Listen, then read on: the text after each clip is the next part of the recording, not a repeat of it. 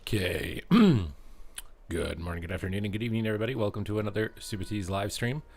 On today's episode, I am going to be testing classes on the Midnight Alpha, checking out their talents, their rotations, how they feel, the vibe. We're doing vibe checks, basically.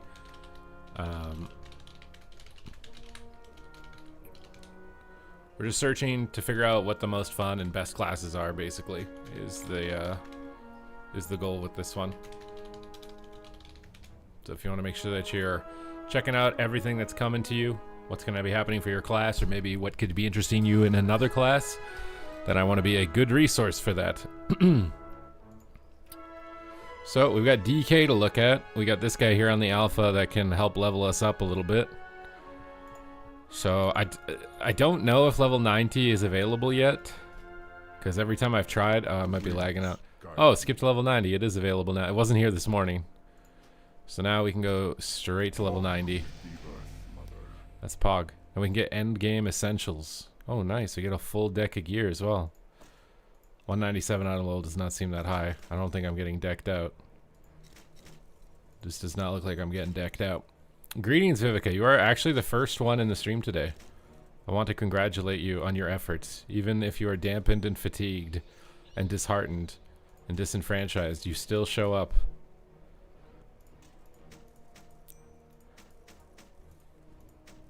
Trying to equip everything. Wait, this is all the same gear, isn't it?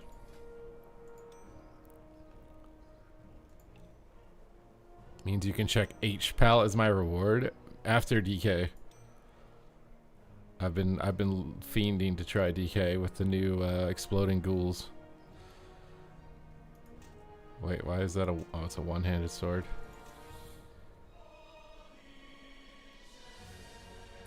Also, I feel like I always end up checking healers like way later into a test phase just because people aren't as interested in healers.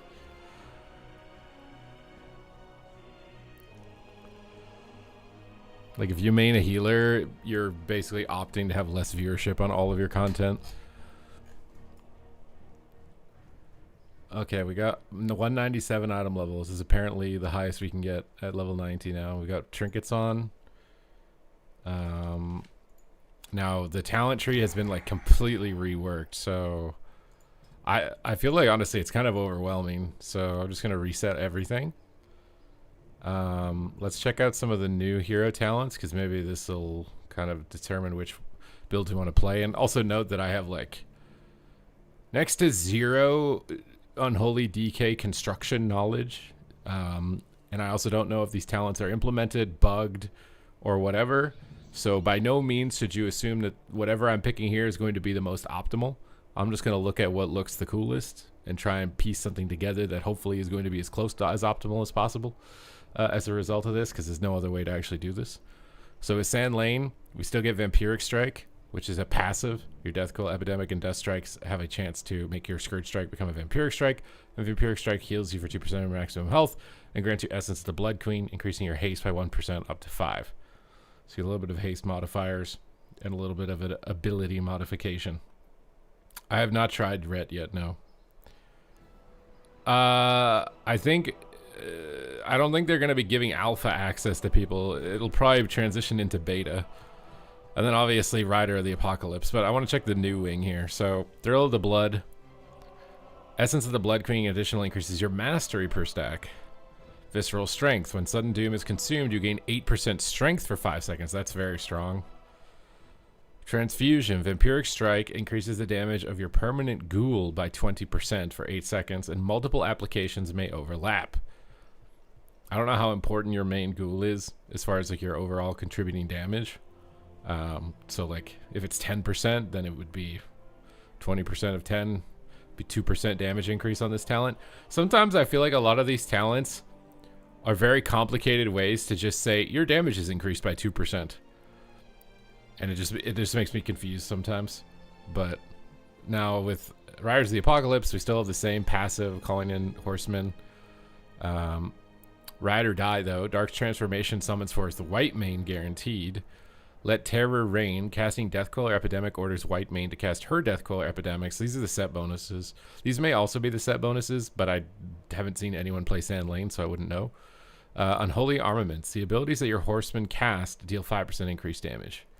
I feel like most people want to play like horsemen, army, you know, like apocalypse, summoning in mobs and stuff.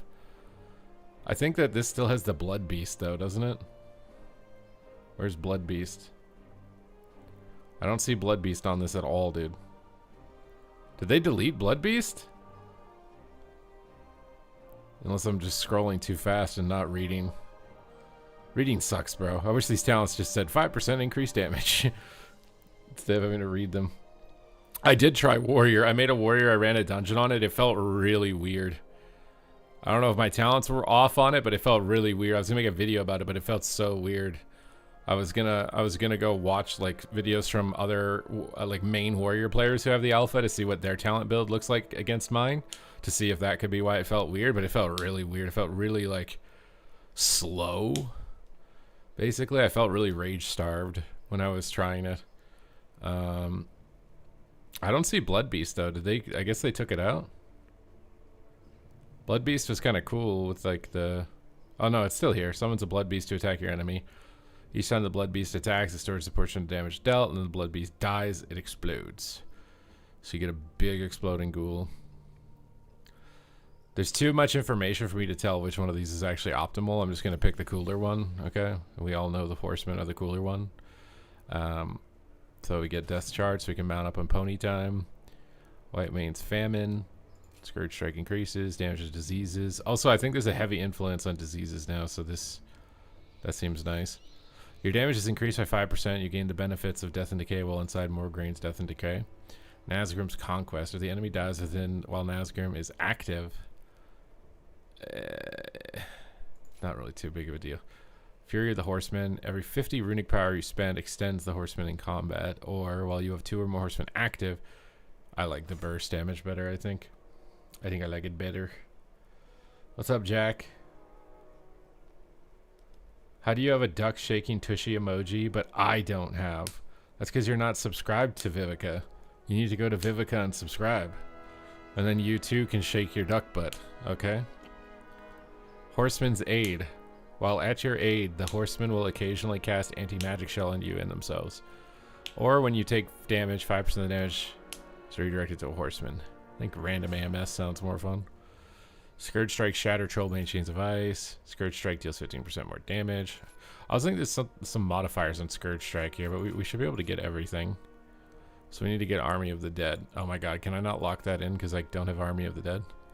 Alright, how's this talent tree looking? I'm not gonna lie, this like... You want to talk about like new player perspective, right? I've played this game throughout its entirety, alright? And I play every class, and I played every spec at a very respectable level in PvP.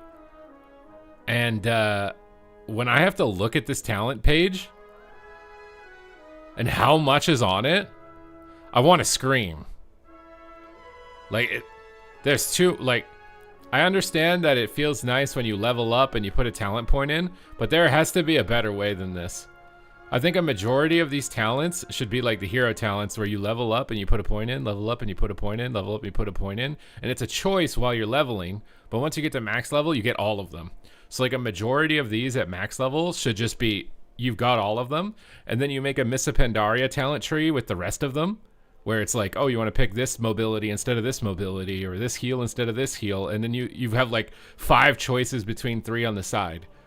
To me, that would be like the perfect talent tree. Perfect talent tree is you take most of these, and by the time you get max level, you get all of them. And then you make a mop tree with the actual choices, right? Because most of these are auto-locked, right? But if you've never played the game before, or never played the spec before, or haven't played it in a long time, you have no idea which of them are auto-lock. Because there's so many of them. You just have no idea. You're just like, maybe this one's the best? I don't know. There's too many. That's my main problem with this talent tree. I'd rather that we just take the talents that are auto-lock, put them on a tree where you just fill it in, and then maybe have a second page and put a mop tree where you can pick between certain things. Because then we're accomplishing everything. Then when players level up, they get a new talent to put something in, and it might be an interesting choice while they're leveling up. But then when they get to max level, they don't have to care. They can just fill it in, and it's not this overwhelming, like... I feel like I'm at a restaurant, right? That just has too many things on the menu and I can't even make up my mind to order something. Because there's just so much. I think it's so much. I was excited for this initially as well. The only time I've ever really became frustrated with this is when I have to play something I've never played before, which is how I would imagine a new player feels also. If I play something I've never played before or haven't played in a long time, or they've completely reworked the tree so I don't know what it's like anymore, then it becomes a lot more overbearing as far as figuring out what is the best option and how to do this. So to me personally, I would rather have a talent tree that's like vanilla WoW, where you make a choice while you're leveling, but by the time you get max level, like the hero talents, you just have all of them. And then they take the talents that you actually have a decision behind, and put that on a separate tree, you know, competing against each other to pick depending on what situation you're in. I would personally rather have that, because I just feel like this is too much. Yeah, no, you have literally, like, this is, I feel like I'm playing Path of Exile. Like, we want to talk about, like, bloated, right? I just feel like it's so much. It's like, okay, I get Outbreak. We need Scourge Strike, and we want Sudden Doom. Those are good mechanics. And we have to get them anyways, right? Clawing Shadows is fun. I want it. And this is the new, like, staple ability. So we're going to get this, where you explode a ghoul. Consuming Sudden Duel will... Oh, we like that. Summon more ghouls. Explode more ghouls.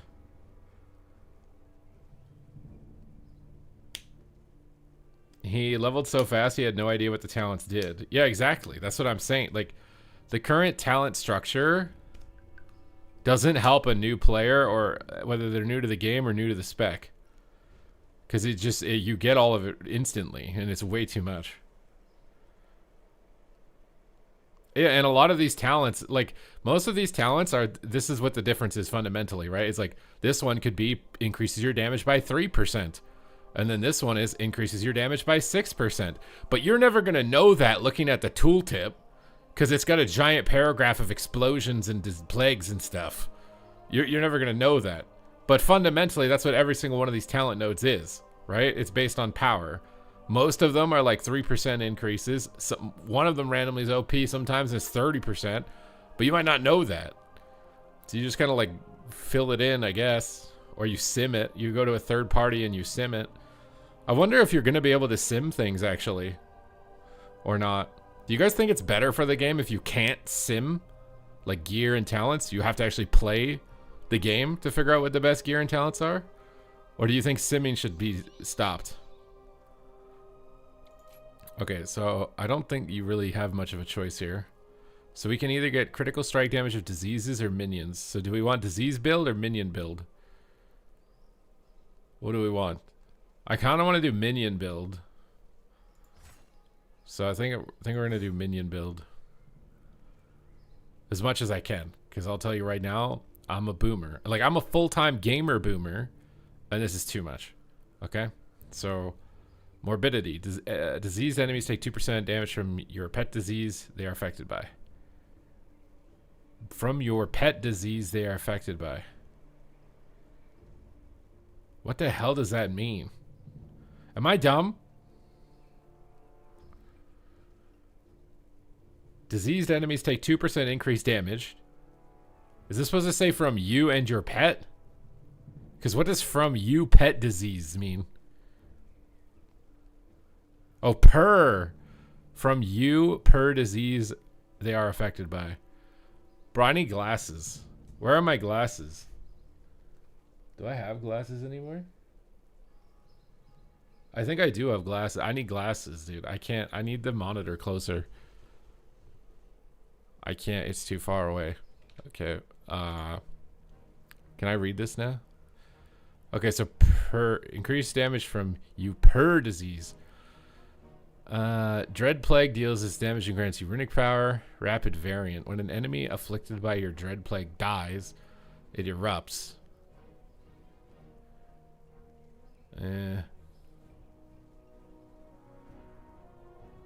I am crumbling under the pressure of words. Is there a problem with that? Should we try the Soul Reaper execute?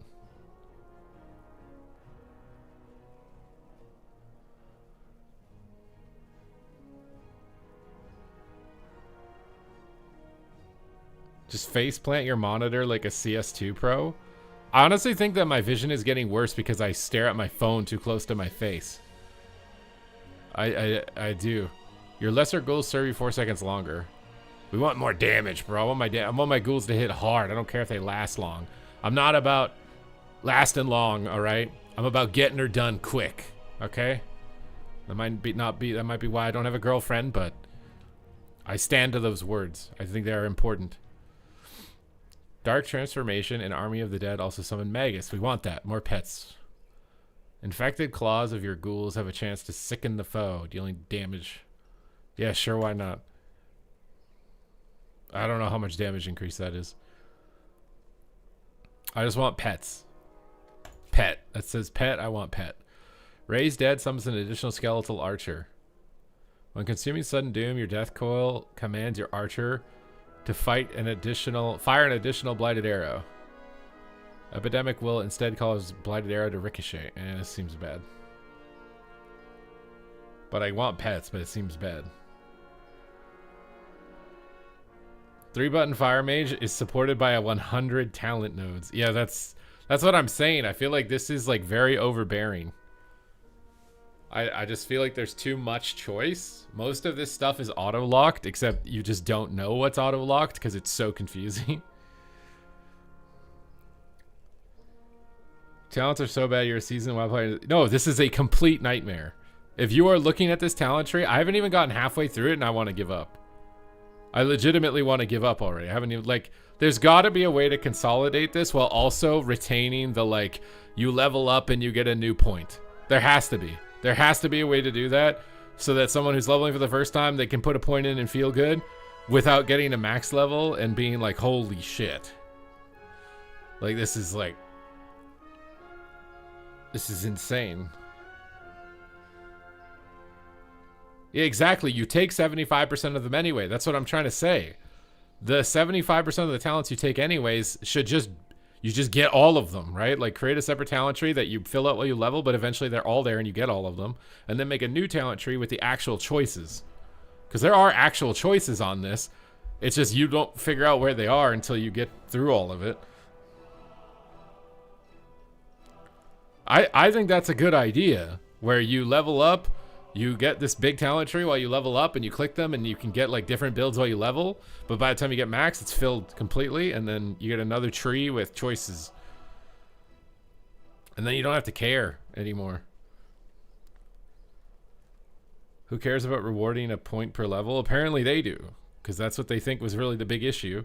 But then what's hilarious about that is they throw you in Legion Remix, where you level up to max level in less than an hour. So it's like, yeah, but the starter build is usually bad. I've done that in some videos on YouTube where I'm just like, I don't feel like reading this. I'll just play the starter build. And my YouTube comment section is literally just like, oh my god, this build is so bad. Why is he playing this talent build? So like, what? Why are you like? How are you gonna get the starter build and it sucks? You know what I mean? It's kind of like Hearthstone, right? Like, I'm picking my cards in my deck.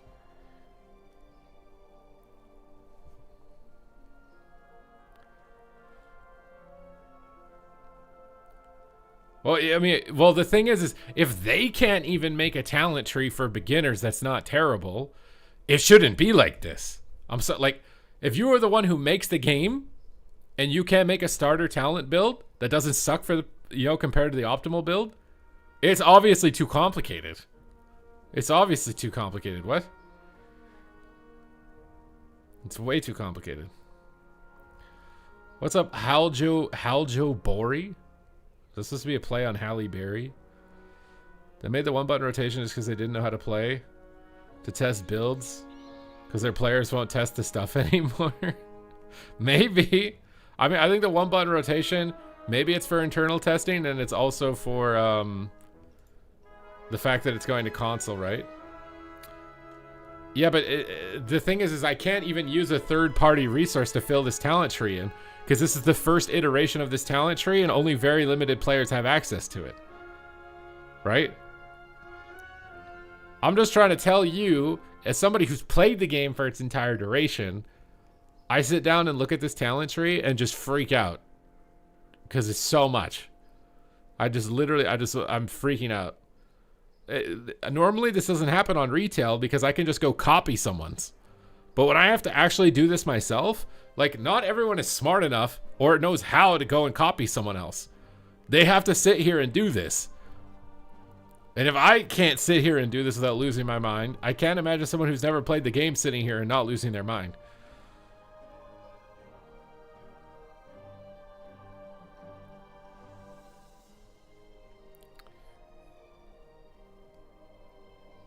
You're just getting old? I mean, that's part of it, yes. And I'm also cranky. But everybody's getting old and cranky. So again, I'm right. There's no one in here that's not getting older and crankier. So they won't be concerned with optimal. They pick what's cool, I guess. Do I want Shadow Ball volleys? Because I'm going to be doing dungeons. So I think we should just do the AoE damage, right? In dungeons. Putrefy causes up to 2 lesser ghouls under your command to go. Oh, that sounds fun. When one ghoul sacrifices himself, the other ghouls get stronger. It's like when Frieza explodes Krillin and then Goku goes Super Saiyan. I like that one. That's a good one.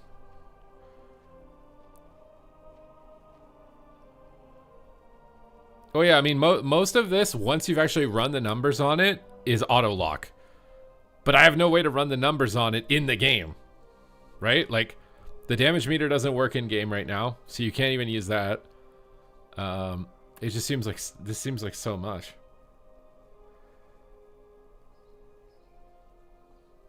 I mean, the solution would just be have the starter build not suck, or have a bunch of different starter builds, right? Like in Hearthstone, they give you pre-made decks, but they don't just give you one pre-made deck, right? Like, they might give you a spell deck mage and then a minion deck mage. They give you one of each, right? And like, obviously this talent tree has like builds in it. It has a pet build, a disease build, and I don't know what else. Maybe like an execute build in it.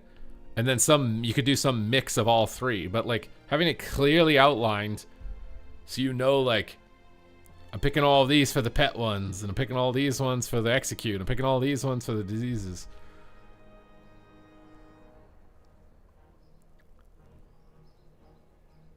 I mean, we still have Legion PvP talents. It's down here. I don't mind the PvP talents. Mostly because there's not 140 of them, right? Like, there's 1, 2, 3, 4, 5, 6, 7, 8, 9, 10. There is literally like over 100 talent nodes on this tree.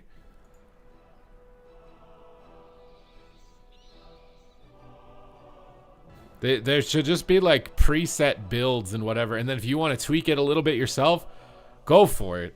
But for someone like me that just wants to log on and know that we're going to be performing like decently optimal with a cool theme, I don't want to have to read this. I think I want that because I want to explode ghouls more.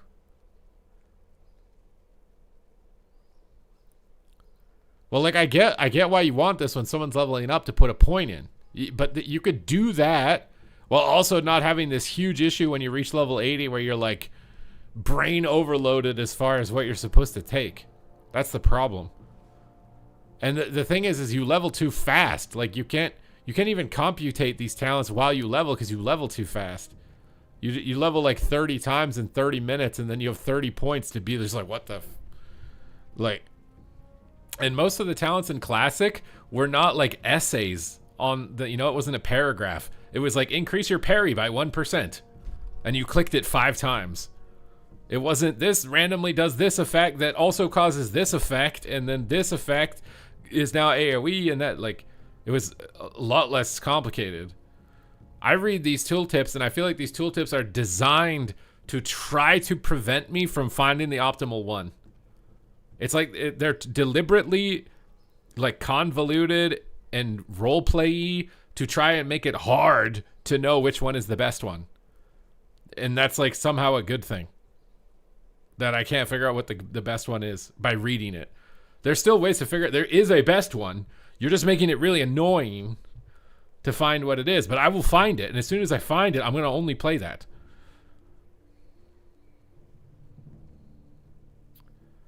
Maybe if you level, you pick a template and you have no choice in what you pick. Well, then what is the point, though? That's the whole point, is that you get to click a little circle when you level up. I've not made a Devastation Evoker yet. I'm just looking at this and just seeing what we want, so that seems good. I mean, that seems really good. So we're gonna have to, I think I want like diseases and pets. I just don't know if I want Soul Reaper or not. See, I'm kind of thinking in Mythic Plus or Dungeons that this is only going to be good in single target situations, where it's like extended single target situation where the boss actually spends time below 35%. Like at follower dungeons and like low level keys, things that require mobs to be at low health for extended periods of time are not going to exist. They're just not. So I don't think Soul Reaper is good for what I'm going to test right now. I'm literally trying to come up with a build that's optimal for follower dungeon.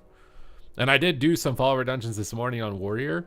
There's a dungeon that is actually not a lot of AoE. It's like 1 to maybe 3 mobs per pull. I feel like it's actually designed to not be a spam AoE dungeon, which was interesting because most of the time it's just group everything together. I don't know how people are going to respond to that because I think people like grouping everything together.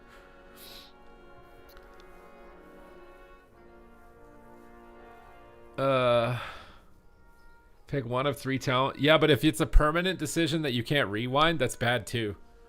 They've tried that. You can't do like a roguelike. The thing with roguelike games is that single player. When you're playing a multiplayer game and your performance is inhibiting other players, you can't have permanent decisions. Because you make a permanent decision that's inefficient, your character is now inhibiting the people you're playing with, and they're not going to like you. Because they're going to be like, oh, why did you pick that? Now you're holding our group back. So if it's single player, you don't have to care because you're only holding yourself back. And you can opt to hold yourself back as much as you want. But when we're talking about playing for efficiency, now you could find a guild that doesn't care, maybe. You could find a guild that's just like, I don't care, you know?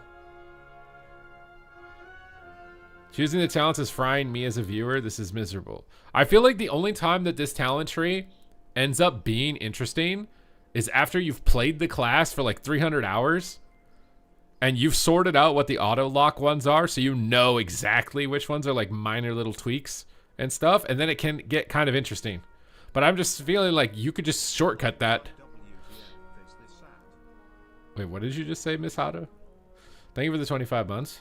I don't know what that text-to-speech said because it was too quiet. Permanent decisions only work in single-player games because it's only your game that's being inhibited when you make that permanent decision. If you make a permanent decision in a multiplayer game and it ends up being the less effective one, you then limit your group options because people won't want to play with you if your character isn't optimal. And you could say whether or not that's a good thing or a bad thing or whatever, but that's the way that it is. I just feel like most of these talents are auto lock. So take all the auto locks, stick them on a board for people to level up and click as they go down. And eventually they're filled in like the hero talents, right? Because hero talents, eventually you get all of them. And then they have a couple of choice nodes that you flip through. And the hero talent tree is way less annoying. It's way less annoying to deal with. I feel like there's got to be a way to consolidate this. Also, I'm trying to imagine, like, if you're playing on a console, like, how annoying is it even going to be to even, like, pick a talent when you're on a console? Like, how do you, like, joystick over top of the tooltip and then, like... I feel like this is just not going to be good for that. What's up, Corny? But I need to do this, bro. Where am I at now?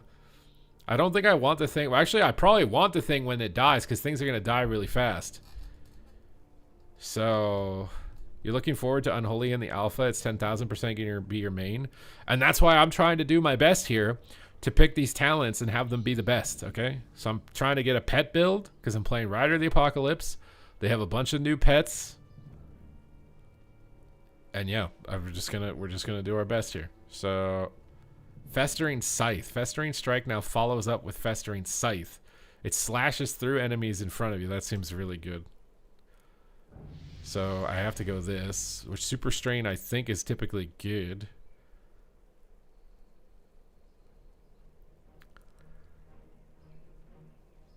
You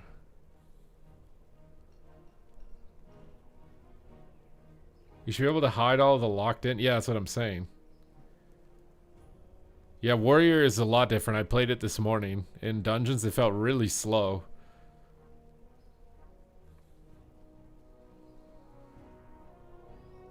You got Avatar, but it doesn't break roots anymore. So we definitely want that. What are the Apex? Forbidden Knowledge. Army of the Dead siphons the power of the fall. Wait, we're going to need to get Army of the Dead. Dark Transformation empowers your Gargoyle, Abomination, Magus, and Ghouls. Ooh, okay. And then we want Raise Abomination, I guess. Why does the Gargoyle always suck, bro? When was the last time Gargoyle was good? It's just because he does an AoE, man. Also, look at this thing. What the hell? Abomination makes all your pets do 20% more damage? This is only good if you get single target ramp. That's why you just never see it. You just never see it anymore. Whenever you putrefy a lesser ghoul, you gain 3% haste. Oh, I kind of like the idea of getting more mastery with more ghouls. When you putrefy a lesser ghoul, it has a 100% chance to reanimate. Oh, that's cool. I like that. It's probably sucks, but it's cool. I don't care. Summon in my little mages, dude. That's like, that feels really necromancy. You sacrifice one thing and then rebuild it, reconstruct it into something else. But what is this?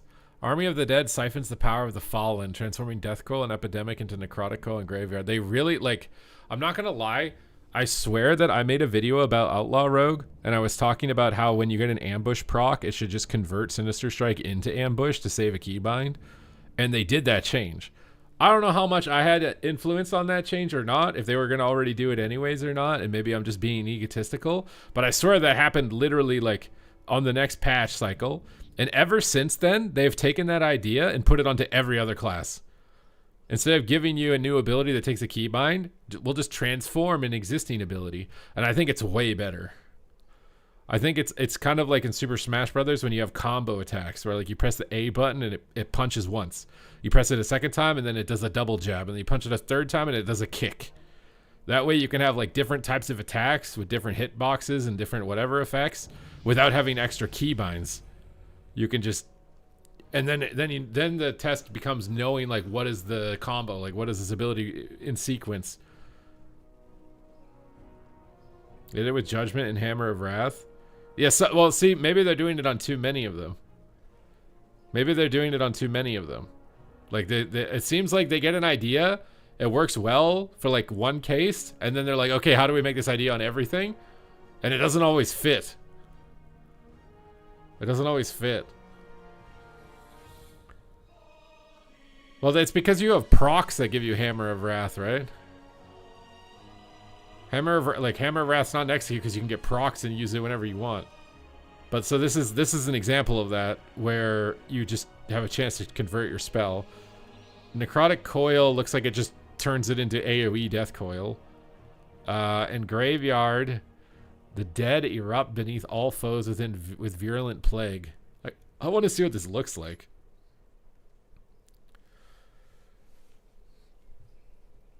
Make it an int-based class? I mean, you could add a fourth spec of DK that's Necromancer. I don't know how you would fit it into the lore, though, because like Necromancers are technically a part of the Scourge, right? So maybe a branch of Necromancers broke off from the Lich King's control or whatever, and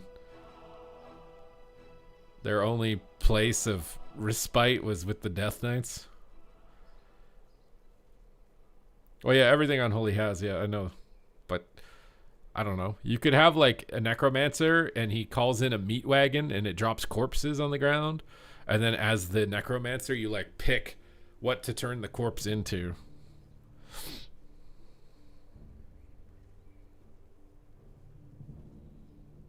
And maybe even the meat wagon is a pet, and it, like, attacks. You know, like, because that's how it was in Warcraft 3.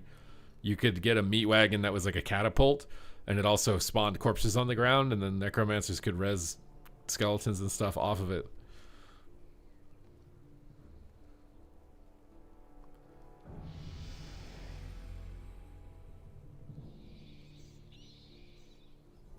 I'm pretty sure it's not Necrophiliac, it's Necromancer, although Maybe some necromancers are necrophiliacs and that's why they got into the gig.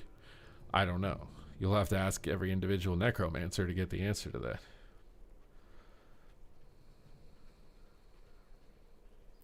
They were part of the Scourge would be a fit. Yeah, I mean, there's a way that you could do it. I think you could like gerrymander it in to have it make sense. But okay, Army of the Dead grants 20 runic power and causes Scourge Strike to summon. Oh, that's really good. Oh, you're gonna have to play pet builds because of the Apex talents. I feel like Apex talents are like set bonuses that are permanent. Whereas like the advantage of the tier sets is that you can like temporarily force a change on the talent tree. And then if people like it or get, you know, they can keep it for that patch, but then if they get bored, they can switch it back out. But taking an Apex talent means that you're like implementing that set bonus permanently. And especially if it has like this much influence on the overall talents. I think it would be nice if they removed a bit of APM from PvP damage rotation to slow things. I mean, I think that's supposed to be their goal. What is that a clip of, Rekatron? Yeah, exactly. You have to have pets. You have to have pets. I understand that. Okay, so I think I've gotten most of the good stuff, and now this is where I have to make a really hard choice. And this is where, like... Because most of the stuff you have to take. So death coil damage is increased by 10% and causes the target to take additional 30% direct damage. That seems really good. That's just a general modifier, but what is this? Explosion effect of Putrefy extends the duration of your dots and deals 35% of the damage they would deal over time instantly. Putrefy now applies your plagues to unaffected targets. So, because I'm doing like low-level dungeons, things that like explode your dots are probably better. I won't be able to get down here with only 3 points though. When Scourge Strike damages an enemy affected by your plagues, it has a chance to upgrade Outbreak to Pestilence. It consumes 100% of the plagues around you and deals 50% of the remaining damage instantly, and you gain a charge of Putrefy.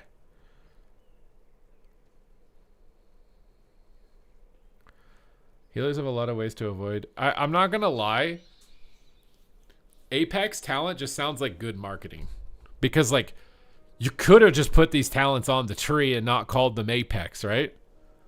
Like, just think about it, right? Like, you wouldn't know, right? Like, if I just threw these in here and didn't have them separate, they don't even get, like, a logo, bro. Like, they don't even get, like, a border. They're just, like, 3 isolated off of the tree, and then you call them Apex. It's honestly marketing, right? Like, Apex talent sounds cooler than just, you get 4 new class talents. Like, just thinking about the marketing, right? Like, if I have to sell you the game, it sounds way cooler if I'm like, Apex talents instead of 4 new spec talents. I mean, maybe they're going to get insane animations that make them stand out. But like right now, they're just like regular circles kind of in the corner or whatever.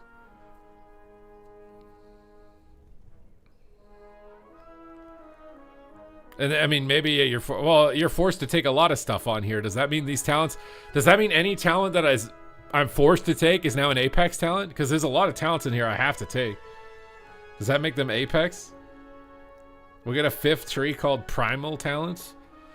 I mean, it's just, that's kind of just how it is. Pokemon did the same thing, right? Like, Pokemon had evolutions.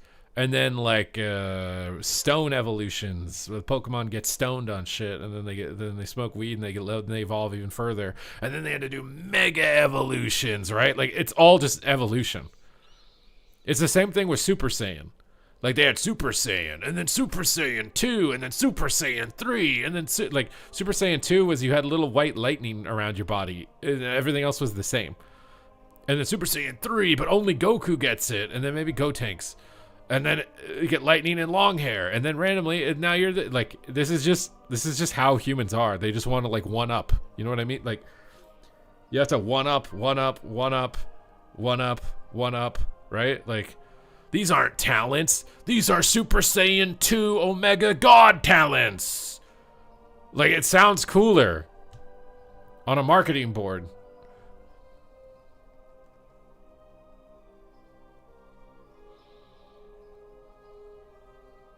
Can't wait to use Mega Wings as Ret and then get Ultimate Polymorphed. We have well, it's just like Pyroblast, Greater Pyroblast. Like, it's just marketing, bro. So I have to make a big choice here. What is this? Scourge Strike, Festering Strike, and Death Code at 30%. Oh, this is like execute oriented. And Putrefy has a chance to reset Soul Reaper. It feels really weird to take that and not take the Soul Reaper talent. But I don't think this will be that good. Mobs are not going to spend a huge amount of time at that low of health. So I don't think that's good for what I'm doing right now. Honestly, I think just 30% damage increase is crazy. I feel like I have to take that. This could be an Apex talent. It is cooler. They're Apex. Also, the word Apex. Like, did we go to a thesaurus and they're like, oh, Pokemon did Mega Evolution. We can't do Mega. Super Saiyan. Super's already taken. We can't do Super Talents. We gotta, like, Apex.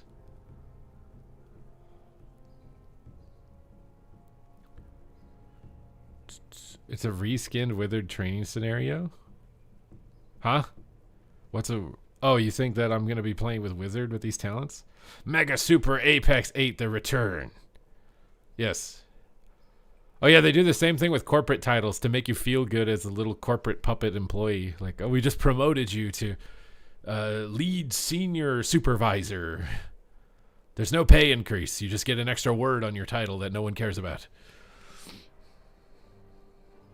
Did you see the new PvP achievements they added for the expansion?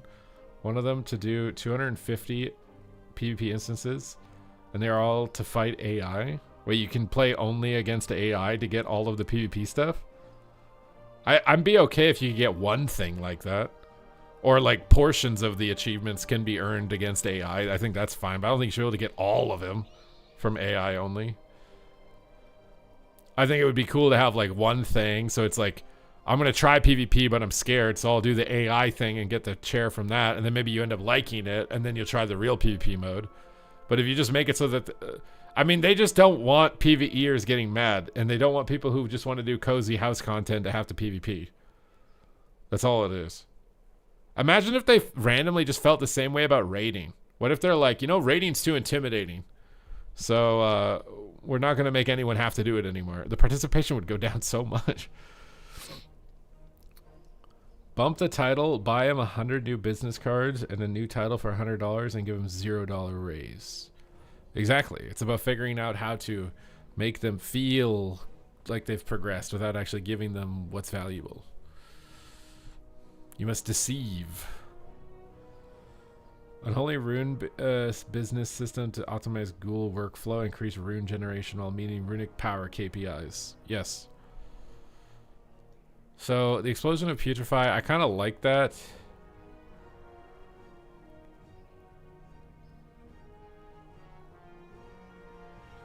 Let's just do that. See, I have a choice now. After reading all of that and deciding what I wanted, it's my first choice. It's so much, dude. I don't think that's gonna work. I don't think sharing talent codes works on the alpha. Scourge Strike now instead causes your plagues to erupt for the damage they inflict, or 3 seconds at 35% effectiveness. I have no idea how good that is.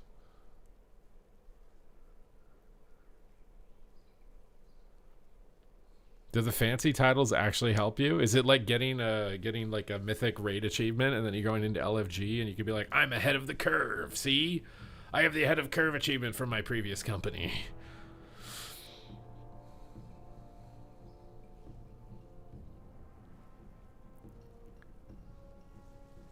I have no idea what's better here. Like, this is the most complicated choice ever to read. Like, this one is each rune consumed gives you 1% strength, and it overlaps. That seems good. You're just always getting strength. This one, Scourge Strike, which I'm not always going to use, causes the plague to erupt for this is basically a little bit of extra Scourge Strike damage. This one is just dots deal their damage faster. This one is dotted enemies take 2% more damage. So do I want, you know, strength that stacks up? That's going to probably be a lot more than 2% damage, I assume. So I just take that.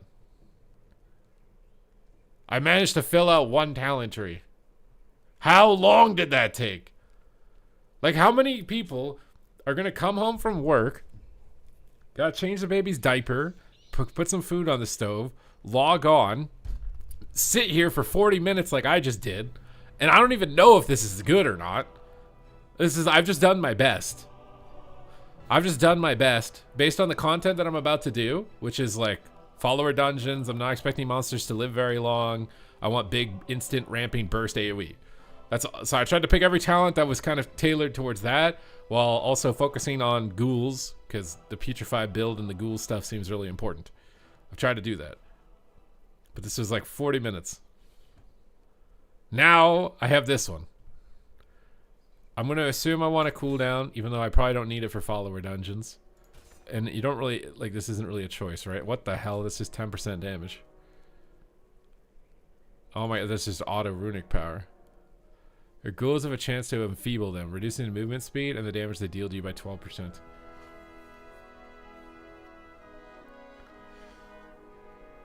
You read halfway through it and your wife is calling. Exactly. I am surprised, honestly. You know what I'm waiting for to happen is that I get disconnected and it resets everything that I've done.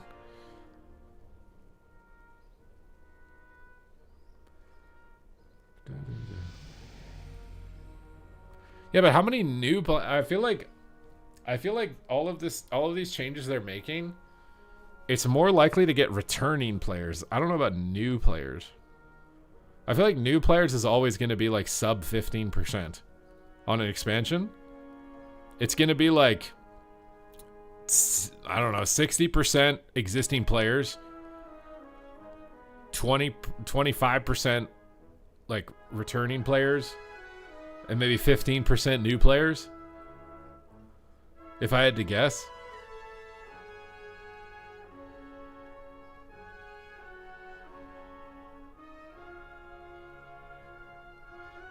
Yeah, I don't see WoW getting more than, like, the only way WoW would get new players would be to change the outlook for the existing player base. So before, the existing player base tried to get their friends to play. Now, the existing players are embarrassed to tell their friends that don't play that they play. And maybe they were embarrassed before too.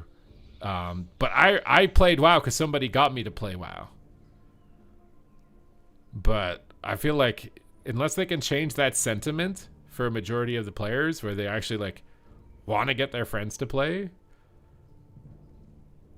you're just not going to get new players. It doesn't matter like how many big celebrities and fake streamers you pay to say they like your game for a day. It's not going to get new players. What matters is the core game audience like being like, bro, I need my friends to play this with me. That's what matters.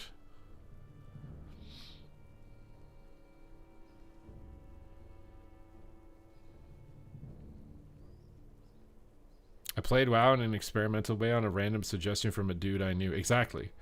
It's the word of mouth.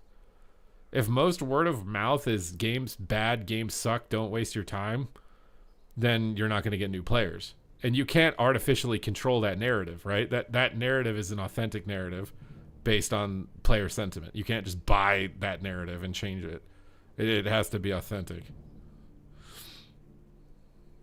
Which, honestly, I think they're doing a better job with what they're aiming to do so far, with simplifying the classes and stuff. Because I do think a lot of people are like, I don't want to play, it's too complicated. So if it's easier to play, then you might increase some sentiment there. If Asmon plays again, the subs will go up. The thing is even if they put more big sweaty orcs in the game and Asmongold plays it, he's not going to play it forever. He doesn't play anything forever.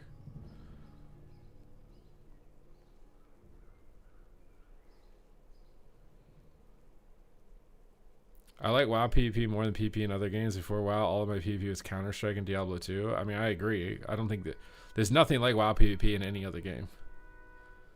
The closest thing I've tried recently was Archeron, but I just don't see it going anywhere. The thing is like,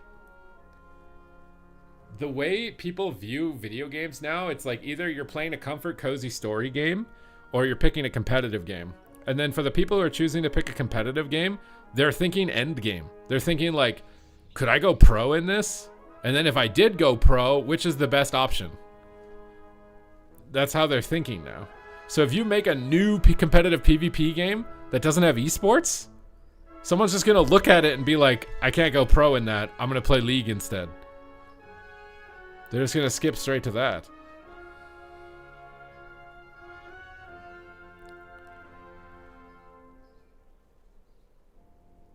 Well, exactly. Blade and Soul might have been fun, but they didn't keep their... I think they did have esports for a little bit, but then as soon as they stopped... This is why esports is important.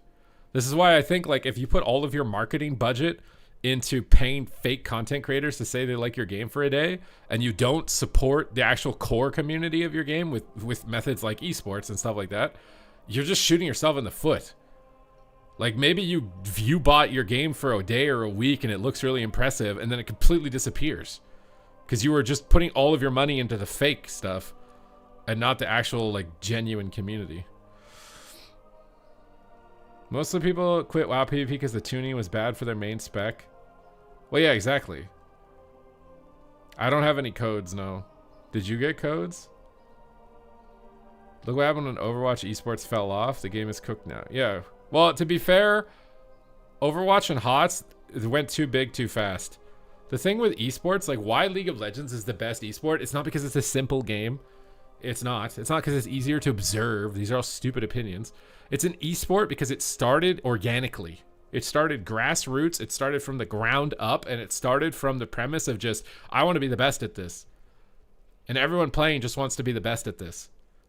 If your game doesn't start from that point and have 30 years, it's like, how old is League? Like 30 years of build-up and ramp to get to where it is now. You can't synthetically create that, right? Like, you just can't. It has to happen organically. I swear these sponsored streams, and the thing is I'm a streamer. Now, maybe I'm bitter and jaded because I don't get sponsored streams or whatever, but I swear sponsored streams are the biggest waste of money. If your game is like Big League, you know, you're not like a random Gamba mobile game that has to pay for people to see your game. Like, if you're a legitimate game, you should not pay streamers to play it because they're going to play it anyways. If you're a legitimate game, because they need fucking content. They're going to play it. You don't need to pay them. You're just wasting money. If your game is a legitimate game and not some crappy fucking casino mobile game that you'd have to pay someone to play it, you shouldn't do that. You're literally just wasting money. I mean, yeah, I've always said this as far as like queue time for solo shuffle is healer balance. So we've had our fun with Void Weaver, and we probably had like spiked rates of queue times for Void Weaver, and now it's lingering too OP for too long. And so what's happening is if you don't want to reroll to a Void Weaver, you just quit the game. That's what's happening now. So they do need to do something.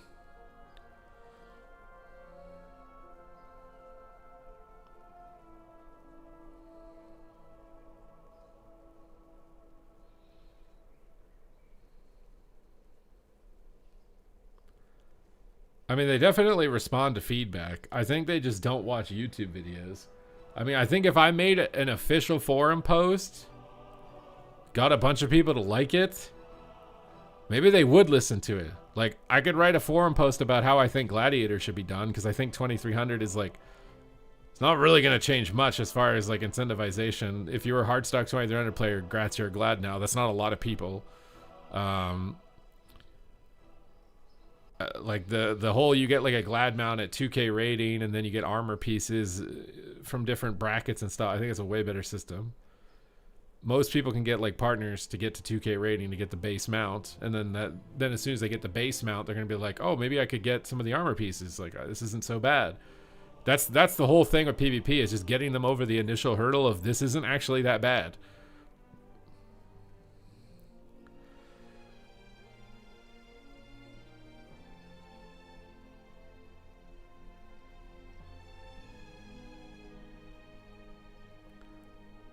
But also, to be fair,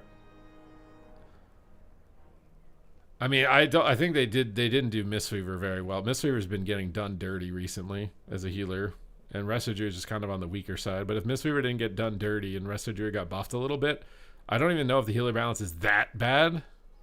It's just Void Weaver requires a very specific play style to be able to beat it. And it's something that's not easily facilitated in Solo Shuffle because it requires a lot more coordination.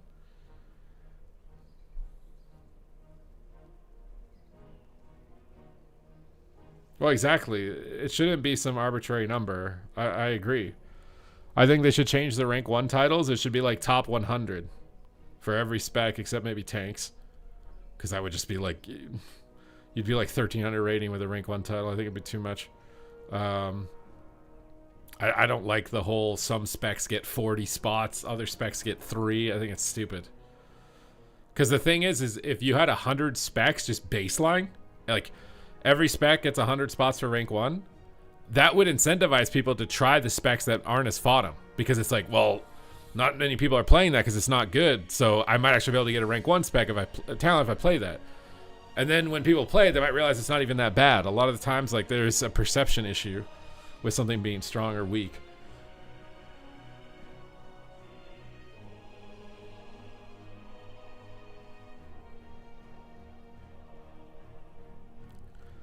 Well, I mean, the downside right now is that there's not like a really big community presence for PvP anymore, right?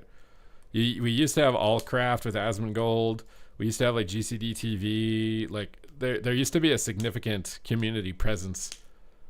There really isn't. Even Peekaboo's not really a significant community presence. Like he's a big creator, but I'm talking like community presence. It's just not.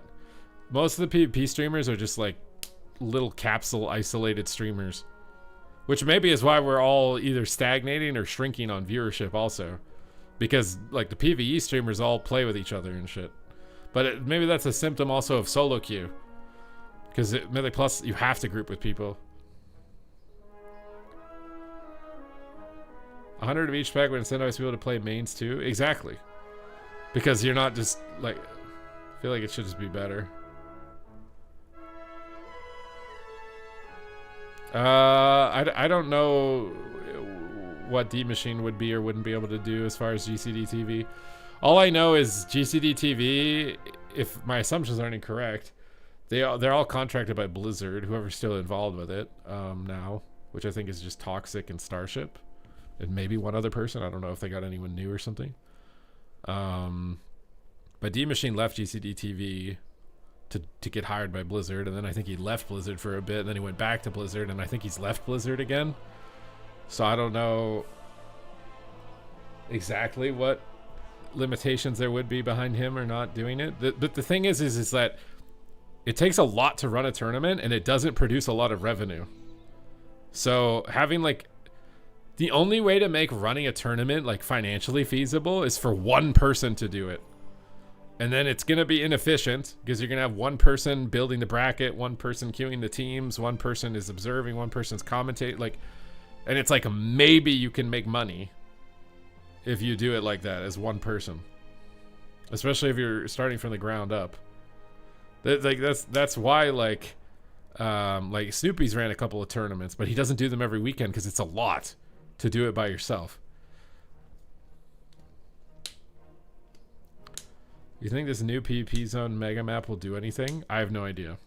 It really depends on how much it's incentivized to be there.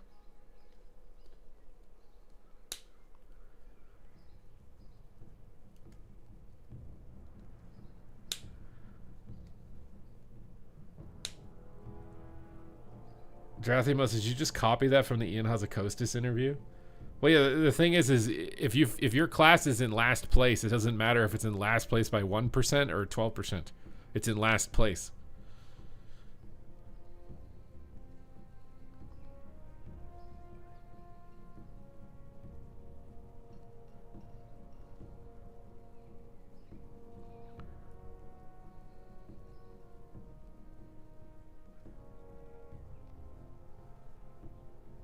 Yeah, no, I liked Flarks, but even Flarks, like, the only one recently that's done like reasonably successful was Void, and even Void GG I think was losing money on it because they were paying commentators and I think hiring staff. But I also think their goal was to like try and use that as a platform to bring people to their social media website, which was probably not working. So they stopped doing it.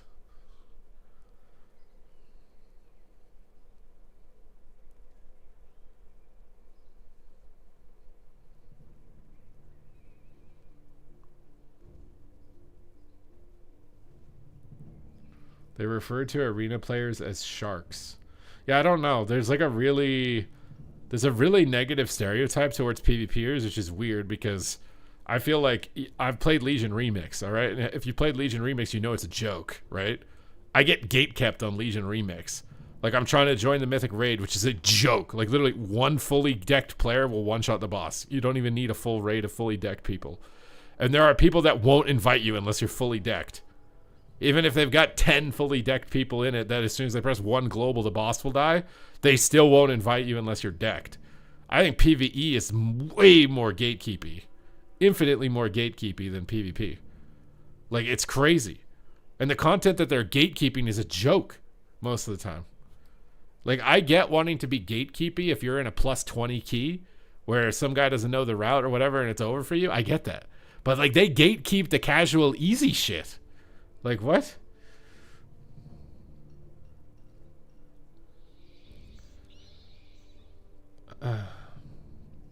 Towley is 1,000% friends with Ian, and there's a clip of him 2 months ago. Wait, what? Of Towley saying that, or who's saying that?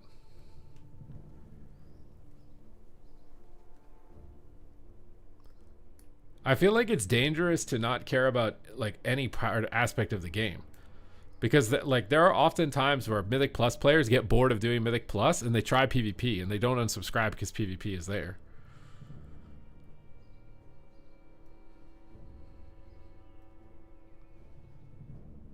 Did I see the MDI interview with the unsportsmanship? What do you mean unsportsmanship interview? Someone was toxic on a team?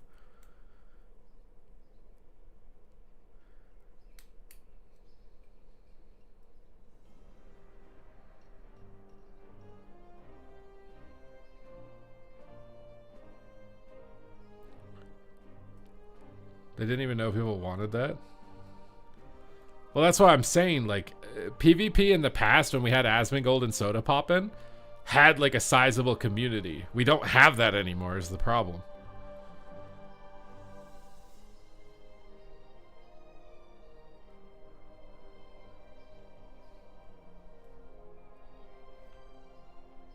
I think in the long run it would be a mistake to like, I don't know, man.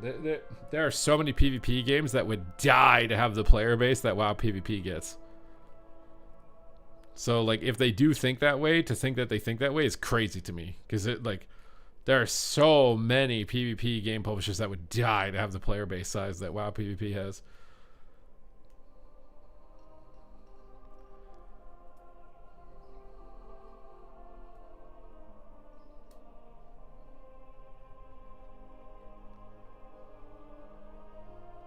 The interview turned into a winner interview? Did they end up not being the winner 2 hours later?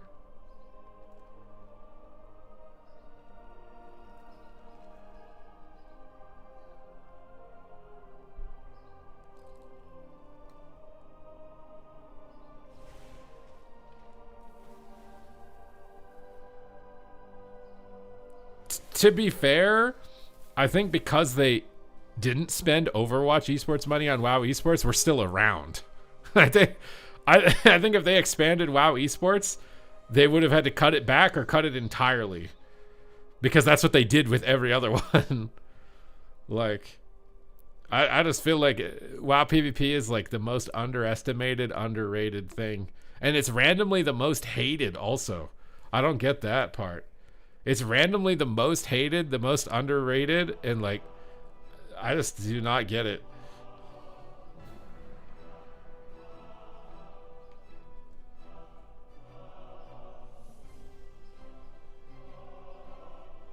There's not a single esport that's not hard to watch, bro. They're all hard to watch if you don't play them. You're not gonna sit me in front of some new game that just came out I've never seen before for a tournament and me have any idea what the fuck is happening.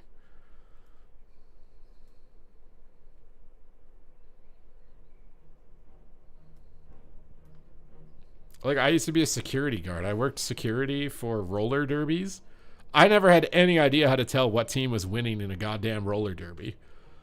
And it's literally just like women on roller skates pushing each other going in a circle.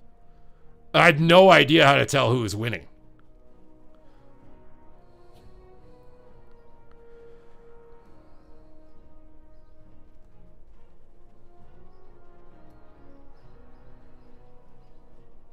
There's no way you can easily watch a battle royale, bro. You guys are so funny. Most esports are declining. Almost none of them are increasing or even actually sustaining where they were.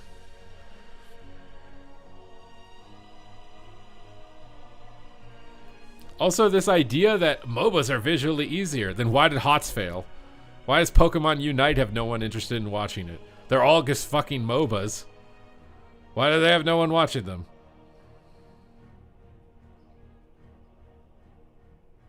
Like, I don't understand. This is such a stupid comparison to make, bro. Plunderstorm was easy to watch. I bet if they made Plunderstorm a standalone game, it'd have 0 players after like 3 months. It doesn't matter. It's such an irrelevant point. The reason that those esports are as big as they are is because they started 30 years ago with an authentic love for being good at the game. And they've been able to foster that authentic love for 30 years. That's why.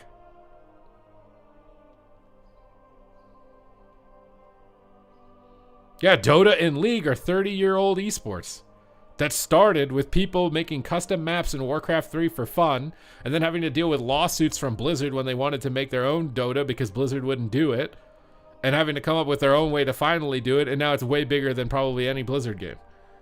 It all just started because there was an authentic passion and love for the game for like 30 years.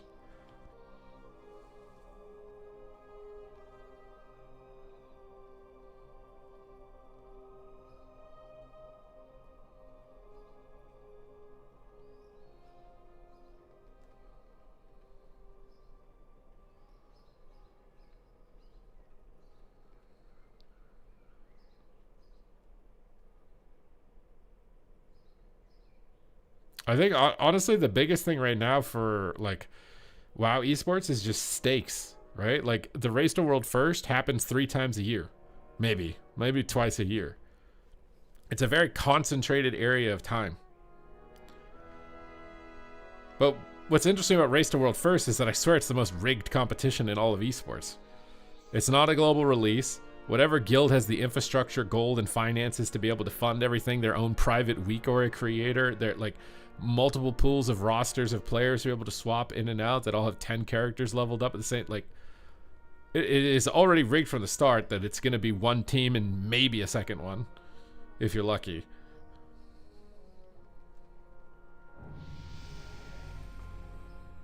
Can we go over the unholy talents now? Are we done ranting about this? Because I hate having this rant with people. That like there was WoW, like I really want to pull up the MLG days in Wrath of the Lich King when WoW Esports got 100k concurrent viewers and show you how terrible the UI is and how impossible it is to even look at what's on the screen. As someone who plays the game, you would have no idea what the hell is on the screen, and it was still getting 100k viewers back then. Like WoW Arena has authenticity to it. That's the one thing that it has.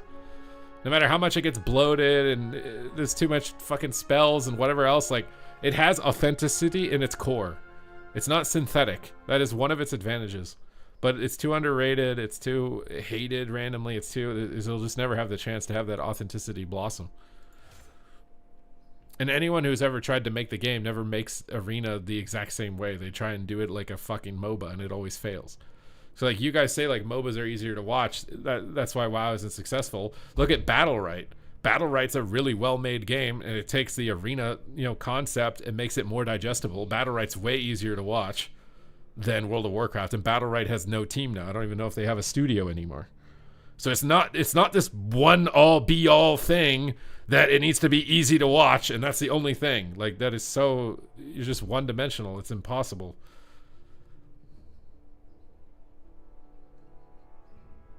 Now you're bringing up the argument that it's a dead genre. Counter-Strike is fucking 40 years old. Dota and Counter-Strike are older than World of Warcraft. How many years is clicking on someone's head gonna be poggers? With that argument. If you want to span that argument. Like, dude.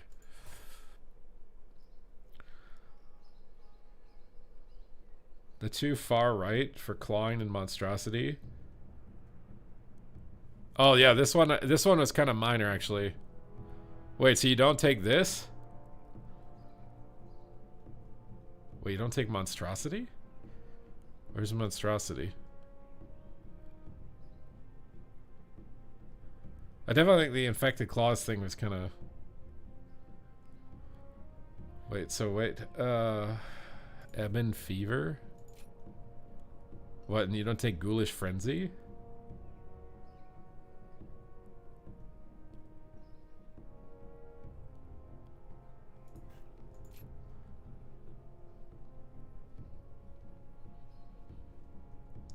And how many FPS games are there other than Counter-Strike that are growing over the long term?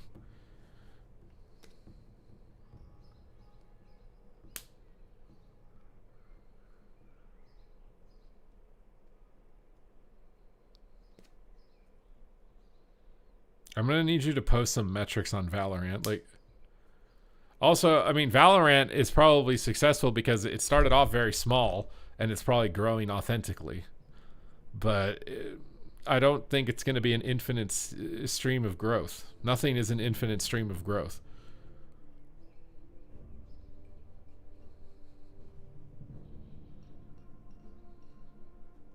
Fortnite is not. It's not growing.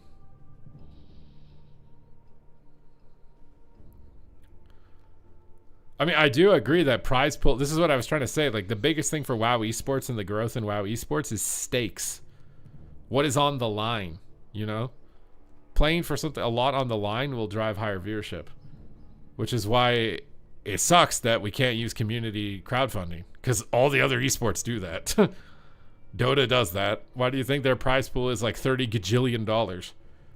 It's because it's all the Oilers in Abu Dhabi or whatever that are just flooding it so they can like bet money on what their favorite team is going to win.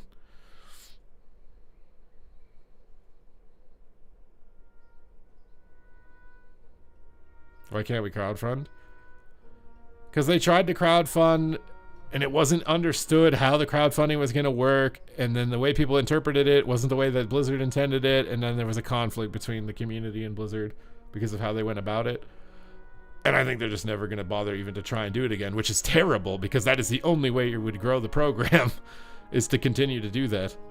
You just have to be very clear and transparent on how it works to be able to do it. But the thing is if you don't... The thing is like... They technically didn't do anything scummy. They did what they said they were going to do. It was just very hard to understand that that was what they were going to do. So if they apologize, it's admitting that they did something scummy when they didn't. So they're in this weird spot where if they don't apologize, people won't trust them. But if they do apologize, it's acknowledging something that wasn't actually real. So I don't know what you can do about that. And maybe it's too late. I don't even know how big the crowdfunding would be for it anymore.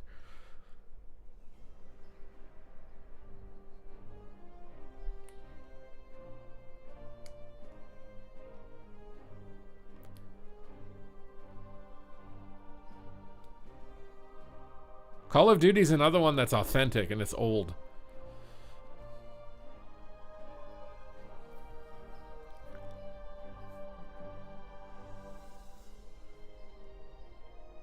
The money is there if they can pay streamers for Gamescom. Well, that goes into the debate of what is the best use of marketing funds.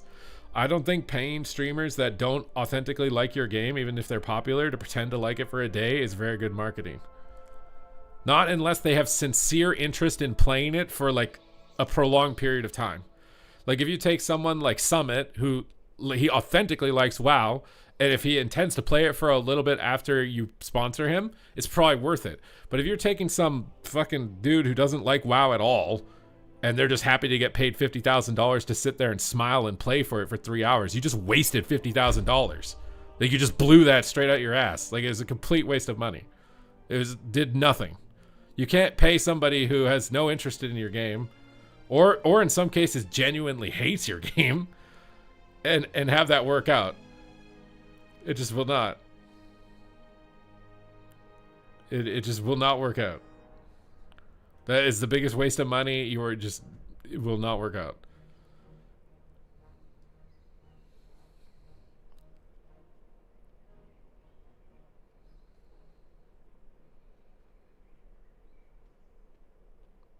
Yeah, so with external tournaments, you have to get a license if your prize pool is above a certain threshold. I don't know exactly what it is. I want to say maybe it's $10,000. Once you like exceed that number, you have to contact Blizzard. But most of the time, Blizzard's not going to stop you. They're not like Nintendo. Like unless you were doing something super shady. Like if you had like a super shady sponsor or some super shady commentary or something, like they might block you from doing it. But I think it would have to be pretty extreme.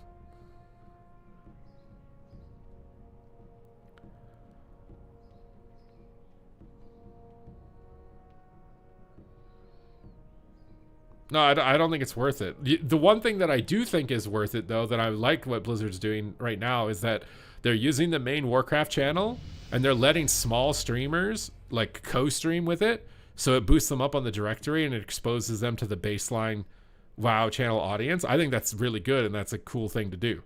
But the worry with that is they have to pick small streamers that are going to continue to stream. If they pick a small streamer that streams once a year, it does not do anything. Not gonna do anything. But I think they're like featuring Desi Heat right now. So like she authentically likes WoW and plays WoW all the time, streams WoW all the time. Trying to grow her audience and grow an authentic audience around WoW is a good idea. Taking somebody who actively hates your game and doesn't give a fuck about MMORPGs or your game at all, and just because they're really popular on another game, and paying them $100,000 to come over and play your game for 2 hours is a piss waste of money. Complete fucking piss waste of money. I've seen like how many of these fucking new games have come out? They pay all these streamers that don't give a shit about their game to play it, and they all die. These games all die. It doesn't work. You're just view-botting your game for a week. That's all you're doing. You're just paying a shit ton of money to view-bot your game, and it does fucking nothing. Stop doing it. I'm a streamer, and I'm telling you to stop doing it. It's the biggest waste of money. You're just view-botting your game.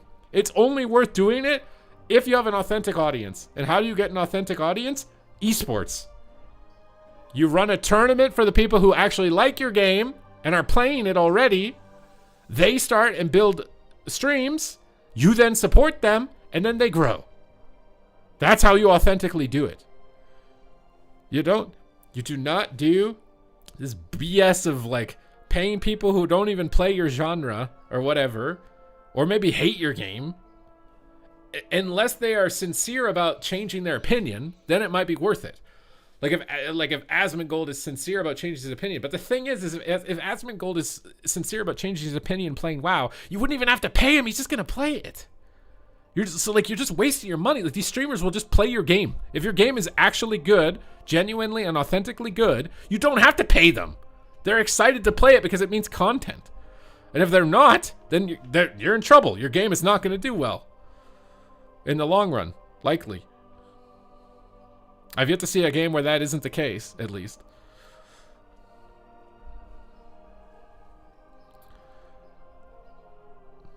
See, so Fellowship is a weird one because I do think that not all of the streamers that they've sponsored, but a significant portion of them do have genuine interest in dungeons. So Fellowship is a case where it's like, it's a weird line. Fellowship, honestly, will be my case study as to whether or not this marketing model is fucking total BS and streamers are just scamming game publishers out of money. That's what it's going to be to me. Because if Fellowship, which these people like doing dungeons, and it's sponsoring them to do it, can't sustain itself, then this whole marketing strategy is fucking terrible. It's just awful. Like, but if it works, then we have found an instance where it makes sense. If you have a genre of game, and you're paying streamers that exist in that genre, right? Whether it's team fighter, MOBA, battle royale, whatever, and you're paying them and they have a shared genre and then you convert them, that seems like it could be worth it. But if it's not a shared genre and maybe it's people who literally hate your game, like, bro, you're just wasting your money to view-bot your game. What did you just clip here? What am I getting clipped on? I'm a streamer, and I'm... Wait, why did I say I'm... Stop doing it! Stop doing it? Why would... I'm just telling you, like, how many games I've seen that come out And these streamers, like these poor game designers, are getting fucking strung out by the streamers, bro. They're getting strung out. It's crazy. I've seen so many games that come out and they think like if they get buddy with the streamers and they pay them some money to play their game, that they'll like blow their game up and make it huge. And these streamers are scamming the shit out of them. They don't care about your game. They care about their money and their viewership. So if they play your game and they get less money and less viewership, they're fucking gone. They don't care. They're wringing your ass out for free money. Stop giving them free fucking money. It's stupid. You are wasting your time to viewbot your game for a week. You are just wasting your time. You have to build your audience authentically. Put your marketing authentically.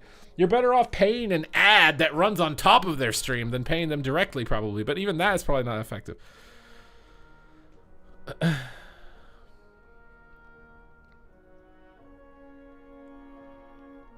Is it only on Steam? What do you mean on Steam? I need to fill this talent tree out, bro. You guys are bringing me down some wild-ass tangent rants right now. I don't know if you guys like the tangent rants or what, but, like, this has been some wild tangent rants right now.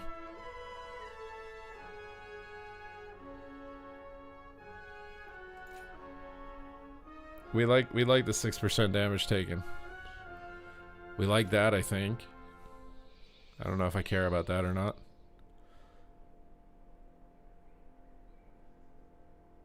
I mean, there's lots of reasons to play WoW. That's the advantage of World of Warcraft. The reason it's still around is because it authentically grew up from the ground for a very long period of time.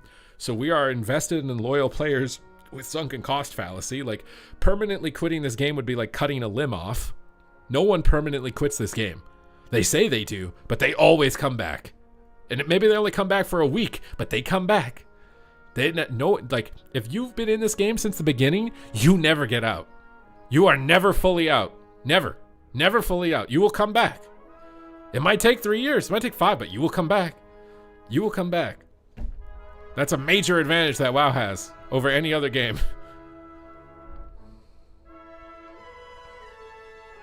The goal now is to see if we can get you to take an entire stream to fill out a talent tree.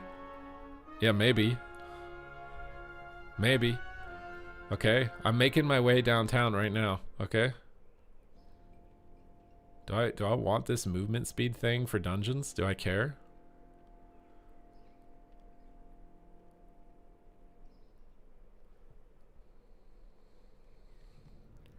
What do you think about the new League of Legends fighting game? Do you think WoW should do something like that?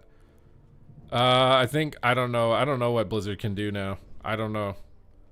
Overall, like as far as building new games, I don't even know. Are they even making new games anymore? Like they canceled the survival game. Most of the games are on maintenance mode. Like I don't even know. I don't know if they want to take like no risk and just run what they know works. The thing is eventually that will stop working, right? Like you need to know when to like branch off into new stuff and then also when to cut back. But if you're just only cutting back, it eventually is not going to work. Oh, they're gonna. Well, that's like a WoW thing, though. The thing is like them using the WoW engine to develop these like mini games is probably way more cost effective than building a game from the ground up. So maybe their intent is to use these like mini game development things as tests because it's way less expensive, and if it works, then maybe they split a team off and they make it a standalone game. Like maybe they're making Plunderstorm standalone. I don't know. I don't think it would be a good idea, but I don't know. I thought 90% of new game sales happen on the first week, so paying streamers to play it on release and build hype probably leads to more sales. Yeah, again, maybe it is a good short-term strategy, but it's a short-term strategy, and then you wonder why no game has any player base after 2 weeks, because everything is just min-maxed for short-term strategies. I mean, ideal marketing strategy probably has a mix, which to be fair to Blizzard, they have a mixed strategy, right? Like the only way that they wouldn't have a mixed strategy is if they ever decided we're not doing esports anymore. Then it wouldn't be mixed anymore. It would be all in on short-term gain. No long-term sustainability.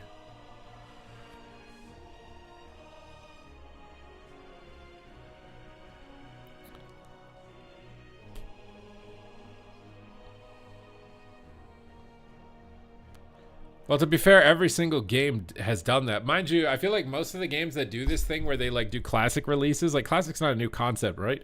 I remember playing Sonic the Hedgehog, and then Sega Genesis got into like trouble. They couldn't support their consoles, and then they started to do like CD like revamps of the old Sonics all together and like repackage them onto one disc and stuff like that. Companies have always been doing that, but that to me is like a signal that it's not healthy.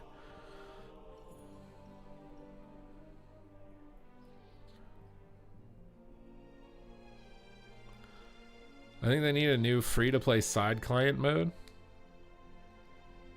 Fellowship, a competitive tournament mode where you can play endgame. Well, yeah, but the thing is, I think some people would realize what's the point of playing the grindy stuff if they did that. It feels like everyone is getting out of esports. No, esports is definitely a lot less popular. I mean, it's entirely possible that the reason esports is becoming less popular is because back when I was in esports prime, like I've been in esports for a decade, I got to live through esports prime of a lot of games. And I can tell you that back then, like even myself, I thought I could become a pro, right? I feel like anybody in the chat remembers back then, like Hearthstone came out and you're like, damn, I'm going to go pro in Hearthstone. And you probably tried really fucking hard and maybe you got pretty far. Right? But it felt like you could go pro. Nowadays, though, especially in the established esports, the best players are so fucking good, you just look at it like, what's the point? I'm not going to be better than Waz. I'm not going to be better than Faker. So I'm not going to bother. I think that's what's happened. Back then, it felt like you could do it. There was a chance, like, I could be pro at this. But now it's been fucking 20 years, and this guy's been playing 10 hours a day for 20 years. I'm not going to be better than him. So the only esports that succeed are when a new esport comes out. But even those ones, if it's a subcategory in a genre, it's a shooter, the people who have been playing the other shooters have an advantage over you. So they're just immediately going to get to the top again. You literally have to hope for a genre that doesn't exist. If someone can come up with a genre, an esport genre that doesn't exist, it has no overlapping mechanics, which is fucking impossible. How the hell are you going to make a new video game that has no MOBA elements, no RPG elements, like, it's not a game. Like, every single element has been done already. So the likelihood that happens is probably zero. I've gotten a few people, or talked to a few people about doing AWC, and the answer is 7 out of times. Yeah, exactly. You just look at it and go, well, we're not going to have a chance anyways.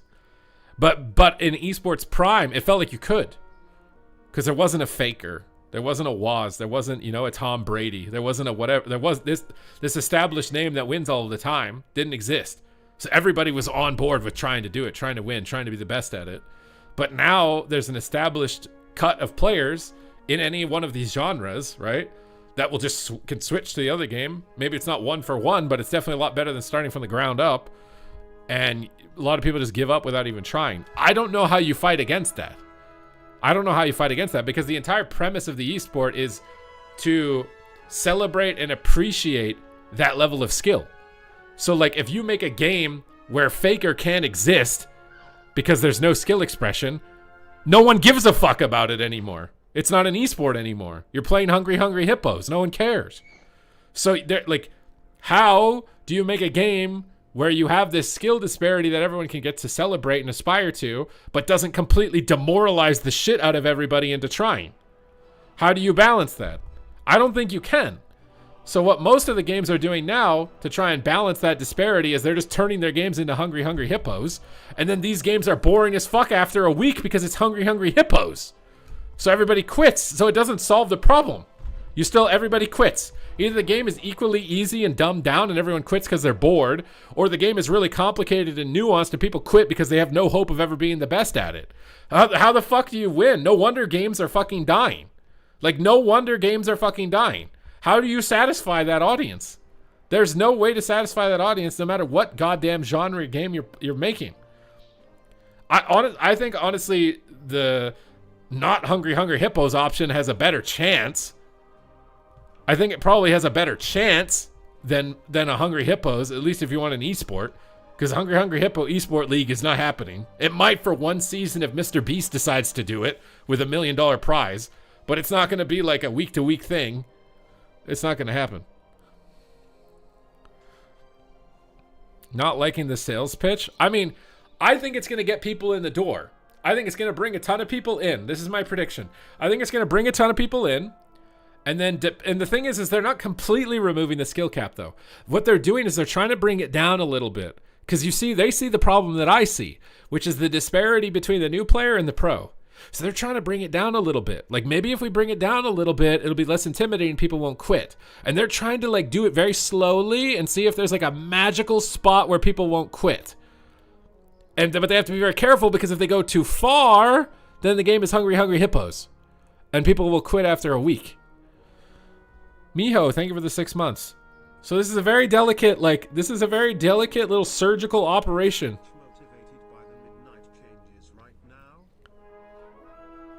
I'm feeling, well, exactly. See, so it's working. See, someone who is new to the game sees those changes and they're like, oh, they're simplifying it.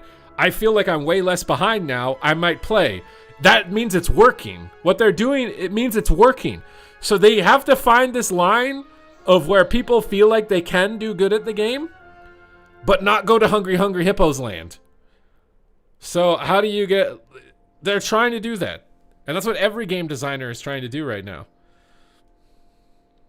The reason games are dying is because they became competitive. People are trying to make careers out of playing video games. It just ruins the casual fun.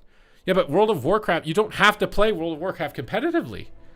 If you want to go run around in the countryside in World of Warcraft with your pants off and collect fucking flowers, you can do that. No one is telling you that you got to sit on this computer chair for 12 hours like me filling out a talent tree to try and min-max and squeeze out every single little bit of juice out of it to play at the top 0.1%. No one's doing that. There's nothing to... Yeah, but you could learn the game by yourself if you wanted to. Most of the time, people don't do that because they'd rather just shortcut it and not be playing inefficiently. But you don't have to do that. You don't have to watch the guides. You can just play WoW. Nothing's stopping you. I'll always remember this one hunter. I was doing viewer games. No, it's Flark's tournament, I think. So Flark does this arena tournament where he invites players of all skill. You just sign up by yourself. You can be 1500 rated, BlizzCon champ, doesn't matter. You sign up and his little AI program puts you on a team and it balances the team. So if you're a BlizzCon champ, you're getting the 1500 player who's never played before on your team, and you just got to make that work. So it's a really cool concept. I actually kind of wonder if this is a concept that other esports need to consider, because the issue is that it becomes top heavy and no one's ever beating Echo. No one's ever beating Tom Brady. No one's ever beating T1 Faker, right? It gets top heavy. But Flark's tournament format makes it so that it can never be top heavy. You have players of all skill variants signing up, and it matches you based on that. So the better you are, the worse partner you're going to get. So you got to try and balance that out. And it equalizes all of the teams on skill that way. So it feels like anyone can win. Because like Flark's tournament format might actually be the future of tournament formats. I don't know. Because like when I sign up for Flark's tournament, I'm like, I feel like I could win. Because no one's going in there with like 30 hours of team practice. You're just signing up by yourself. You get a team you've never played with before, and you try and do what you can. And it feels way more competitive. So I like, maybe you don't maybe you try and keep multiple formats. I don't know. But the other thing to consider also in like sports leagues and stuff is that not everyone's playing in the NFL. You got like high school football, and you got fucking college football, and you got like there's like 10 different tiers of football that you can play in if you want to play competitively. Most esports don't have that. Most esports is you're either in the NFL or you're not playing it competitively. So maybe it's like it's too top heavy in that sense as far as format. I like Flark's tournaments. I feel like maybe his commentary he could work on his commentary. If he worked on his commentary and his commentary was better, he would get more views on it. That's like my only, I don't want to be too critical of him, but I feel like if his commentary was a little bit more solid, it's also hard because he's organizing the whole thing and is commentating by himself. But if he like a little bit better commentary, a little bit better advertising, and so I feel like that format actually could do well. Yeah, they tried to do Heroes of the Dorm, But the problem is that they didn't grow authentically. That was synthetic. It will not work. It has to be authenticity needs to be the core. In WoW, you have literally no bad people in PvP, like really bad people. Do you have really bad people in any game anymore? I feel like most of the games are like what game do you have really bad people in? I stream off and on for 6 to 10 hours for Blitz and Shuttle just because I like the game. Well, that point right there, Trauma, is telling me that there is authenticity to WoW PvP. If people will just sit down on it and play it to play it, there's some authenticity. That's why I don't like it, how it's so like underrated and randomly hated. Like, oh my god, bro, the amount of PvEers that I've seen that just like hate PvP for existing. It's like, bro, you don't have to play it. No one's making you play it. Blizzard doesn't even make you play it at all anymore. Like, calm down. Why do you hate it? It's crazy. Like, you've got this massive audience and you just say, wow, PvP sucks. I hate it. Why? It's just like, bro.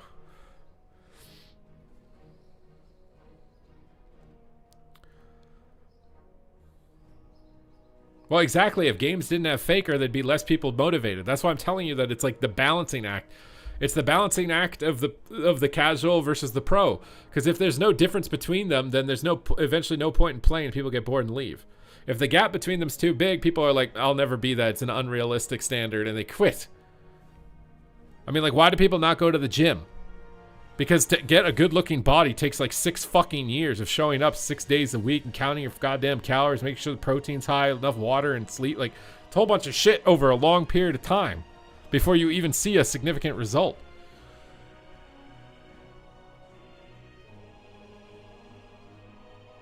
And then you could say, well, video games aren't supposed to be that. And I would tell you that, yeah, there are a lot of video games that aren't like that. But no one plays those games longer than a month. So it depends on what you want to make. If you want to make Hungry Hungry Hippos, you can make Hungry Hungry Hippos. Hungry Hungry Hippos is a great game. But if you want to make an esport out of it, it's not happening. It's just not. That's why, like, your guys' points about the game needs to be casual, it needs to be simple, it needs to be easy. It makes no sense to me. It makes no sense. Because you just want to make Hungry Hungry Hippos. But that won't work for an esport. What game has a bad player base? Valorant for sure. You're telling me that if I logged on Valorant right now as a total scrub with a terrible reaction time, bad vision, almost 0 FPS experience, and I go into Valorant, that I'm going to fight equally terrible players on my first game? Are you telling me that? Because I don't think I'm going to. I think I'm going to get absolutely destroyed.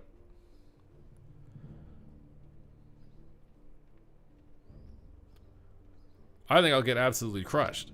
But I'm willing to do it for science if Valorant's free. Bro, this talent's insane. 12% stamina? Separate tier leagues for AWC is fun.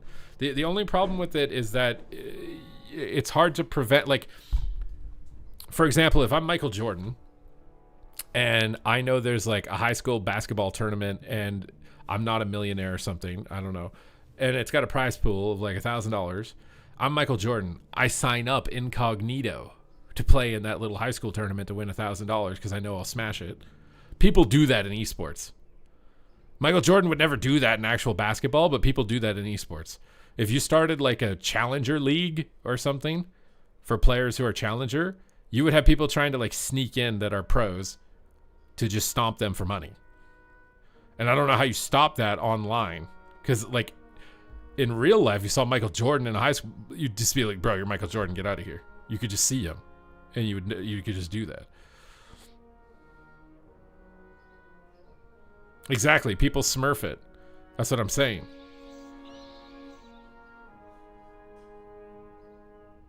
Do I think the game is going to be better or worse? I think it's good what they're doing. Because the issue with WoW is that majority of players look at it and go, that's too far away, I suck too much, I give up. But they're doing it very slowly also, which is good. Of trying to lower the distance from the bottom to the top. Because I do think you can go too far. And if they go too far, then we're going to have different problems. And I ultimately, at the end of the day, I don't even know if it's sustainable over the long term. Because the thing is even if someone at the bottom is 10% worse instead of 50% worse, it's just like we said, when your class is 1% behind on tuning or 12% behind on tuning, you're still behind and you give up. It's kind of hard.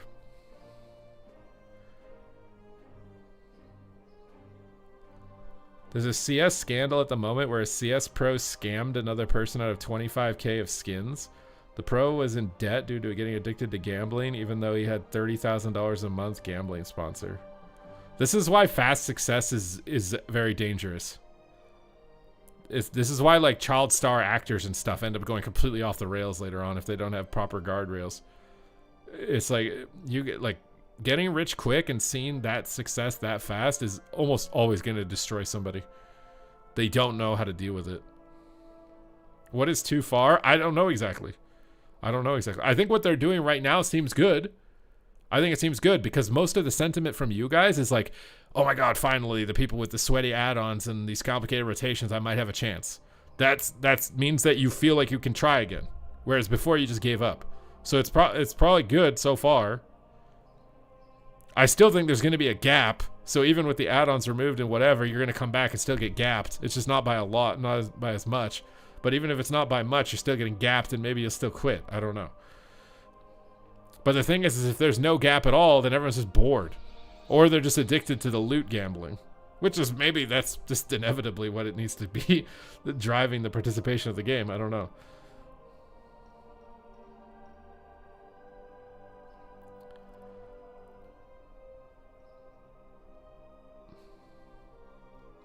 Why do people give up? I mean, I think the vast majority of people who are trying WoW for the first time or returning players is they just get, one is either they got bored or two, they ran out of time off from work. That's like, that's the big reason it spikes for like 2 weeks. We're all 30 years old, right? I don't have a job. This is my job. But for the people who have jobs, it's like your little vacation time is over and maybe you're getting bored. So you just stop.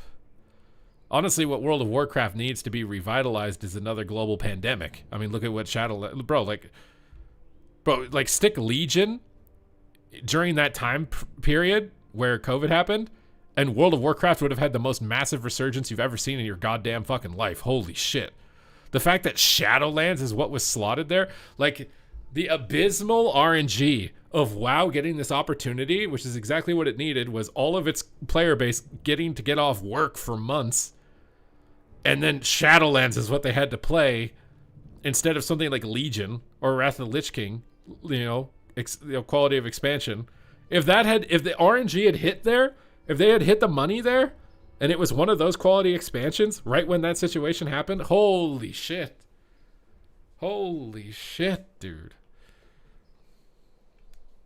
But you know what I'm sad about is that in Shadowlands they had PvP gear that was good in PvE. So many more people were watching my videos because they had the PvP. And now that they don't have to PvP, so many less people do. It's just because it's the only people who actually like the game that need to do it now, and it's just smaller than people who play for gear.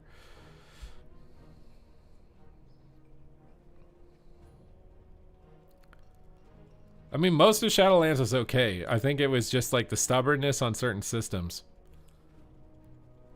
That was more of an issue. And then I think that stubbornness was because it was out of respect to the original game designers. Like they really believed that those systems were integral to WoW's success in the past, and they wanted to, maintain that heritage, and that's why they were doing it. It just, unfortunately, things had changed, and that wasn't the case. Trying to cater to the people that aren't actively playing the game is wild. Also spending money and time on basically rewriting the API and still not having meaningful in-game tutorials in 2025 is hilarious. I do think having no tutorials is bad, but they are adding like play against computers for PvP, which I think is good. Because like when I played League of Legends, I played against computers for the longest time. This, like, people are gonna go back on this VOD on YouTube. It says like midnight alpha testing on Holy DK, and like how many hours have I been just sitting here talking about this stuff? There's almost 2 hours. I haven't even filled the talent tree out. Well, it's 2 hours. I need to fill the talent tree out. Okay, like you guys. You will forever be chasing the carrot if you define your success off of engagement numbers. Yeah, well, yeah, but that's kind of what they are, right? They're a corporation. They need to have better returns than last time, more players than last time, and grow and sell more money. sell more money.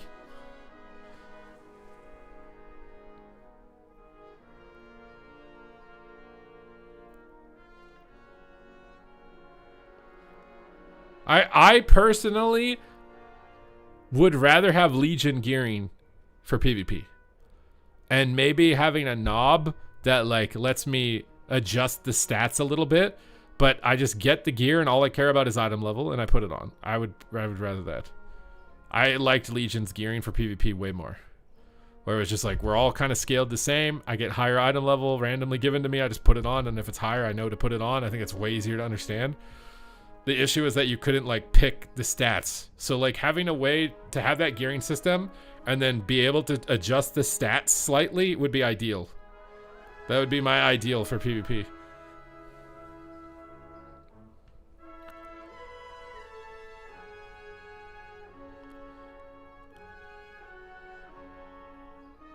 But I don't know if we're going to get it anymore. I don't know if there's enough of us that they're going to even bother, bro. The only change we could get is Gladiator is 100 rating lower, which is like, sure, that's good, but like how, like that's like, as far as like the effort, you know, the effort meter, that's like pretty low. I don't know what to take. I think I want that. Do I care about attack speed? I don't even know what I want in a dungeon, bro. Like,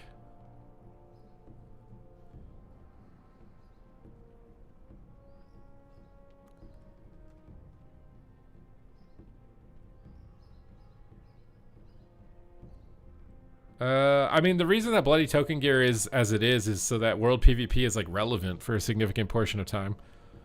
That's why I don't know. I do not understand these guys that are like world PvP doesn't exist. That's why it's bad. These people are fried. World PvP is like the best it's been the last 2 expansions.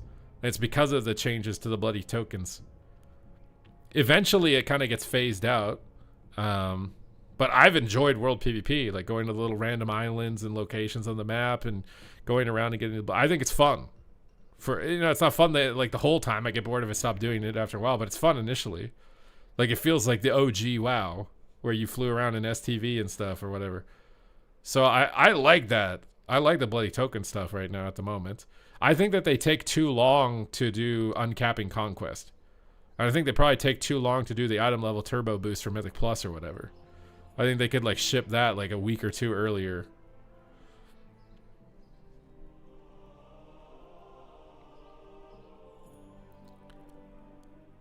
But I think World PvP is very fun right now. And there's rewards too. There's a mount. I don't remember. I got it already for War Within. It's like the B mount or whatever.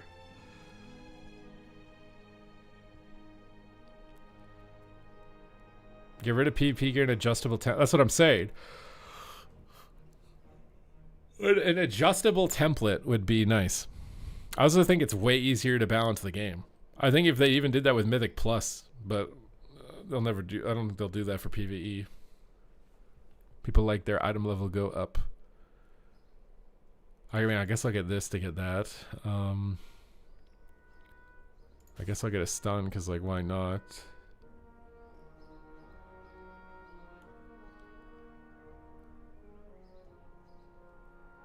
It's weird. This Lichborn talent kind of sucks now because, like, it's only a fear break.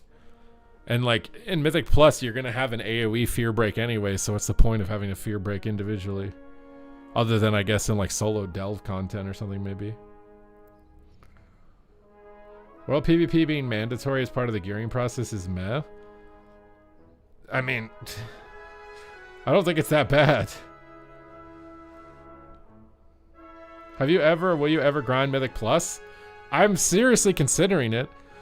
I've been trying to, like, I don't want to say weasel because weasel makes it sound like evil or something, but I've been trying to, like, go in Mythic Plus streams, you know, and, like, build up rapport. Is that what it's called, you know?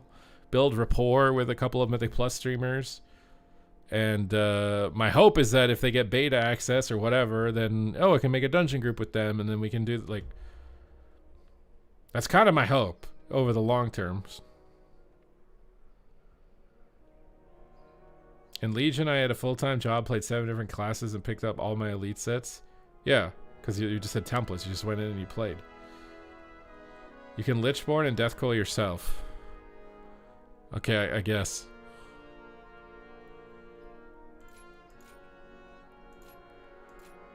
I guess.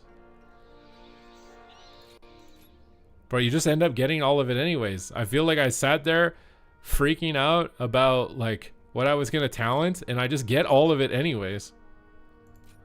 God damn, bro. Blood draw. When you fall below 30% health, drain health from nearby enemies and the damage you take is reduced. And Death Strike costs less. You get cheat death. They're giving everyone cheat death. With Makes and Dratnos? If they're willing to play with me. Sure. I haven't seen either of them like making alpha content though, I don't think. What is the fastest way to level 70 to 80 since you don't get XP from the research? You talking about remix?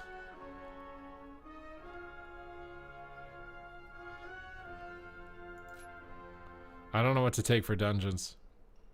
I mean, maybe that. I mean, no, the freaking mobs are invincible anyways on follower mode.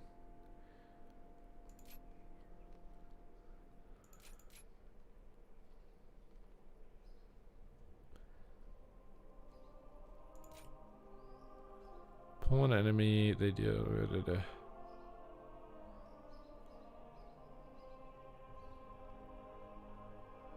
I don't know what to take here. That just seems like good throughput.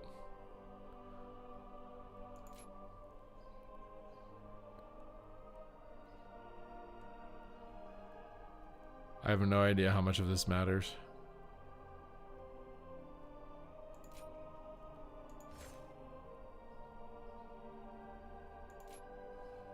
Oh my god. The talent tree is filled in. I just want you all to like applaud me right now. Can someone please subscribe? It's been 2 hours. I filled out the entire talent tree. What, you think I should go blood draw? You guys just told me it's bad.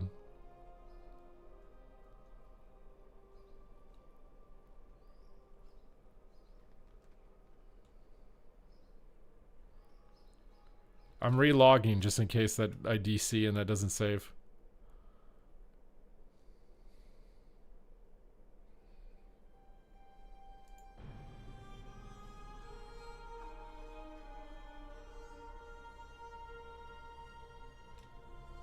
I mean, yeah, the game has too many passive modifiers.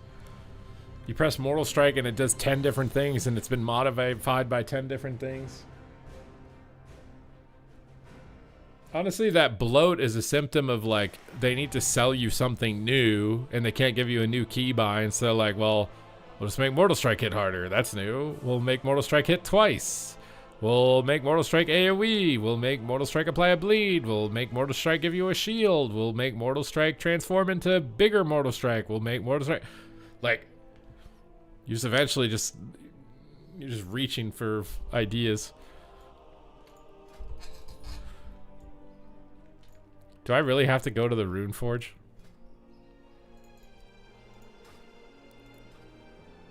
We want your feedback. We'd like to invite you to answer a few questions. Oh crap, what's going on? Should we fill this out? The survey is not currently active. Oh, never mind. I want to give feedback about the talent tree because I swear, like, there's got to be a better way to do this so that you can have a talent tree that you fill out when you level. That just eventually you get all the talents as no choice by the time you're max level, but you can have choice while you level. And then they should have a mini mop tree where there's a couple of choice nodes. I think it would be way better, way easier to digest.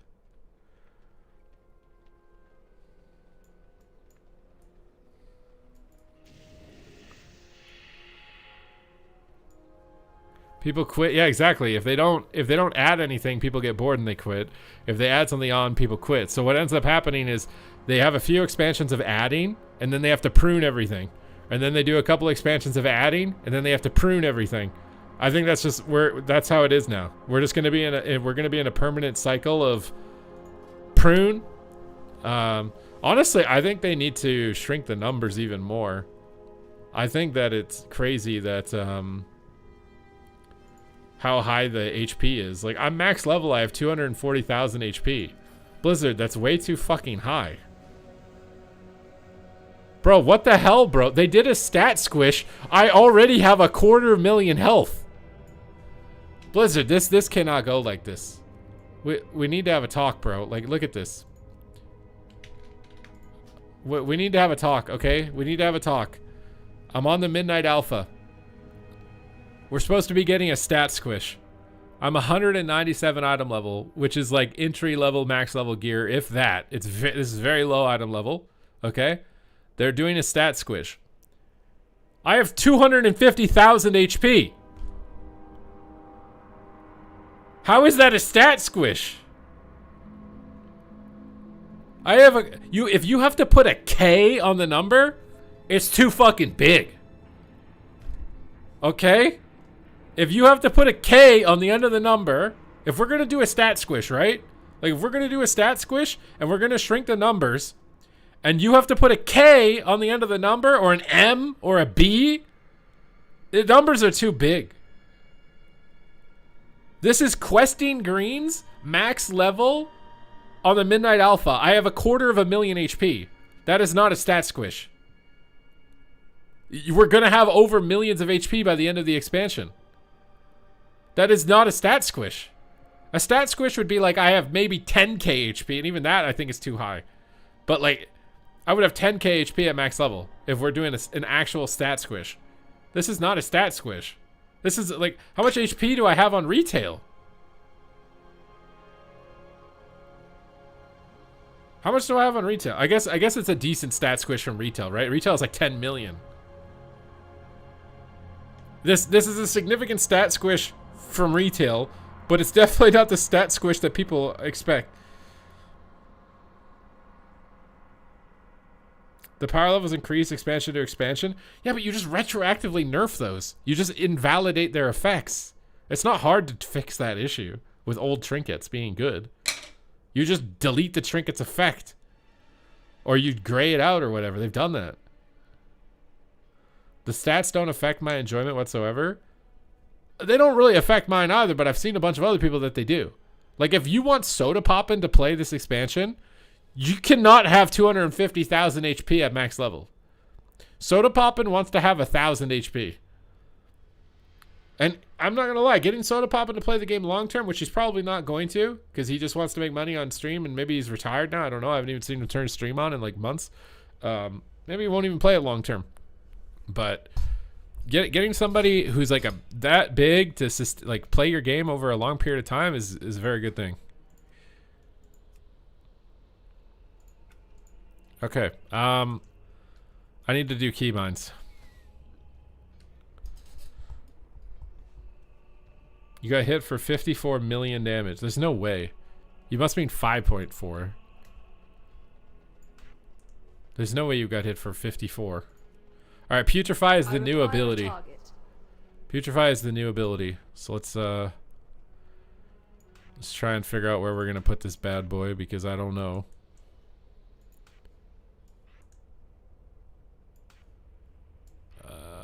Where am I gonna put Putrefy? I have no idea what a good button for Putrefy is, dude. I honestly just want to go in the dungeon because I have not been able to do gameplay this entire time. But I also feel like it's going to be a bad idea if I don't have like some stuff on my bar.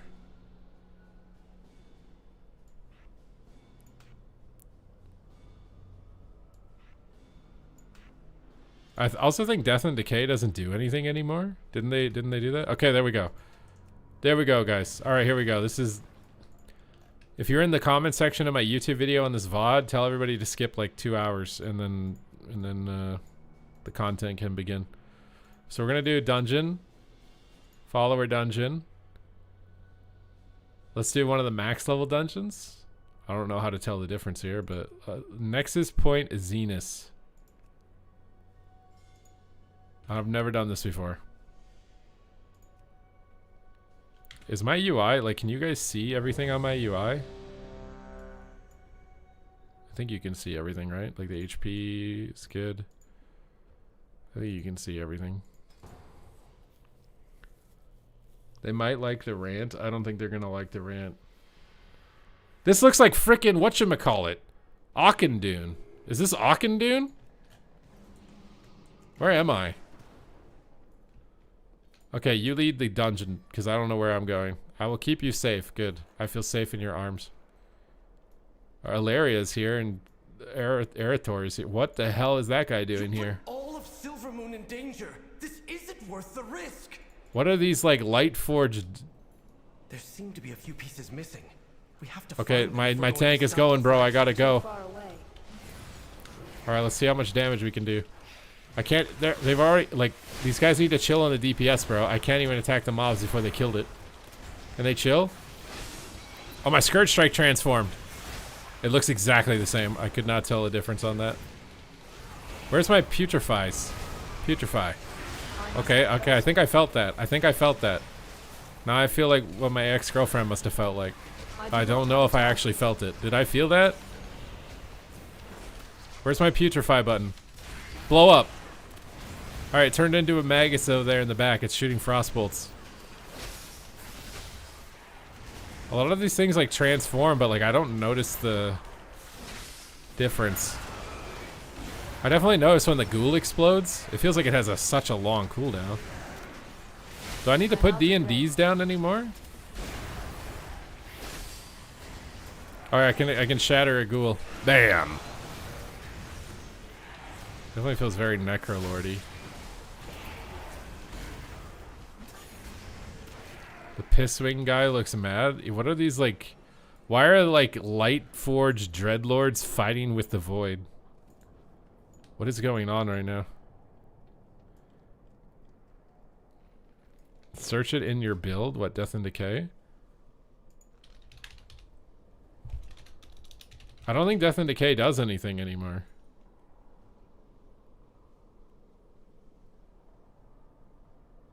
Yeah, I don't think you have to use Death and Decay. I mean, I'm putting it down just because it doesn't cost runes, but I don't think you have to do it. I don't really understand what Putrify... Like, how I'm supposed to get it, but... Maybe I'm just stupid. Probably just stupid, but... I need to target something first. I wish that the damage meter worked. Be careful of this tripwire. Okay. Why is my tank running into it then?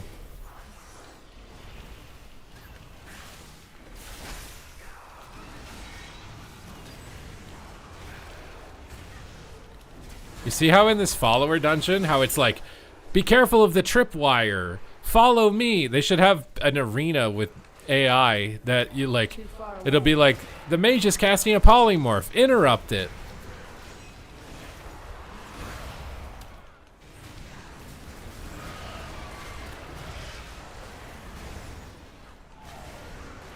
I don't know if they're going that far with the AI. I don't think they're going that far. This is definitely very easy to play.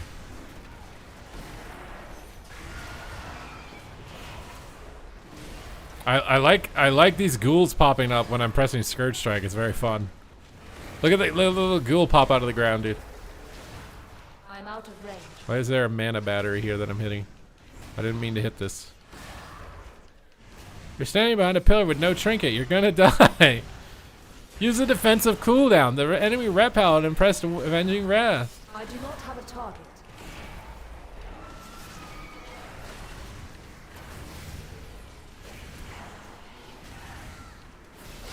Wait, don't destroy it? Wait, why?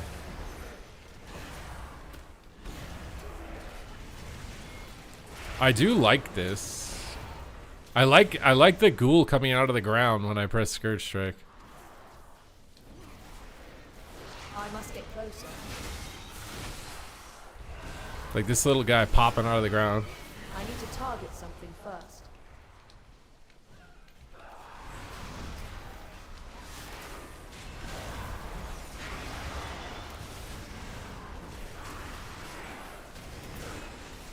I like not having to use Death and Decay also. feel like Unholy was like really dated with. Oh, what? Why is this laser on me? My whole group is dying. What are we doing wrong? The game is not teaching me. I zoned us. Don't worry, guys. Oh wait, I haven't pressed Army of the Dead or Dark Transformation one time. I forgot about those buttons. Oh my god, my buttons are transformed. Oh my god, Death Coil looks like a Necrolord projectile. This is a new animation. It moves way too fast. I can't even like see what it looks like. Oh my god, I'm dying. Where's my heal button? Is this a boss? Surely this is a boss, right?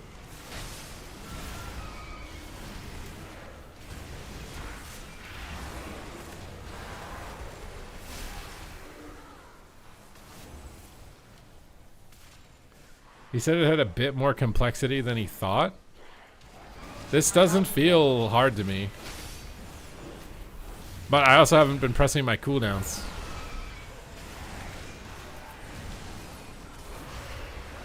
I think this is fun. It's not, this doesn't seem super hard. But am I a top 1%, dude? Even though I've never done this before in PvE in my life. I require a target. I think the ghoul popping out of the ground is fun. I wish that it was a little bit more visual, like... I don't know. So, like, there's too much going on the ground and stuff. I'm just walking through this. Oh, never mind. No, I'm not. Bro, our tank just ran through the tripwire and I can't follow. Like, what is this? I must get closer. Am I gonna Hall of Fame Delver? You guys want me to? Should we go for Hall of Fame Delve? Bro, I have to go around the tripwire, guys. You guys are gonna leave me behind. I just aggroed stuff because you guys ran through that. I'm out of It's not my fault. Don't vote kick me, okay?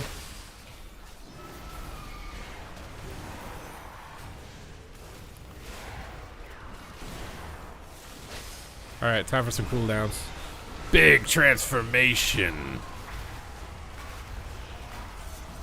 The nightmare is here. The Nightmare Lord has arrived. Explode, my ghouls. Explode. The cooldown window feels very fun.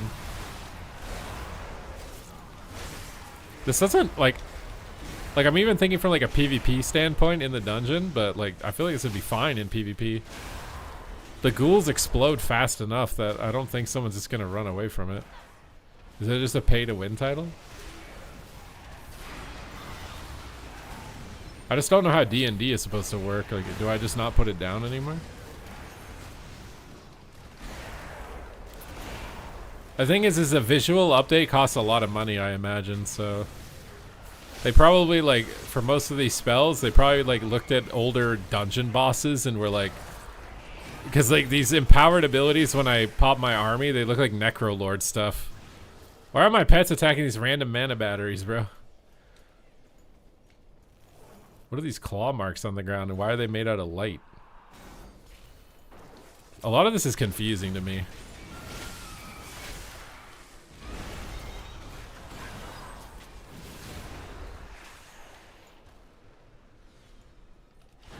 Yeah, the Devour spell definitely... I like the health bars too. I wish I could make the dots bigger. There's probably a way to do that. I just don't know how. I need to target something. The dots are very small.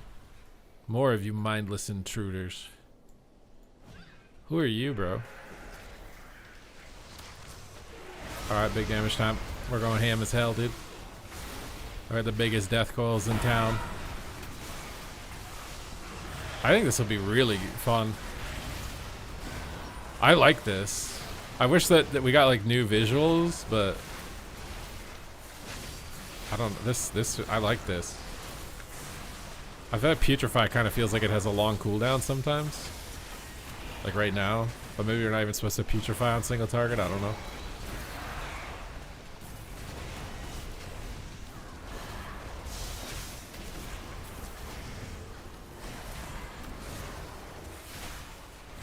What is that?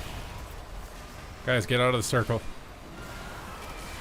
Guys, you didn't get out of the circle. This is not teaching me very good lessons. Okay, you're bringing him through the laser guy. Too far away. Okay. Don't forget to send the conduits. Conduits where?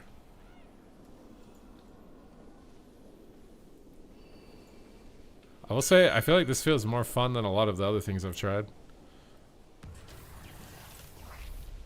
I feel like it would be so easy to update visuals. You literally just yoink Necrolord You stuff. put all of Silvermoon in danger. Why- This isn't worth the risk. Why did he say that twice? You will realize I was right, Ilaria. Your judgment has been clouded by the void, as it always does. As it always has, you mean? Was that AI generated, like, voice lines and shit? Why am I still voidy? I'm like on Koresh. It's time for the cooldown window. Epidemic! Spawn my ghouls and explode them! I don't even know if this button I'm pressing does anything, but I'm spamming it. I really wish that there was a damage meter, bro. I require a target. I really wish there was a damage meter. Oh, we can go down here now. I'm trying to think of what this dungeon reminds me of. There's a Void Walker. Why do they call them Void Walkers if they don't have legs? You ever think about that?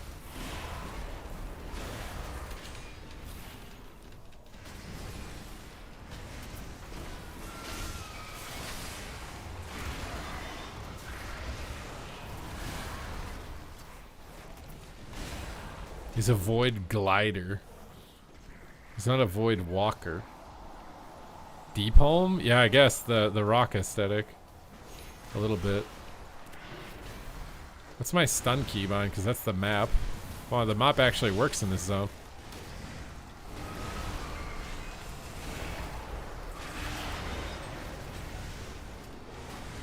I kind of feel like Epidemic doesn't have a place.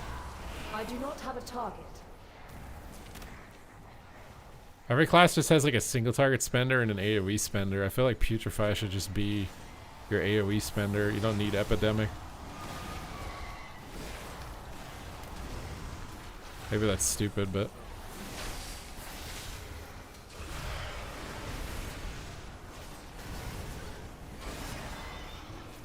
Or like Epidemic should transform into Putrefy when you have Putrefy charges or something. So it can be one keybind. It doesn't need to be a separate keybind.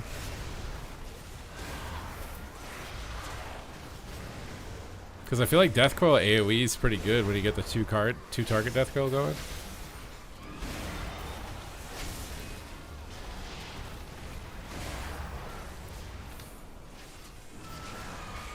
I don't really... Oh, I guess there's like purple on the ground.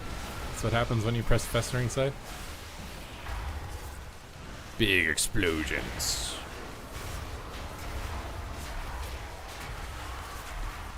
I will not be able to spread my diseases. You still have diseases. You just don't have wounds. I feel like Unholy is going to be really good.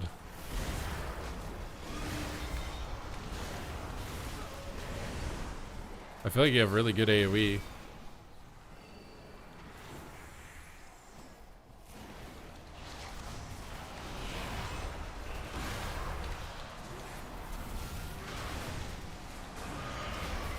Putrefy just feels like Implosion though. But it looks cool, I don't know. Maybe it doesn't matter, but it's basically just Implosion. Kind of makes me miss the Implosion playstyle.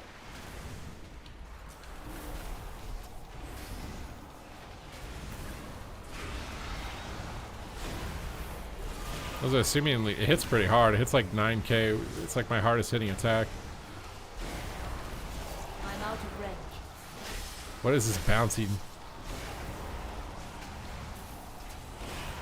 Unholy DK has no dot damage? Oh no, I answered it. It does, yeah. The dots are right here on the top.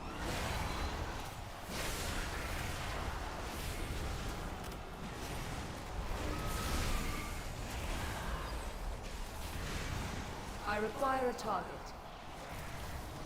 Oh my god, bro, what is knocking me in the air? These little void puddles on the ground or something? So what does Festering Strike do? I do not have a target. Slash a target for damage and summons a lesser ghoul. What does this do? An unholy strike. Oh, so this one summons the ghouls, and this one just does more damage. Okay. Well, I need to stop running into shit, dude. I must get closer. Now I know how to summon ghouls. It's with this button.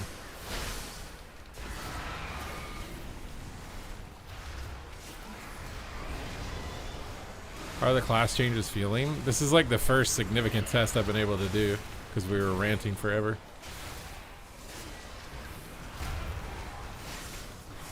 Vestering alternates to a cleave with the talent. Oh yeah, you can empower it to Vestering Scythe or whatever. I think it's a random proc though, it looks like. Too far away. But there's a lot of like weird like neutral mobs in this dungeon that your pets just randomly aggro to. I must get closer. Also, I feel like my group is so OP, we should be able to like handle everything in this dungeon at the same time, so I just overpulled. Let's see what the tank does, how the tank responds. Please don't vote kick me. But I want to epidemic like 30 mobs really badly. Oh, I feel like pony up on in this dungeon is going to be insane because you can go immune to knockbacks. With how many knockbacks there are at this part of the dungeon. Mind you, you're probably just supposed to dodge them. What's up, Rio? Lord Thraxion is evil? I mean, is there ever going to actually be a good Dreadlord? You really trusted a Dreadlord? Oh, crap. Too far away.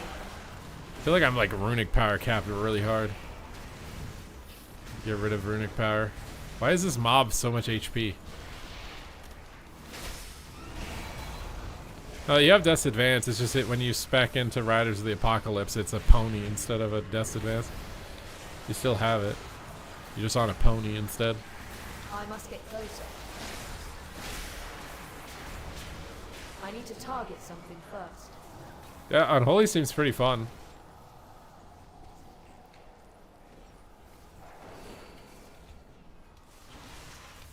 Too far away.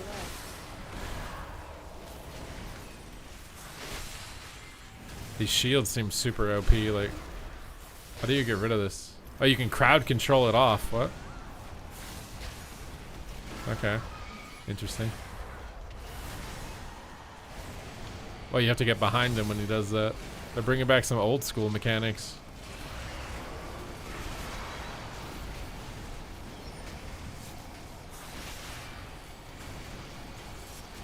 Alright, why is this doing less damage even if we're behind him?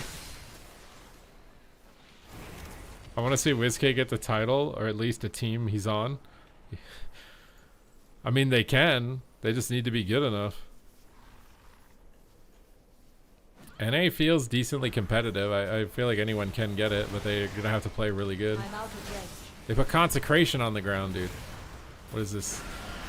What is this circle on me? Do I need to be concerned? I just stood there and it didn't do anything, so I guess not. Shockwave. Big putrefies. Look at all these coils, bro. We are pumping. We are pumpers. I do not have a target. I feel like Unholy feels like decently fleshed out. I don't feel like this is like, what's going on?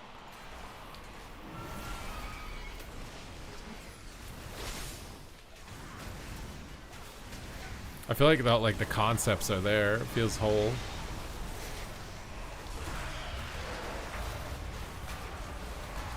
I like the like necro summoning ghoul thing. Turning them into like little dark seers when they die also is fun.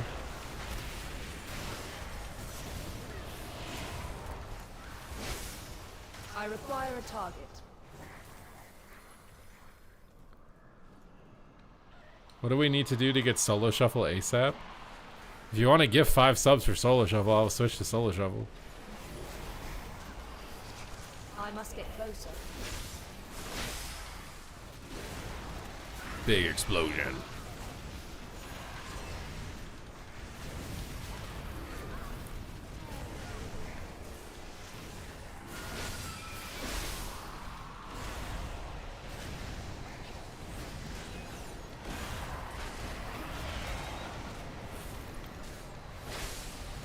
He's immune to stuns with a shield up. Man's gonna hold Solo Shuffle hostage. Yep. Bro, I don't have a gambling sponsor, okay? Like, I gotta do what I gotta do. I don't know if there's PvP right now. There probably is now that they're level 90, but I don't think anyone's gonna be queuing it. Because there's just no one on the alpha. The Core Warden. Wait, what just happened? They disappeared. What are these mobs fighting, but we can't interact with them? What just happened?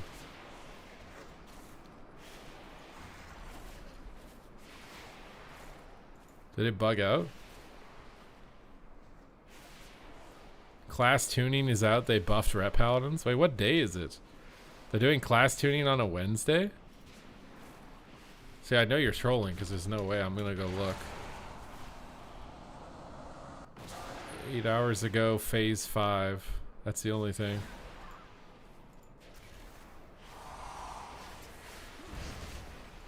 Oh, wait, the boss is finally back. Oh my god, I'm lagging. Oh no, dude. Oh god. What just happened? Alright, let's spawn in some ghouls. Got lots of coils. I do not have a target. What is going on? Why is there like light mechanics and dark mechanics? I'm out of range. Why do I have a circle on me? I don't know what it does. I'm disoriented. There's a circle on someone. Do we need to stand in it or away from it? Oh, you definitely don't want to stand in it. Bring the circle away. Wait, why are you guys going up there, bro? I can't get up there. I require a target. Bro, the AI is so weird. I do not have a target. So you have to spread out for the circle. When he stomps on it, it looks like. I need to target something first.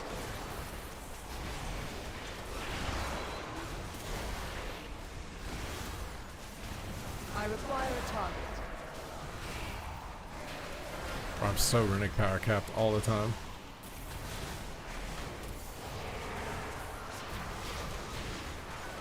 Oh my god, I'm dying. Too far away. Where is he going?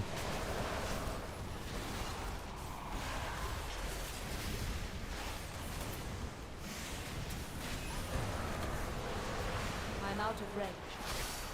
The light burns.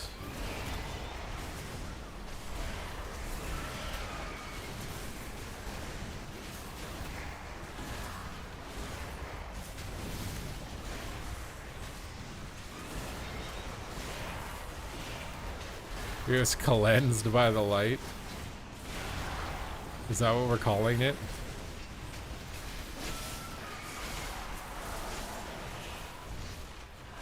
Bro, the boss charging like behind the wall is super annoying. I need to target something first. I want to like taunt him away from the wall if I can. I must get Like, why is my tank running behind the wall?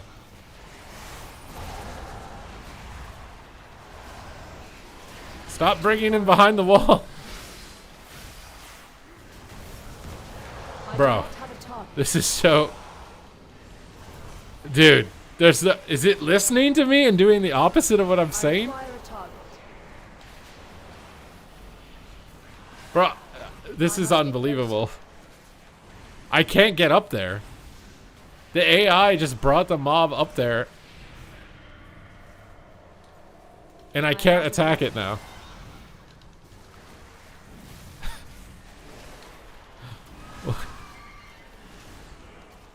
My pets can hit it.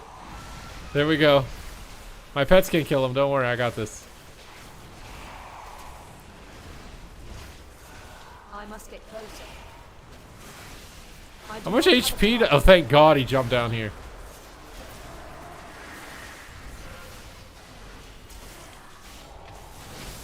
I need to target something first. Bro, what is this boss going all over the place? Is he healing or something? Why is he not dying? This is so annoying. I do not have a target. Dude. This guy's ready for release, guys. It's ready for release.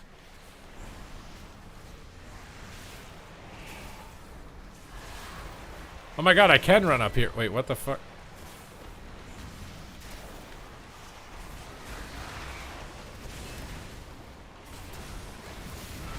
Alright, time to go.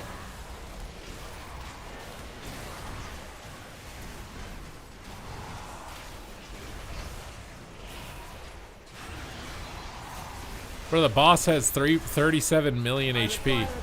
Bro, we didn't do a stat squish. The light can be rather forceful.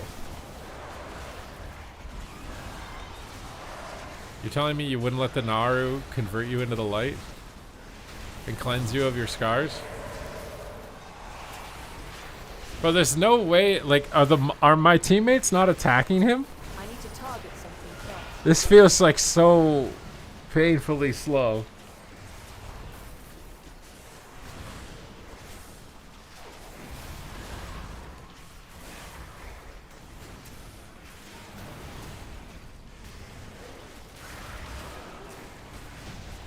Oh my god, finally, dude. You got the last conduit. Make sure to send them over.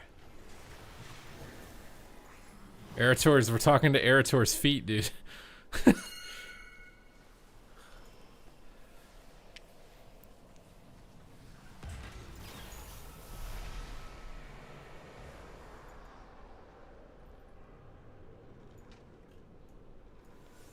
Lothraxion, this isn't what the light demands of us. Think of the lives that will be lost. Just trust us.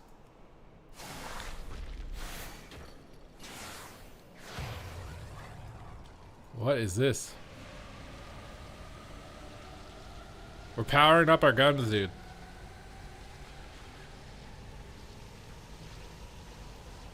He's Illidan. What, he's gonna get corrupted by the void and get scars?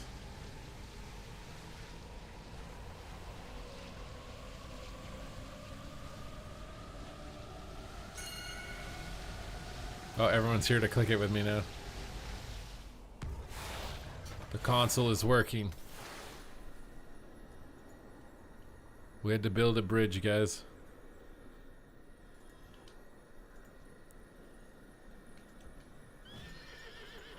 Oh, now we get to fight these guys. Too far away. Of course we get to fight these guys, right? It's a big go time. But I love not having to worry about wounds. It's so nice. Oh my god, it's like so nice.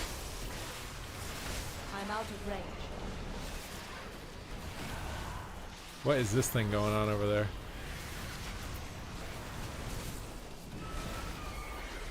I require a target. It's a bat bomb. Instead of a bath bomb, it's a bat bomb.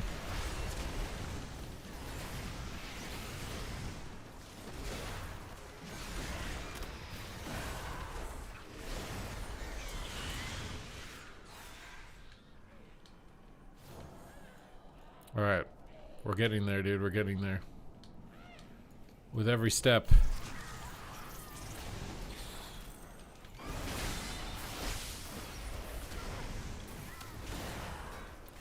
Applying Moonfire? Yeah, but Moonfire, I don't have to build stacks of it and expand. Like, there's no stacks. I just hit stuff now, which is nice.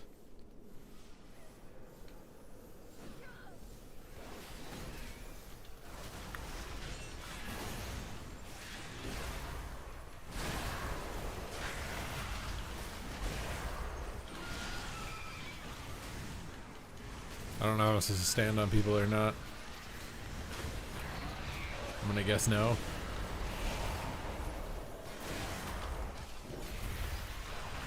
Some of these mobs feel like they take forever to die, bro.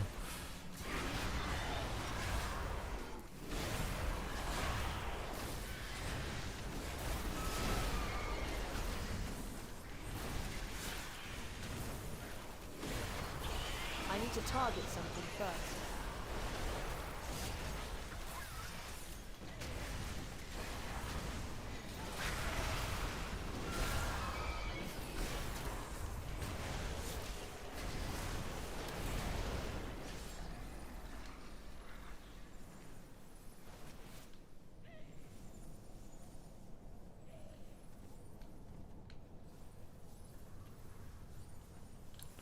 What are we doing here?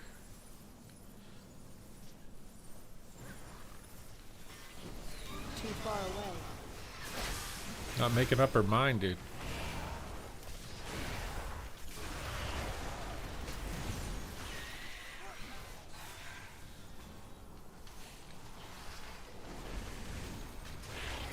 I must get closer.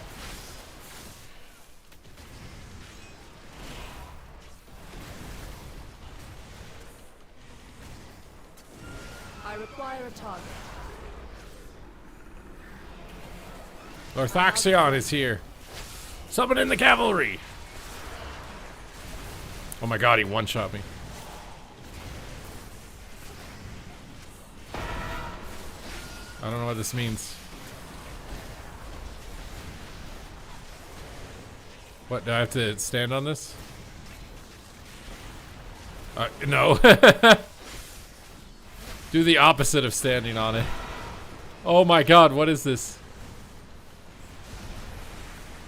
There's a bunch of clones we have to dodge, dude. Oh my god. Okay.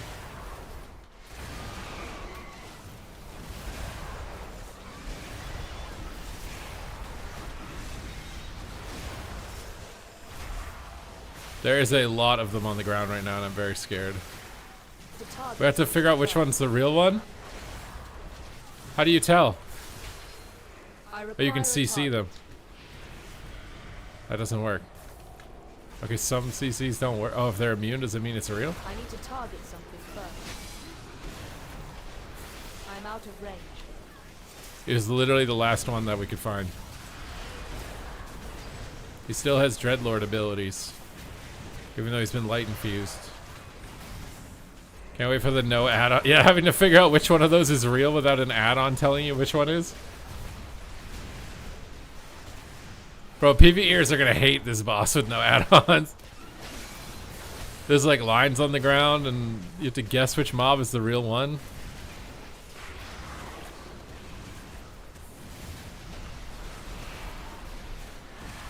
What are these claw marks on the ground? I guess you only have to dodge yours, maybe, or something?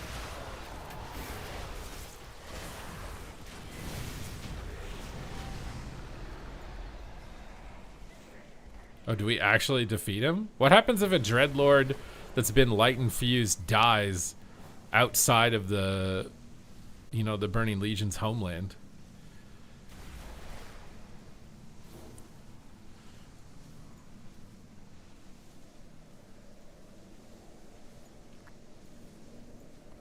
Good job, everyone. We're done here. You can leave anytime. Okay, well, I think Unholy DK is pretty fun. I don't know if there's anything like super remarkably different about it, other than just like I don't have to use my brain anymore and like pay attention to wound stacks. I can just kind of press buttons. It feels more like a Ret Paladin now. Would be one thing.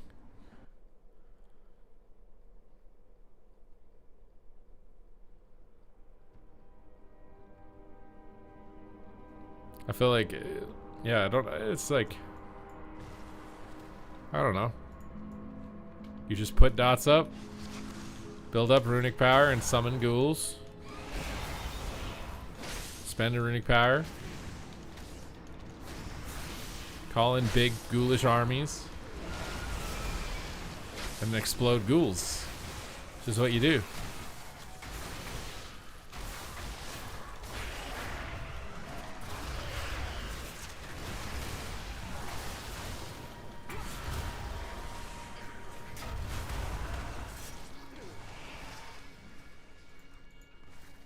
The most fun class?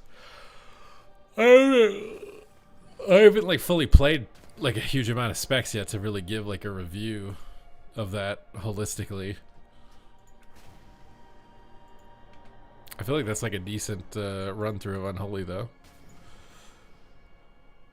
I think it's improved at least, right? That's the goal. It's supposed to be better than last time. Is it better than last time? Do you guys agree or disagree? Better or better than last time or worse?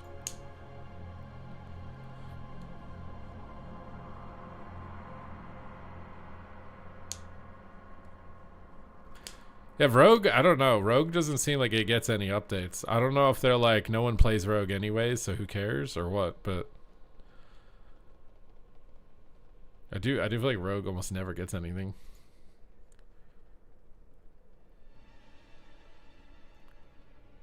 Current DK is one of the best iterations. Wait, retail DK is one of the best iterations? I think this iteration's fun. I think that was decent. It feels way more chill, like not having to worry about stacks. I can just switch targets and hit whatever I want, which felt good. I like D&D not being tied into it, but I don't really know what the point of D&D is then.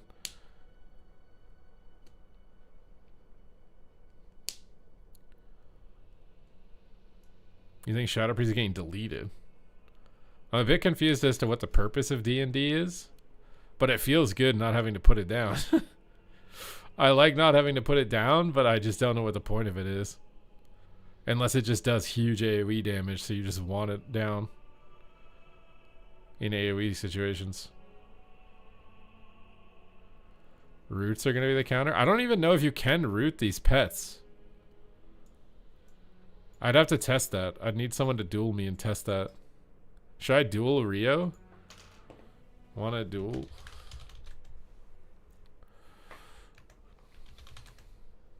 Ask him to duel. Wait, is he streaming? Is Rio streaming?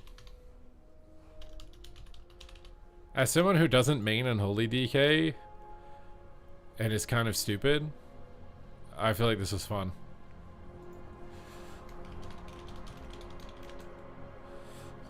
I'm asking if he wants to duel. He's in a solo shuffle right now, but he's on the final round.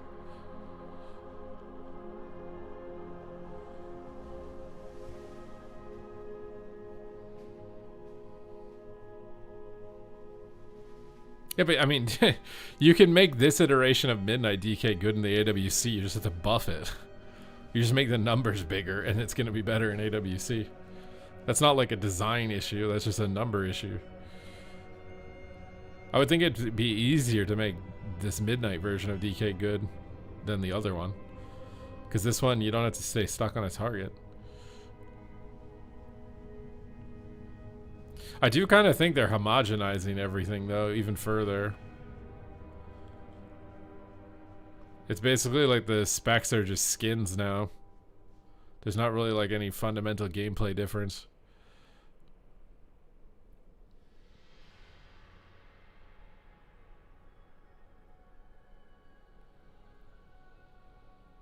What's the burst button for Unholy DK? So Unholy DK still has Dark Transformation and Army of the Dead. So that's your burst window. You put dots up, Army of the Dead, Dark Transformation, and then you just start exploding your ghouls. You start exploding them, and then exploding AoE and building up runic power to explode.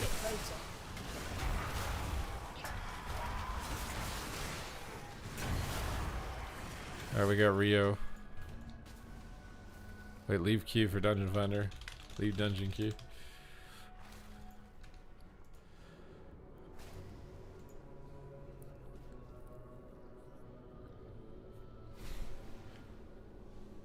I feel like they streamlined Unholy DK a lot. I think it just feels like every other melee now to me. The wounds, I will say, did make Unholy DK feel different than any other melee. I feel like it does kind of just feel like a warrior or something now. At least mechanically. Oh, I need to get PP talents.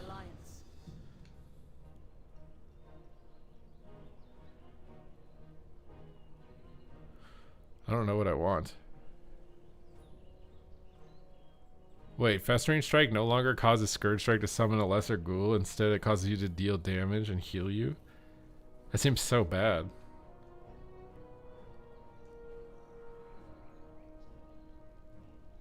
I mean, this seems so good. Necromancer's Bargain is just deleted from the game. That seems so unintuitive with the rest of the kit.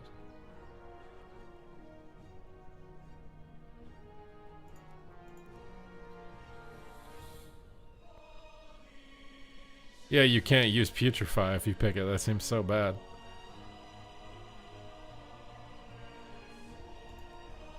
That just seems really bad.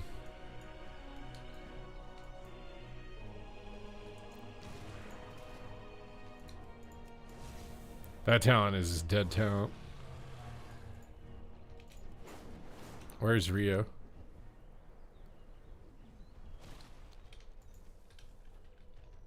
Where's Rio, dude?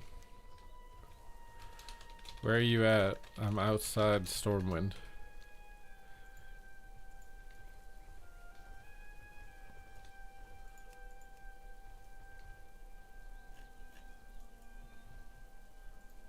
Why can't I see him on the map?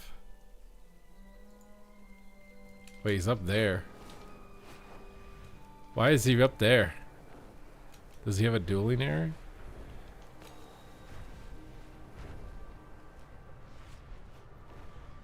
We're going into a secret dueling area? Secret incognito dueling area?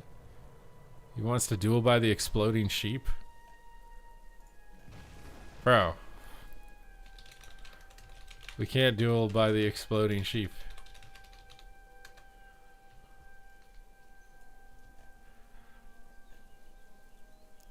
Is he in a game? Wait, did he get a Q-pop or something? Look at Alpha.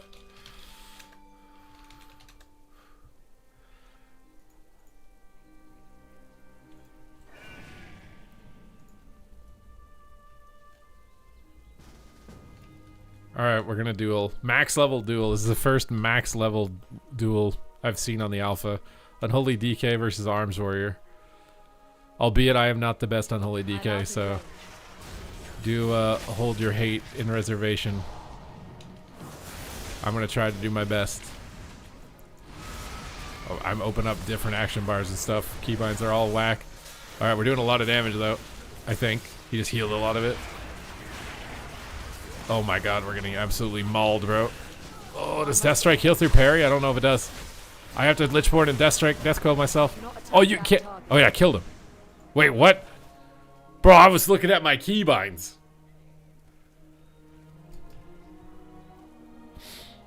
I was looking at my keybinds, dude.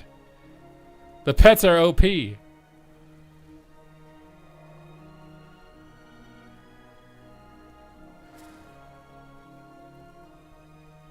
What was wrong? This thing was like not at all on something good. Do we have like a way to heal? Didn't they put like something in the game that we can use to heal now? Recuperate.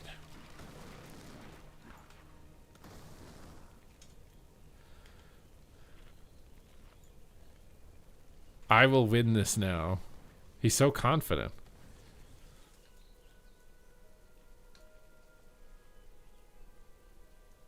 He's probably gonna win just because I have no cooldowns, but I wish when you started a duel it just like refreshed all your cooldowns.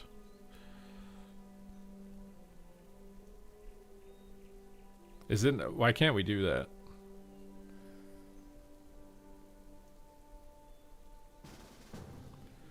Alright, let's try and do this and hopefully I don't like freak out and panic about my keybinds. Alright, we'll try and duel again.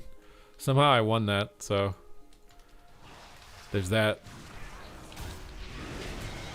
Oh wait, I don't have asphyxiate on my bar. I don't know if magic damage reduction does anything. I can putrefy my ghouls while I'm disarmed.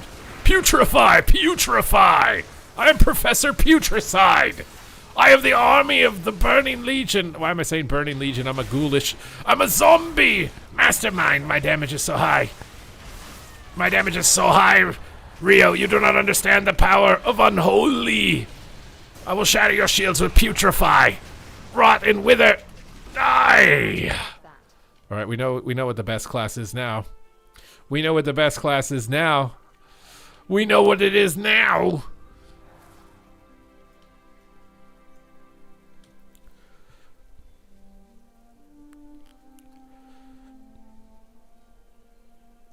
Wait, he didn't have max gear on. Wait, how much of his gear was not 197? Wait, he wasn't full gear? Wait, that was way too close for him to not be full gear. We have to be trolling right now. We have to be trolling right now. Wait, you like these damage numbers? You think this is good?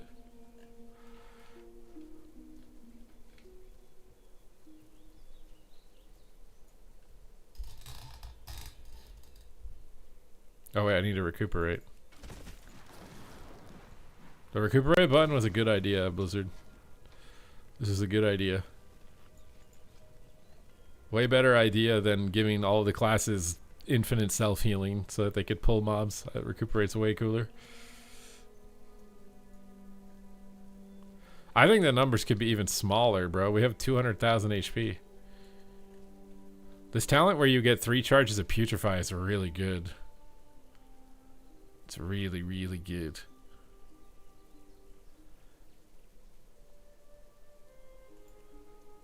I think Necromancer's Bargain is completely dead though, like this.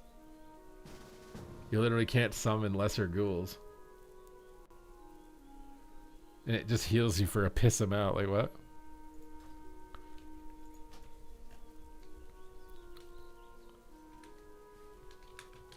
Alright, calling the cavalry. Why am I opening up my game menu? I don't know. We are what we are. It's time for him to explode! Putrefy! Putrefy! Putrefy! The trees are blocking my vision, bro. Putrefy! Chains of Ice. Epidemic. Click my stun, he reflected it. He's still gonna lose. Maybe not. I can kite with Chains of Ice. I'm a ranged class. Retreat through the tree line. So we need to duel somewhere else. This is terrible, dude. Oh, I should not have used my thing to break fear randomly. Oh. Oh. Oh.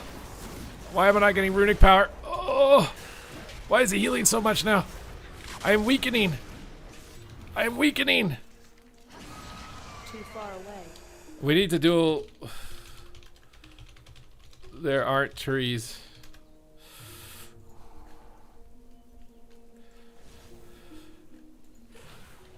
No trees.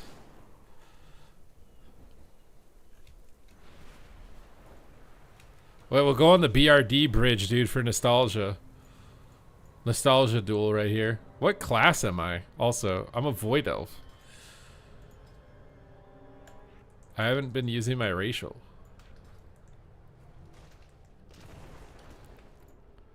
BRD for the nostalgia.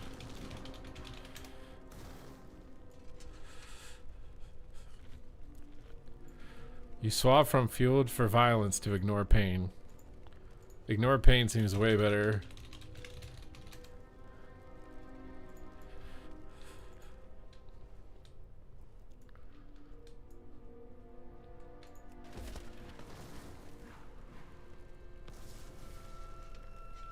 Wait, he's playing fuel instead?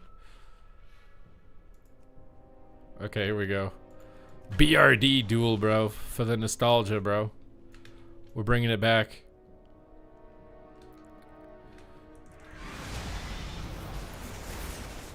I'm gonna save my putrefies until I'm disarmed, so I have a global depress this time.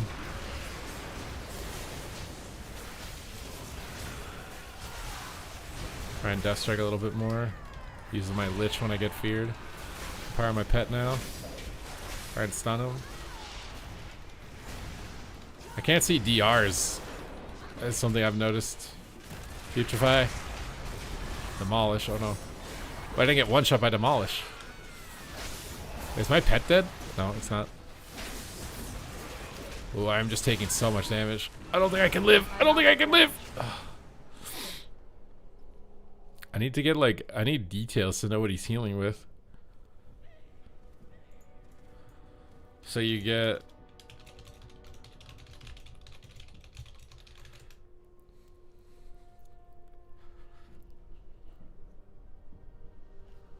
He's cheating, bro. He's healing off my pets. Bro, he's cheating. You see this? You see this shit? He's cheating. He's cheating. Recuperate doesn't even heal you to full. What's going on, bro?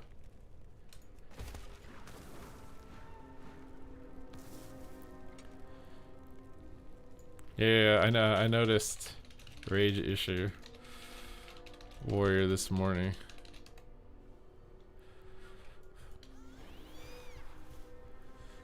It's hard for me to tell like DRs and stuff because we have no add-ons.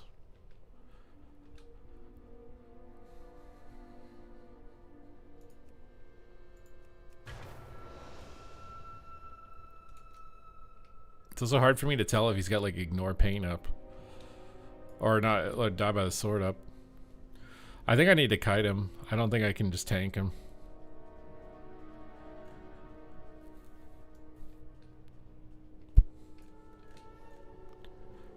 He wants to try ignore pain now. He's healing with just passives. His bleeds heal him when they tick. It seems super OP. Considering it's all passive. And it's AoE off all my pets.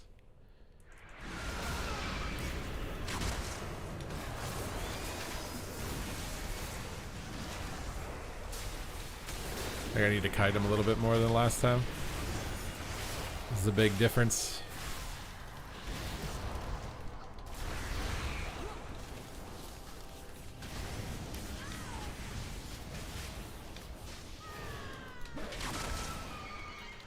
Alright, we got away. Putrefy on him.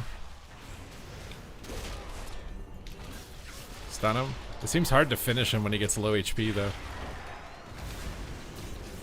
Okay, I can just blind him on his Warbreaker. Yeah, when he gets second wind, he becomes really hard to kill. Okay, I don't think he can get to me. I got pet and power. Maybe I can burst him down now with this. He's healed for so much. Can I strike off this? Oh boy, we're in trouble. Oh, we're in trouble, we're in trouble. I gotta wait. Oh my god, I'm disarmed. I got no manas. Just keep the chains on him, dude. I'm out of range. Oh, I shouldn't have done that. Oh, come on. Death Strike. I'm stunned, I'm stunned, I'm stunned, I'm stunned, I'm stunned. This is not Gucci. Oh. Dude, he's just unkillable, bro. He's unkillable. He's Mop, bro. He's a Mop warrior. You're healing more than Mop warrior.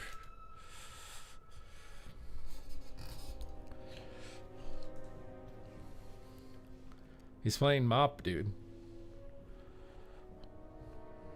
What are we supposed to do? He don't die. How I make him die? Oh, you know what I need? I need Soul Reaper. Oh, I need this when he gets low health. What can I do to get this, though? Oh, he got a solo shuffle. He's gonna ditch. You probably have to play Soul Reaper to kill him. I think that's kind of cool, actually. If you gotta, like, think about your talents differently in, like, different class matchups. Because this would make all of my damage when he gets in that range a lot harder. So maybe it's enough that I can kill him.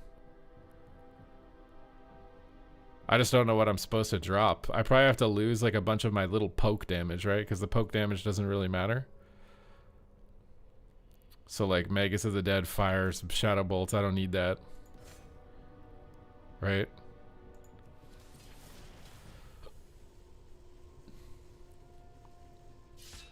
What else do I not need? What else can I, like, scoop out of here that doesn't really matter? I guess I don't really need that, maybe. I think I can beat him with this talent. And honestly, maybe I play Gargoyle. Should I try Gargoyle? Like the far left one? Nah. I could try Gargoyle too. We'll have a different plan. A lot less poke damage, a lot more. I like this is how WoW used to be. You'd get in a duel and you'd get owned and you'd be like, okay, what can I change something that can help me win this? And I like that I just looked at my talents and I was like, oh, I could maybe try this. Like, I'm struggling at this threshold of health. What if I take these talents to increase my damage output at that threshold of health so I can maybe have a chance? Why no improved Death Strike? I mean, this left side's completely scuffed. Oh, I should probably get that, yeah. I mean, this left side is like super scuffed. I picked it for PvE. So, like, I mean, like, I don't need anti-magic zone against a warrior, right? Like, if I want to hyper specialize this, If I want to hyper specialize this, that seems good just because it'll make Deathstrike heal more. This seems good because it's just strength. This seems pointless because I'm not taking magic damage. I could run Wraithwalk to kite him even harder. Chains of Ice now also roots enemy. Oh. We could do that.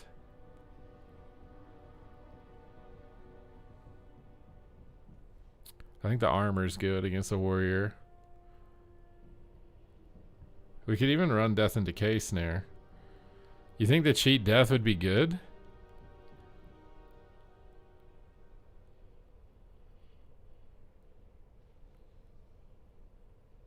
I don't really need any magic zone at all. So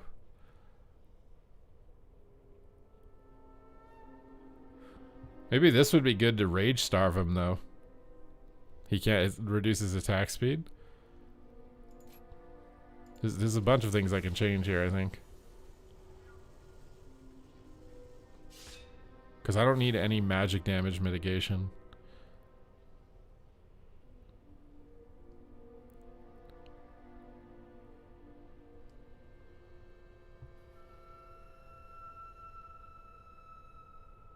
Dalaran's format? What, the 5v5 1v1s?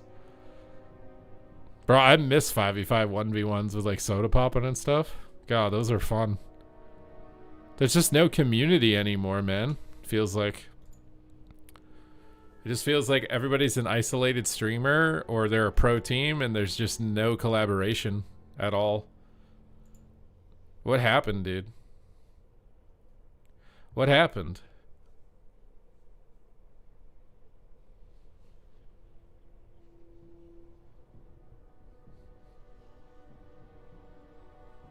How do we get people to care about making content again? Dude, an AWC 5v5 1v1 would be so pog, just as like a show match.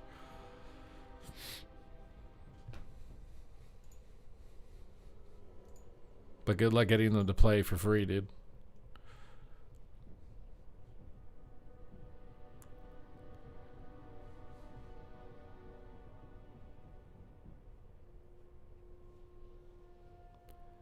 If you build, they will come.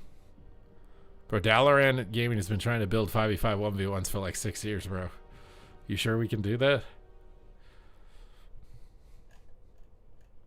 How long is Rio in this game? I really want to try dueling him again with different talents. I changed my talents.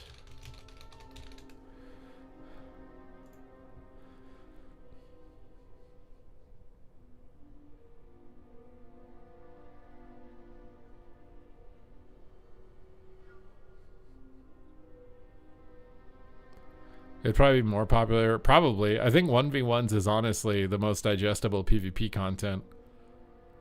I actually think the game should be balanced for 1v1.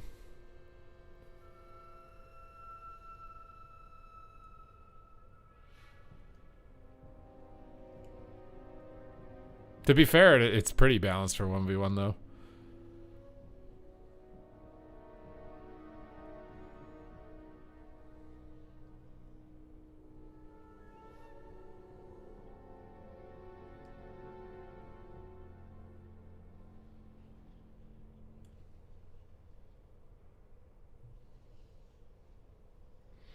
Horseman's Aid.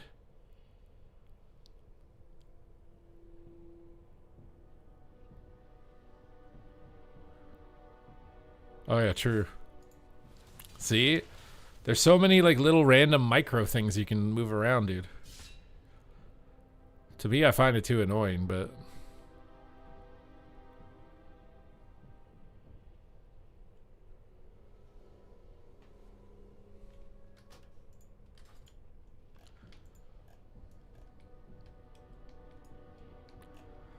Rets and Rogues. Well, yeah, Rets and Rogues are the most OP in 1v1. Maybe Frost Mage is pretty OP too. Ugh. You just have to make Rets fight other Rets and no one else.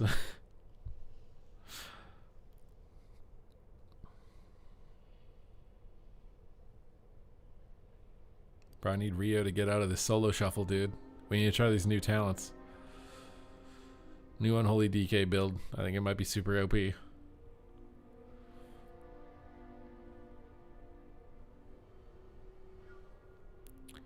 It might be super OP.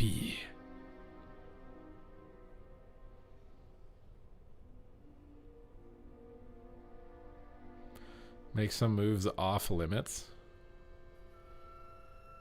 Dude, playing a ret and you can't bubble.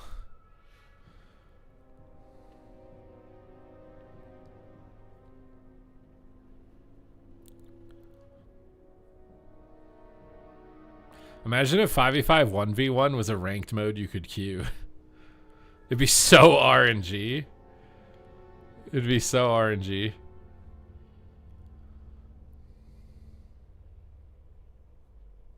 I think the issue with 5v5 1v1 is like, if you're the last person to go in, you're just sitting there waiting the whole time. Like, you might not even play.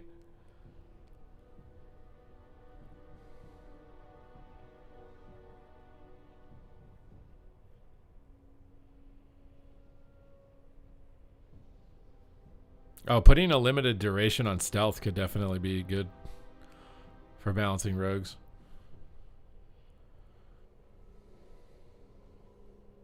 I don't know how you'd implement that into the game. I mean, let's be real here. They're never going to do that. Anyways, we're just like theory crafting something they're just never going to do.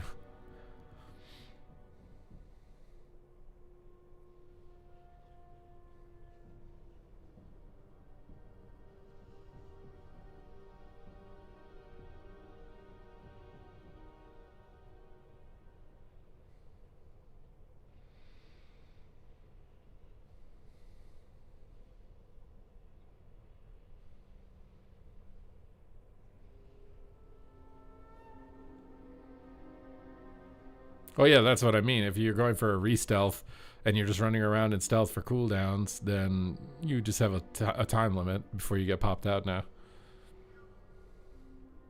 We're just waiting for Rio so we can duel.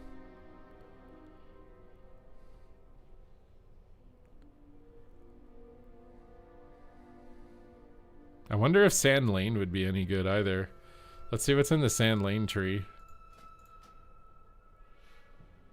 So, disadvantage of Wraithwalk, get more movement speed. It doesn't really matter. Vampiric strike damage. Thing is I feel like I need to be playing ranged and kiting him. I feel like if I stand on him, I'm going to lose. You take 5% less physical. That's really good. But you have to stay in the death and decay. I also just get 5% damage reduction from this anyways.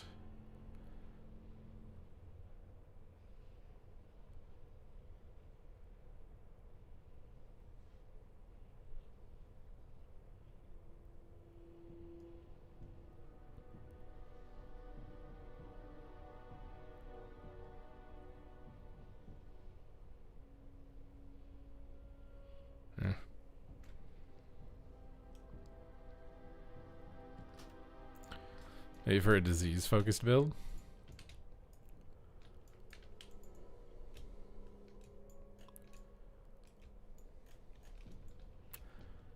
In the mountains of Blackrock depths, an epic battle is about to ensue. We're about to be dueling on the Midnight Alpha, the first max level PvP content currently available. Are you guys ready? Are you prepared?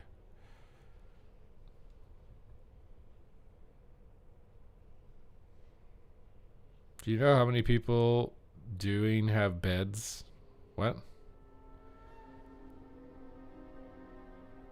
31% saved by sleeping on a couch?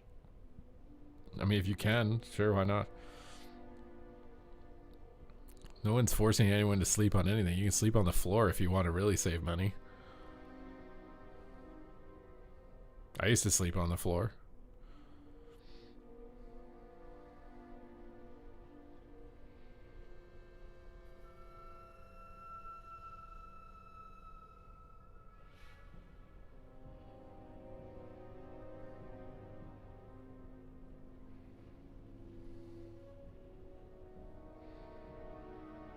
But you don't even need pillows and blankets. Literally just straight on the carpet.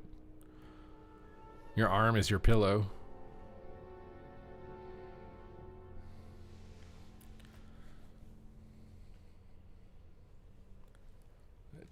Who said anything about comfort, bro? You don't need to. You don't need comfort in life.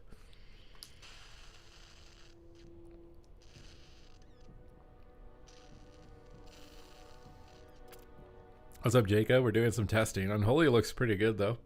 Overall, I think.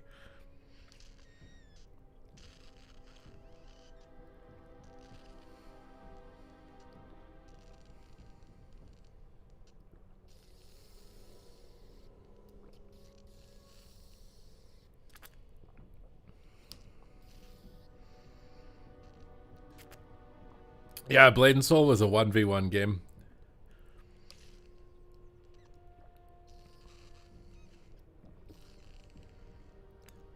Or you tag in and out.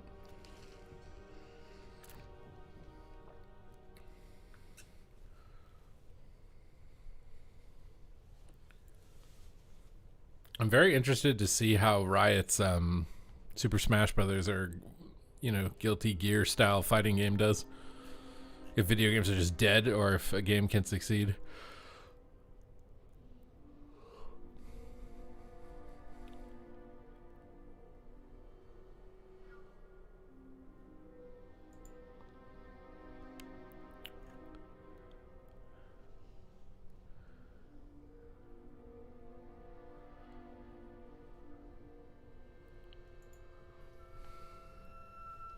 Have you tested Assassination Rogue? Not recently. This is the only spec I made a warrior this morning. Warrior feels really rage starved. Is something I noticed.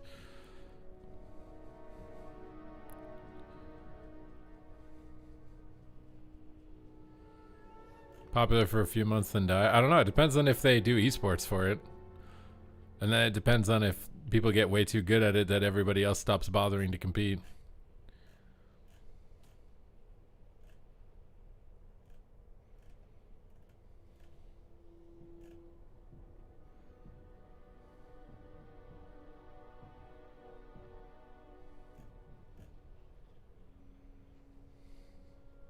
What's Arc Raiders? I don't know what that is.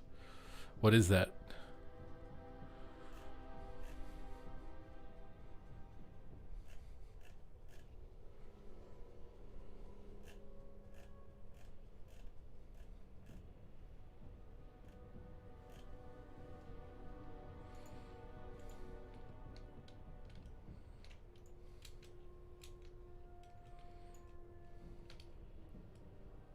I also want to make my health bars bigger. Is there a way to do that? Nameplates. Bigger. Oh, cast bar, spell name, rarity, style, default, block. It also doesn't have DRs on it. I thought they were going to put DRs on the health bar.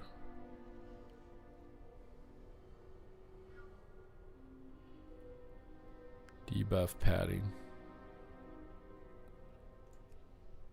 Oh. Can I make the debuffs bigger?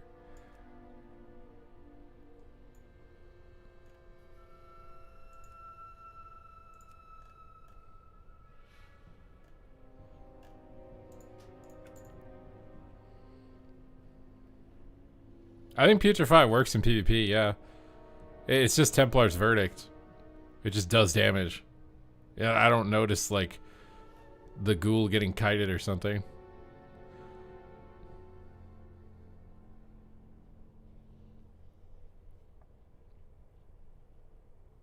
You got back from a 6-month tour with the Navy. Well, it's good to see you back safe and sound. What is new with WoW? You missed a lot. You missed a lot. How is Demon Hunter compared to Shaman? I have not gotten to play those yet. I want to do a lot more Midnight now that it's max level. So like today I spend a lot of time on DK and Warrior. I do want to do Enhance as well at max level. I feel like DK feels solid all around though. For like the whole game. PvP, dungeons, whatever, questing, like I think it's decently well rounded. It's got some new animations, although some of them are pretty minor. I think it's also that I'm unfamiliar with the class, so I'm like looking at my action bar a lot, which means I can't like pay attention to the debuffs as much. All right, let's try this, dude. Alright. The first max level duel. See if he accepts.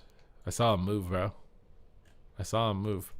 We've switched our talents up a bit here so it can be a bit beefier against a warrior. See if it works out for us.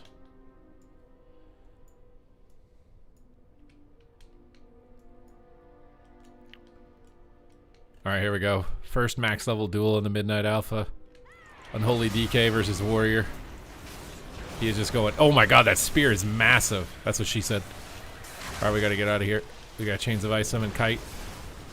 Got big ghoulish ghouly gobbies. Okay, I gotta use Death Strike a little bit here, I think. Death Strike him. Ghoul explosions. Ghoul explosions. Okay. My gargoyle's... No, I'm playing Soul Reaper for executes. So let's pop this. Oh my god, I'm dying. Death Strike on him. My Putrefy will explode it. Can I cut through his soul, his self-healing? I gotta get my pets out of fears. My stun keybind, I'm forgetting it. Ghoul explosion. Chains of Ice. Mount up. Bait him out with this. Teleport. I must get closer. He jumps back. Blind his cooldowns. Chains of Ice him. Putrefy him. I'm out of range. Bro, his shields are massive. How am I gonna break these? Cuffs. Just stay out of range. Oh, I'm dead, I'm dead, I'm dead, I'm dead, I'm dead, I'm dead, I'm done, I'm done, I'm done, I'm done. Patent power. Death Strike. AMS. Against a warrior kick. Chains of Ice. Oh, demolish. Oh. Too far away. Death Strike. It's doing nothing, dude. He heals so much. I must get He heals so much. Soul Reaper on him. Death Strike. Oh my god, dude. We just cannot finish him, dude. I'm a lot tankier with this build, but I can't finish him. Dude, look at that toxicity, bro. Look at that toxicity. Did I just lock port? It's because I'm a Void Elf.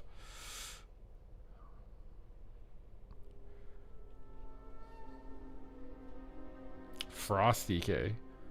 Report. Reported. Alpha access revoked.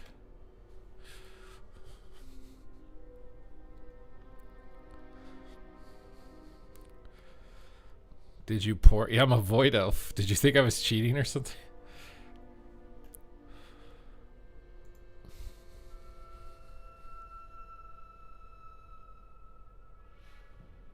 Lag is what you thought? Okay, so Soul Reaper, how hard did Soul Reaper hit you? Do you have combat log for that? Because I tried going an execute build to see if I could push your health over, but it's just I can't. Your healing's too high when you get low health.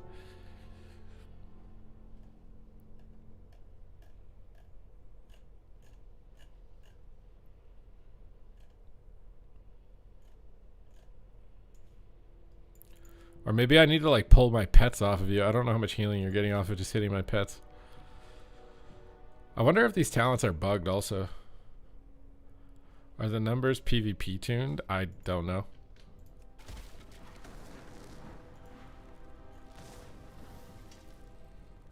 We're cooking food over a frying pan. Alright, we go again.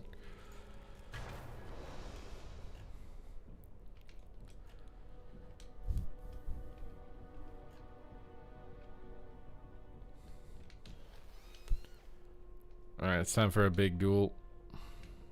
No time for games.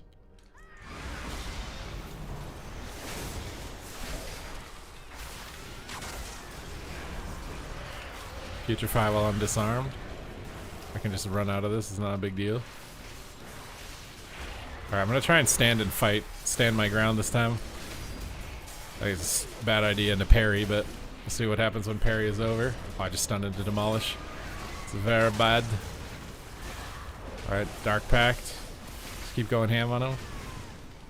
Can I break these cuffs, bro? Oh my god, he blades from my blind. We're dead. I mean, I think I'll be dead anyways, but... Oh. Death Strikes don't do anything. And he's just passively out healing me while I'm Death Striking. Oh my... Dude. How'd you run out of spear? It's because Death Charge makes you immune to knockbacks and stuff like that. The damage meters haven't worked the whole time. I don't know what's going on with the damage meters. The damage meters are scuffed. They are very scuffed. Okay, I think I'm gonna play some solo shuffle now. We did a lot of testing here. And by a lot of testing, I mean like an hour of testing.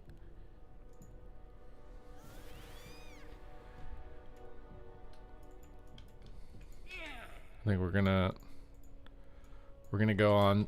We're gonna move on. I'm kind of brain fried from alpha. I think DK is decent. Obviously, like nothing is tuned. We don't have PvP gear. Even still, with everything just being randomized, the duel is still kind of fun. I just think his healing is too passive for how strong it is. Too passive. Let's go hop over. Oh no, what did I do? Alright, we got that out. Let's get on over here. Get up, get up, get up, and get down. Oh my god, I gotta get a game update. Sorry, cannot update while the Midnight Alpha is running. What? Why do I have a game update?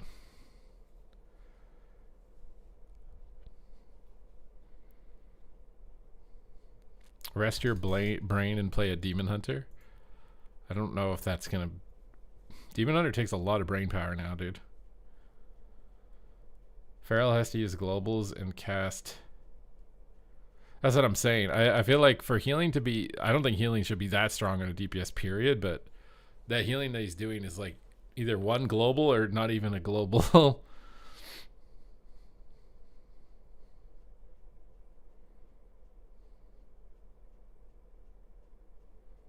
Is Vivica still here? I think she wanted me to do Holy Paladin on the alpha. I think we have to wait until she's here next time. I don't think she's here still. Oh, okay. My game is updating. Apparently, I shouldn't have logged out because I did not know that there was an update that needed to go through. But that's what we're waiting on right now. So I apologize for the delay that we are currently experiencing. But this is what is happening, and we will do what we can. Okay, it's done. Let's go back to the 2-hour ranting while sitting at the talent screen. You like the ranting? I'm here for your shiny head. Well, it's pretty shiny right now with the screen being blank like that. Gotta change the game capture device. I don't know if I'm going to change the title or anything. Too lazy. What should we play? Do we want to... I kind of want to do some Marks Hunter. You guys down for some Marks Hunter?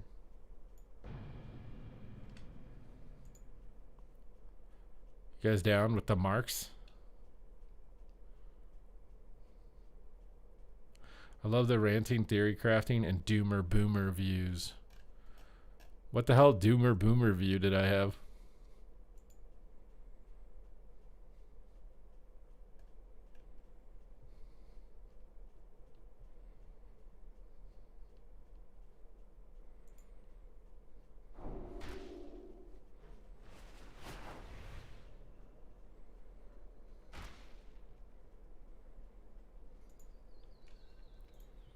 Survival.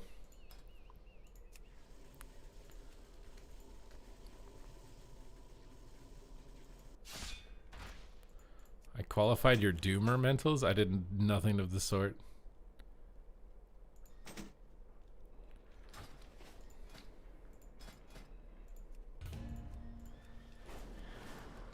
Alright. I hope the beta is soon. I would think it's going to be after this. I mean, I assume this alpha phase 5 thing is the last alpha thing, and then it'll be beta. I don't know if it'll be open beta. I think they might do like the if you pre-order thingy. I don't know at what point in the beta they do that, or if it'll be right away.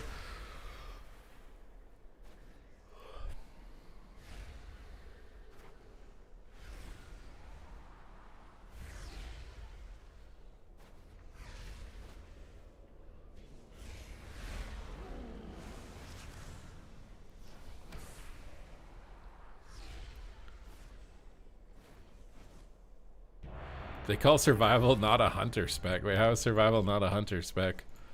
What? How does that make sense?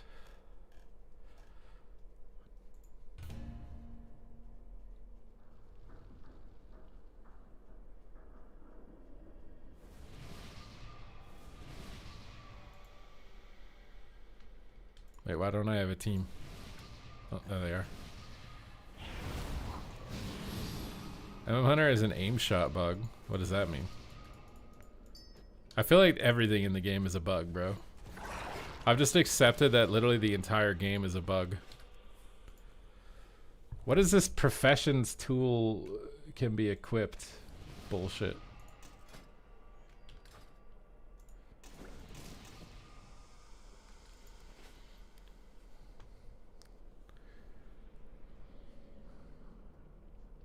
I mean, I'm kind of pushing Glad with Rekatron right now whenever he asks. I would play with Rio too if he had a healer.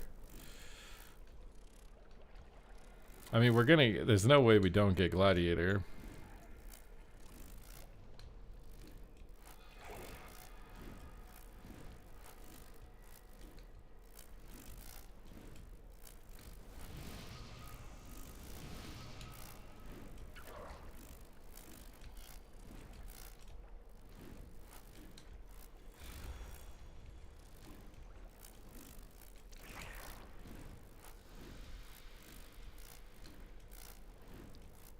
You don't like Rekatron? He has his moments, you know.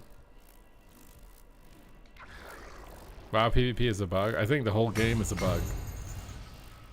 It's like that Homer Simpson meme where like he's like got all of his loose skin tied behind his back so his front looks really clean, but it's just all tied up with like elastic bands and staples. Where we harvest precious materials. Your task is to secure as many of them as possible before Ruffius does the same. Focus your attention on escorting the minecarts and on seizing the crystal in the center of the mine. Failure. PK, they were the 6 months.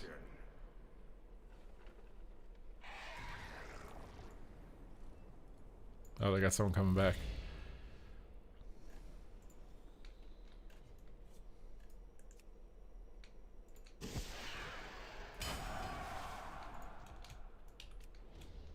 Little Swolio over here.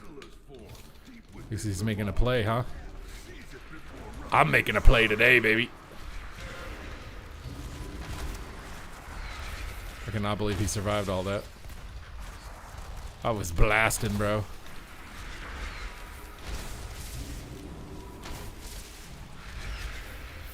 I'm swapping.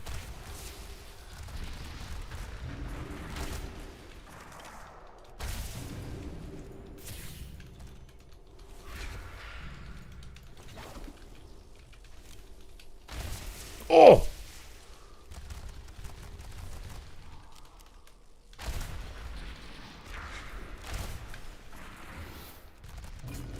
Bro, I'm gonna miss like this marksmanship hunter damage next expansion if they prune all the one shots.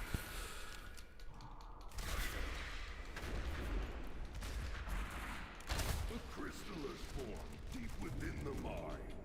Seize it before Ruffius dies.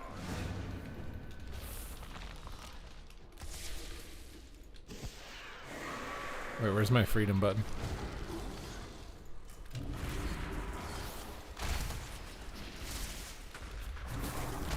My god, he lived because he faded that.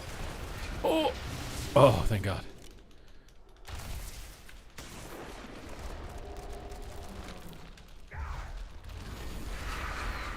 Big damage.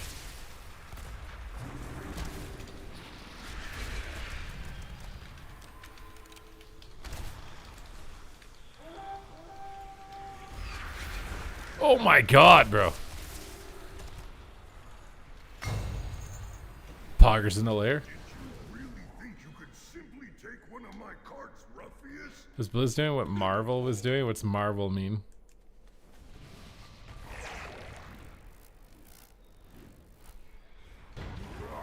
Ruffius's lackeys have loaded up a cart. Take control of it and siphon its contents.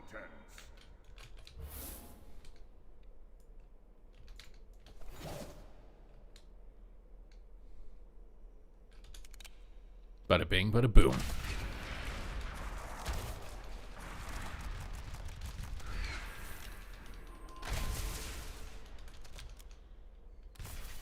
A crystal is formed deep within the mine. Seize it before Ruffius does.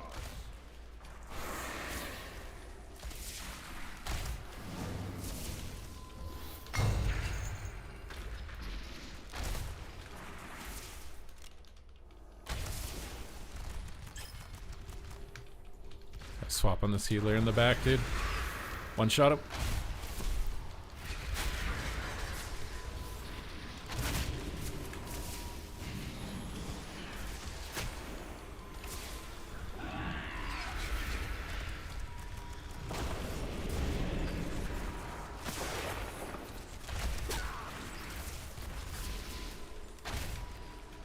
We're just pumping, bro.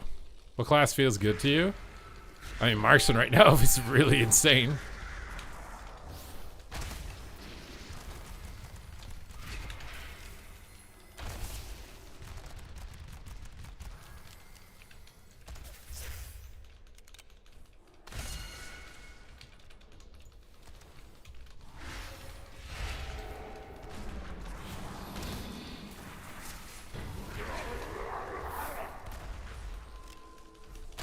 Oh!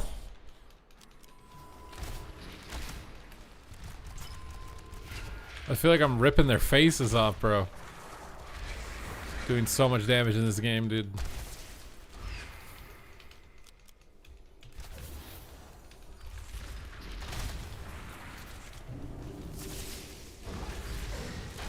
Oof!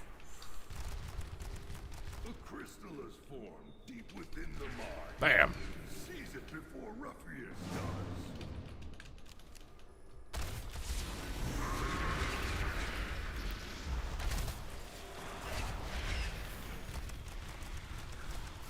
Oh my god, bro.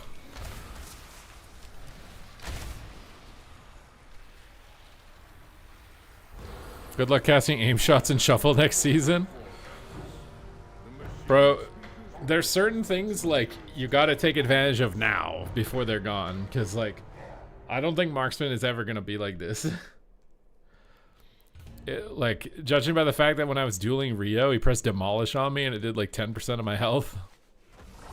I don't think damage is gonna be like this ever again. At least not for Midnight. It might eventually scale out of control again, but who knows? You are trash at PvE. What does that mean? How am I trash at it?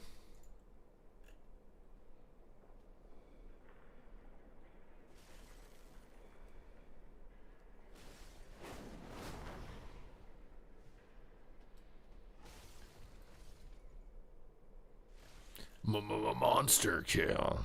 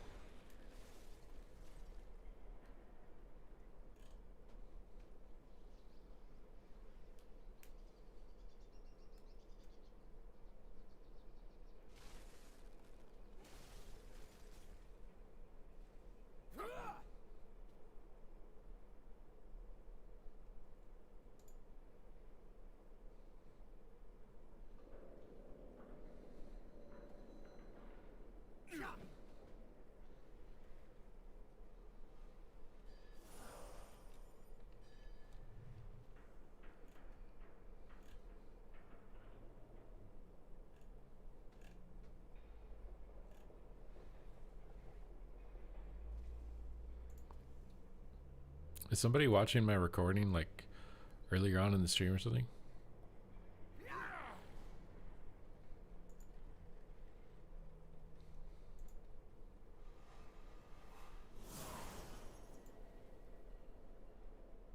I made a fruit bowl. Why did you make a fruit bowl?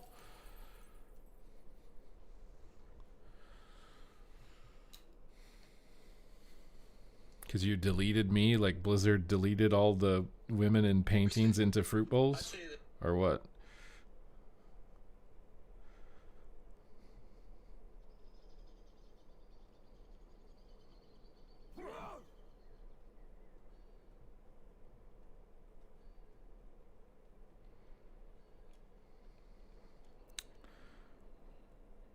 Bots and solo. What did I eat today? That's what I was actually just looking at in my phone.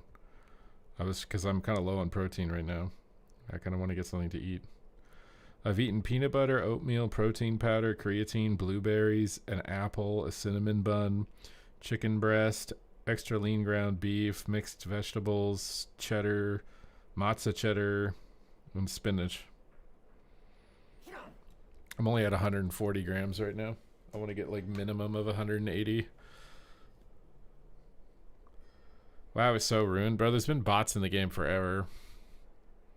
I think there are bots literally in every game. People cheat and whatever in every game.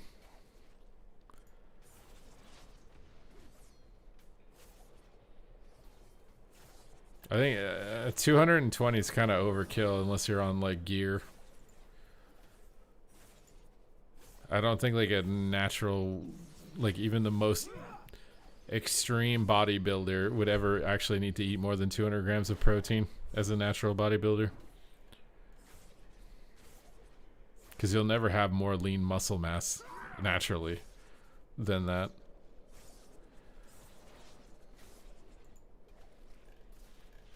Except maybe like one dude who's an extreme outlier or something.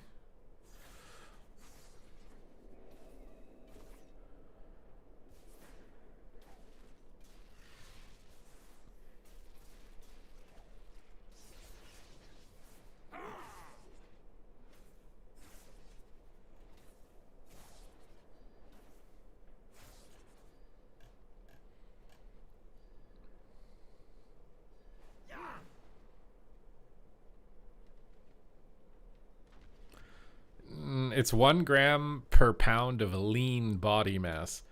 If you're 240 pounds and you're fat, you don't have 240 pounds of lean body mass. You probably have like 160.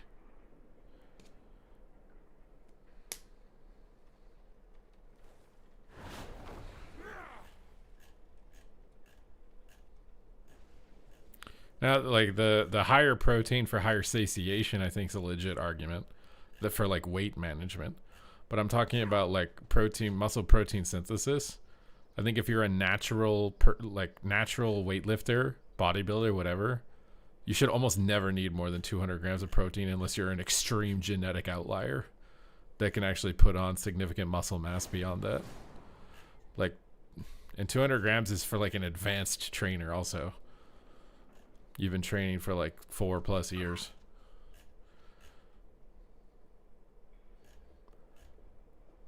I think protein's a little bit overhyped for like muscle protein synthesis. It's a good weight management tool because it's satiating, burns more calories, but I just never see a world where you really, as a natural weight lifter, need to eat more than 200 grams.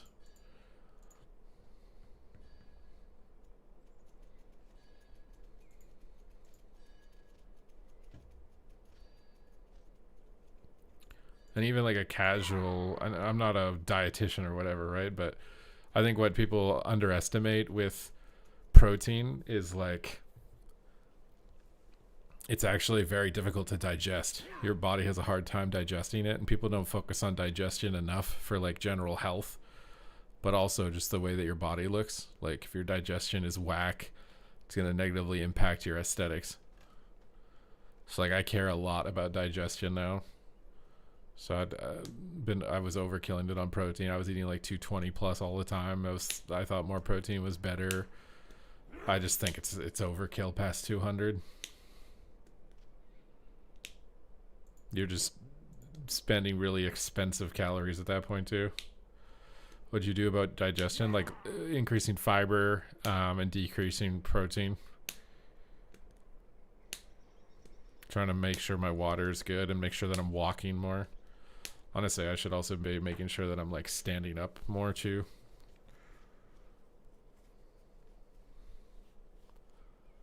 Taking magnesium.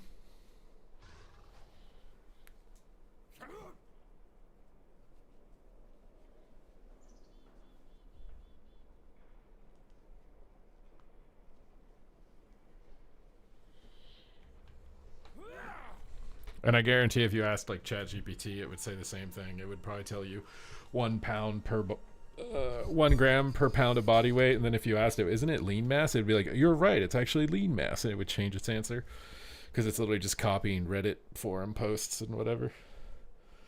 How do you get your fiber intake? I mean, mostly just from vegetables, blueberries, fruits, oats.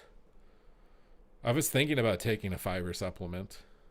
I don't have one right now, but I was thinking about it.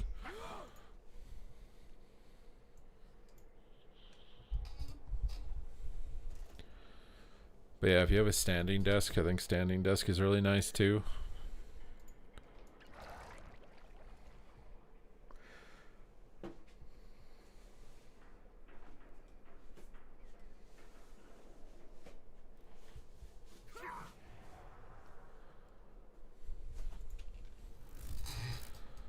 Alright. Well, Marksman Hunter's really fun if you just want to turn your brain off, guys. If you want something that's just going to let you turn your brain off, you need to play a Marksman Hunter.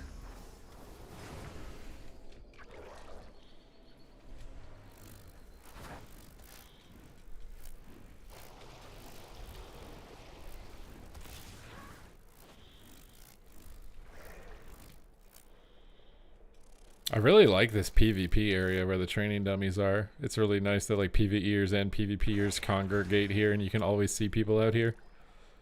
I think this is like a really nice kind of hub zone.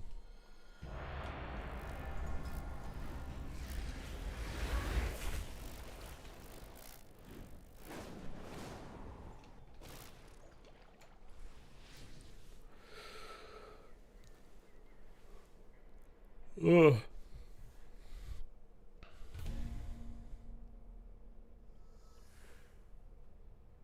This guy's name is Smelly Stinky.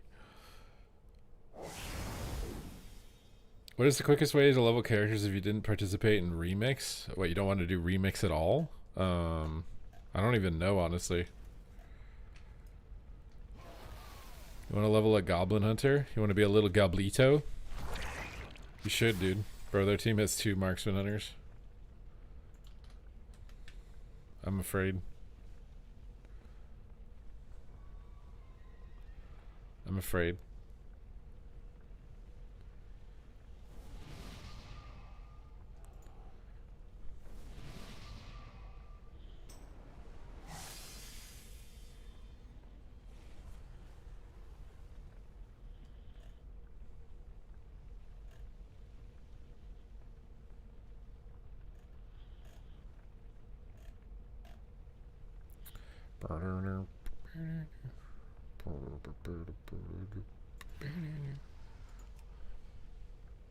You are going down 1v1 me in mid. Wait, what rating is this?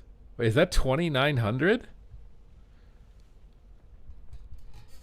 Why am I 2900? Bro, I just want to aim shot people and vibe. Bro, that last game I played was not a 2900 game. There's no way. How hard is it to get Legionnaire? I don't even know what Legionnaire means. What does that mean? Is it like 1800 or something?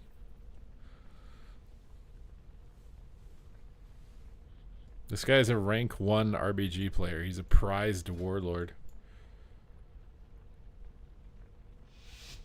Do you think he cheated? He also does Mythic Plus. I think it's a Mythic Plus mount, isn't it? Or maybe it's not. Maybe it's just a Shaman mount.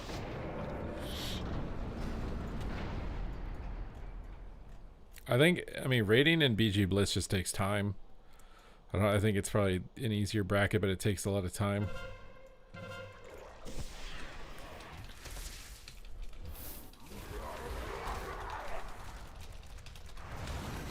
Ain't no way he just re-stealth again, dude.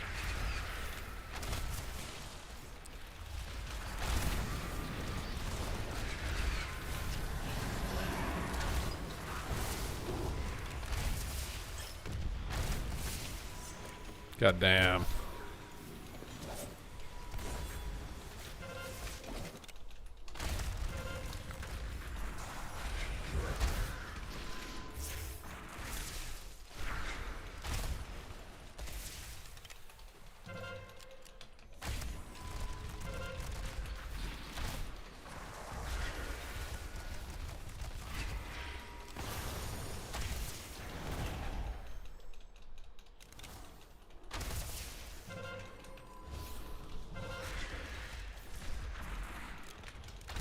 Okay. They're all wiped up. Wiped up like my poop out of my butt.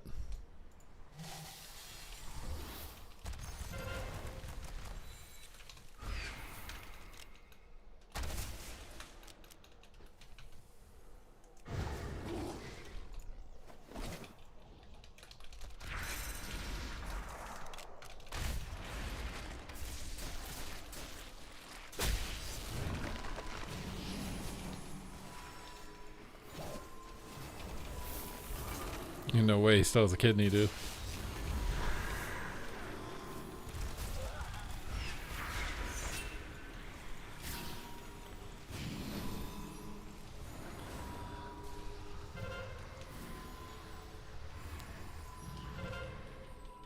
You legit said you never wipe your butt. Wait, why did you remember that I said that?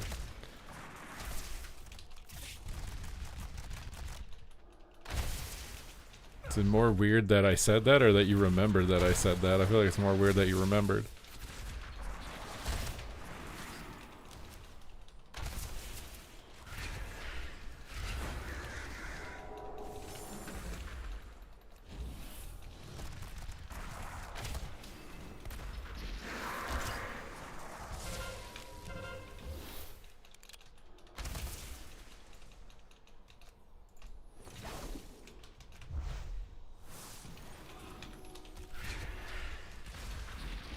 I'm more disturbed that you don't wipe. I mean, what's the point in wiping, bro? It just moves it around. It doesn't actually remove it.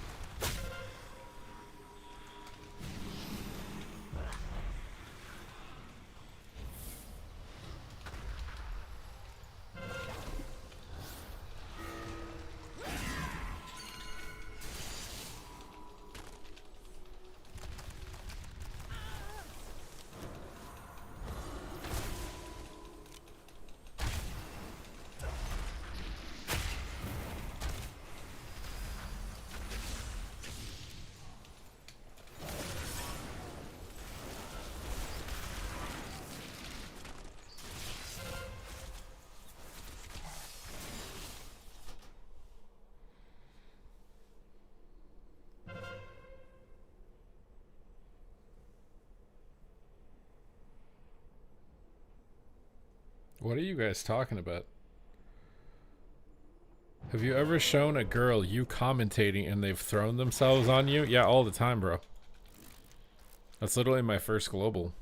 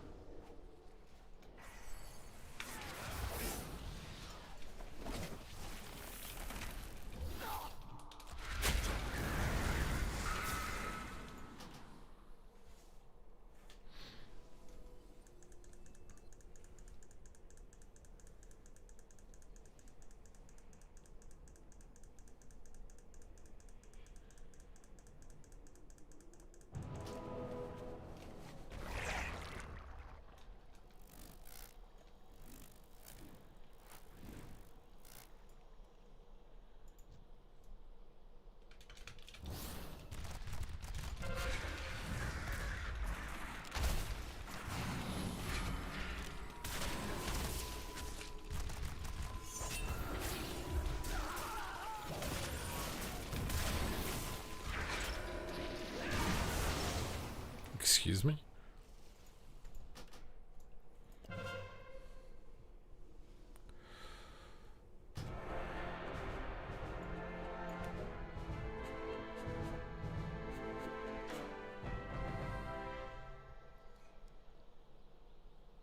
Excuse me? Excuse me?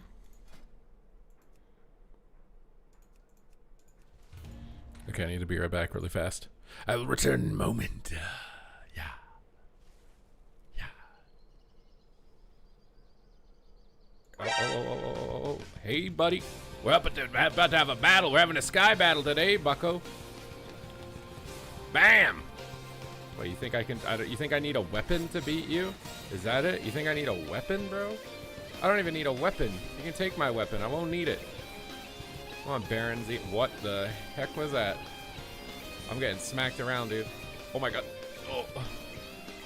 Maybe I picked a fight with the wrong guy, dude. This is stressful.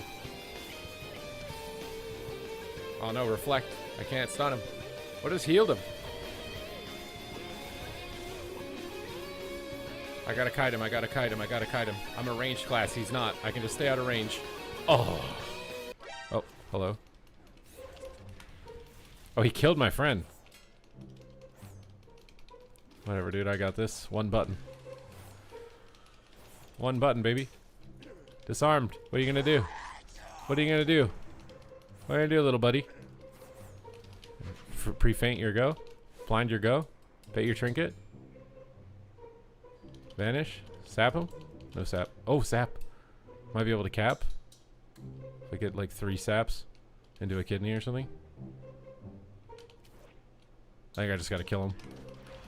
Let's just kill him. Oh no, the Warlock Cloak is coil. Big damage with one button, baby! Oh my god, bro. I'm about to 1v2 with the one button. Are we about to 1v2? I need to pick up that cooldown reduction. YOLO bomb on the fear so I can cooldown reset my bomb. And then step back and blades on him. Thistle T and dance and go hammies. 1v2? 1v2 with one button? 1v2? 1v2? 1v2? 1v2? Oh my god. I think I'm getting it. I think I'm getting it. We got it, dude. This guy wants to duel me. Do you even know what you're challenging me to? Do you understand the mistake you've made? The error of your ways? Round 1. Fight! Oh, he's a rep hound. I thought he was a warrior. Whatever, bloodlust. You think I won't cheat? Gul'dan cheats. Big rapid fire, baby. Oh, you're about to get caught in a binding shot. Pew pew! Pre-wall the Hodge. You're not gonna come at me? Huh? You're not gonna come at me? You're not gonna come at me? You're lay on handsing, bro. You're scared. You're scared. Try to get that. Feign death. Feign death on the war stomp. Knock him back. Blast him in the booty cheeks. Big volley down. Rapid fire. On the wall. Silence him up. He's gonna have to bubble. He's gonna have to bubble. It's time to bubble, bro. You're getting kicked on cast, bro. You can't bubble. I got the bubble. I turret the bubble. You get to attack in your bubble, but I can't attack in my bubble? Blizzard, where's the equality here? This is not equality. Trap him up. Get some distance. Oh my god.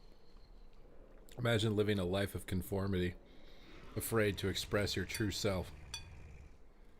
We have such limited time on this planet.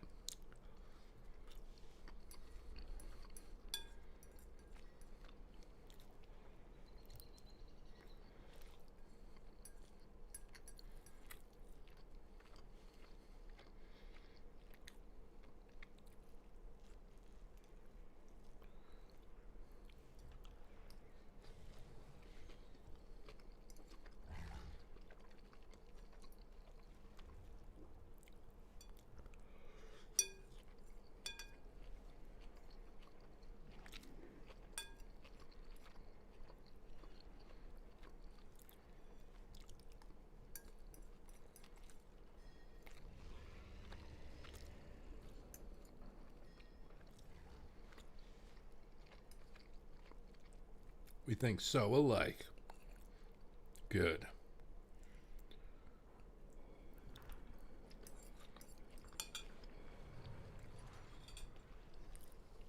That means I'm building the correct type of community here.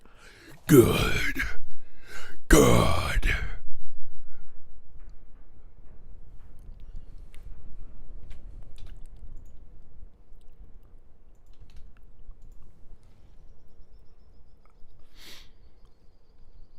Oof. I would like a game though.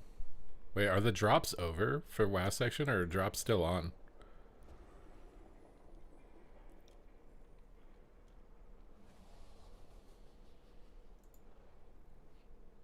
Where is the drops window over? Do I just have drops in my title for no reason?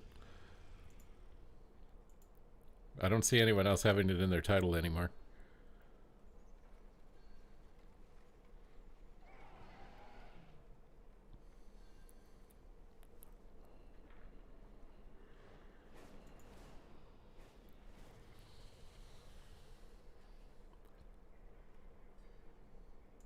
Wait, are drops actually over?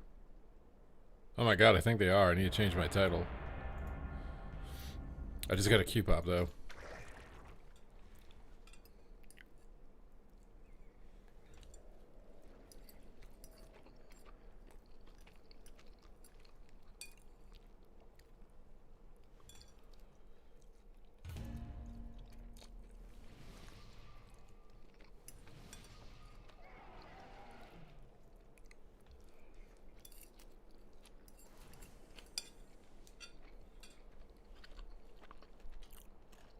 Multiple hunters. Whatever will we do?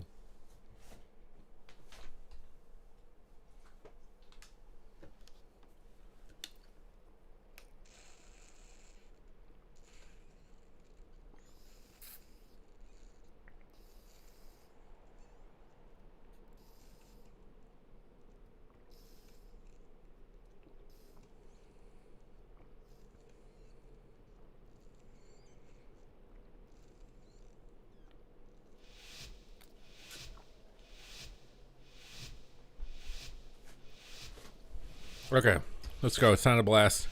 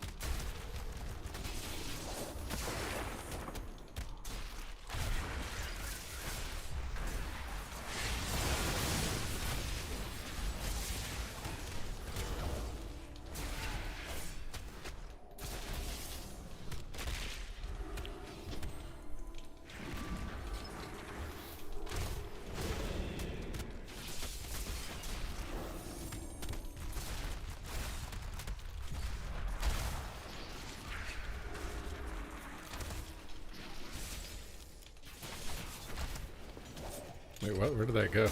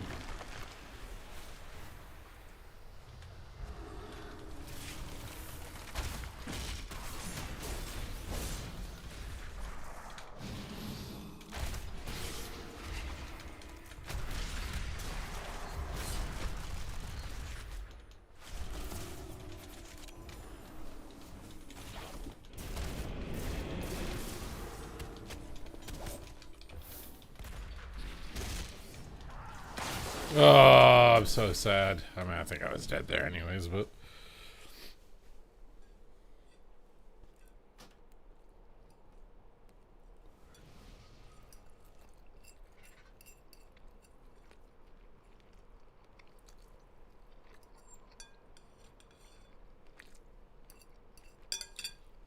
Night's going good. We got a good alpha test on Death Knight. I feel like I learned a lot about Death Knight. Having fun blasting people on marks now. Got a good leg day in. Got some YouTube shorts done. I got content planned for YouTube tomorrow, and maybe hopefully there'll be class changes on top of that.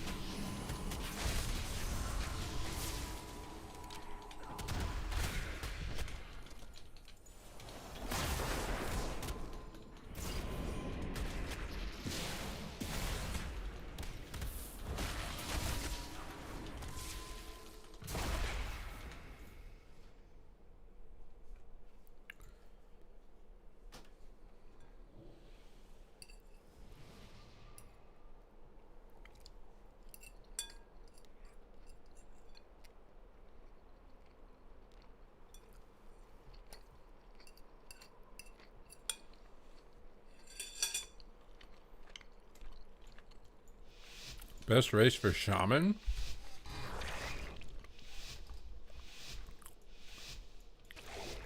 Probably like Orc or Dark Iron.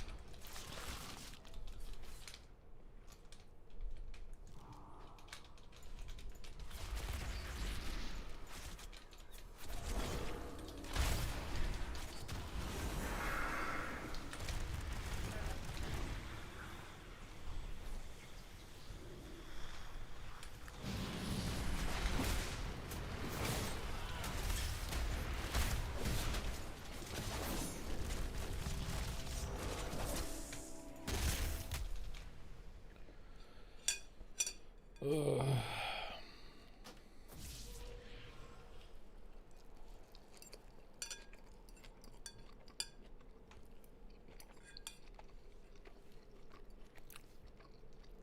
Oh, the demon hunter wants to type shit.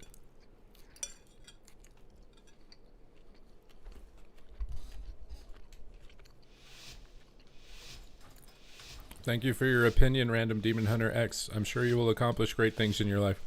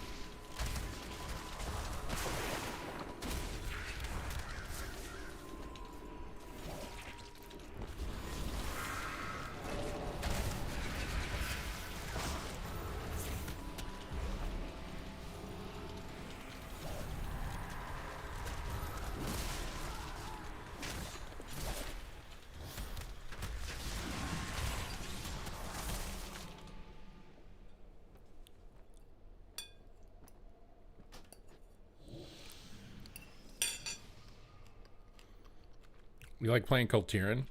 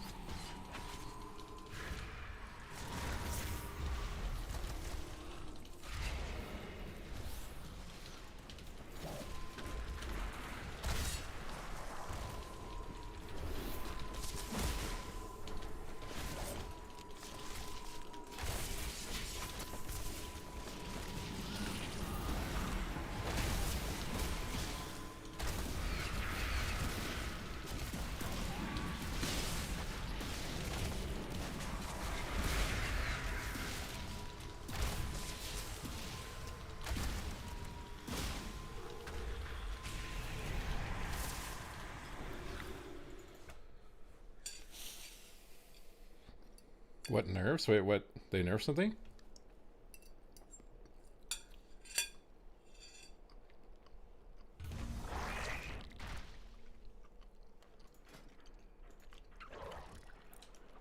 I mean, Fury Warrior is really hard to play into, and the Demon Hunter can only tunnel vision one target, so it's very hard.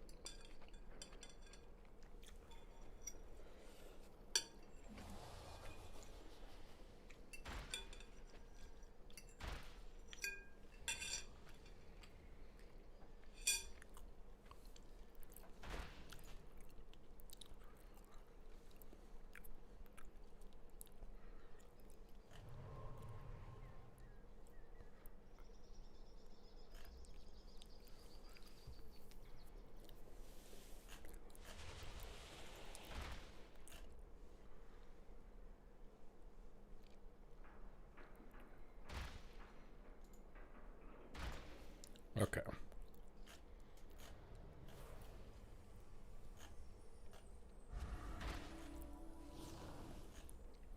You like the ASMR?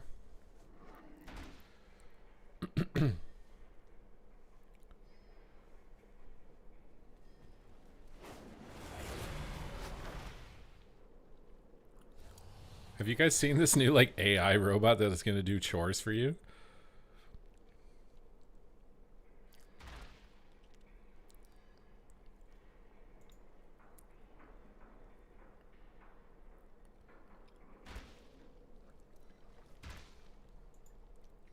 Wait, is it a dude? I've been constantly thinking like maybe this whole AI thing is literally smoke and mirrors. It's not even real.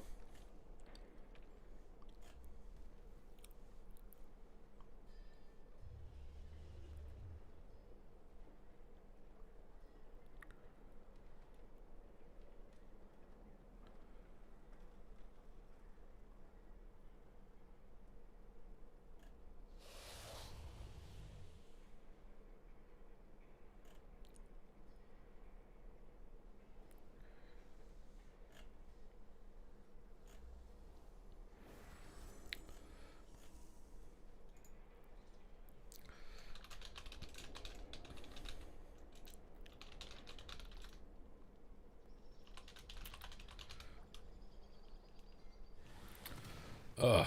Okay, what are we gonna do now, guys? Honestly thinking about calling it. I'm thinking about calling it. Calling it.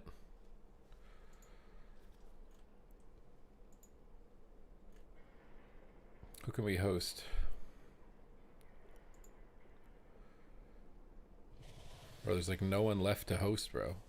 Wow, PvP is in shambles.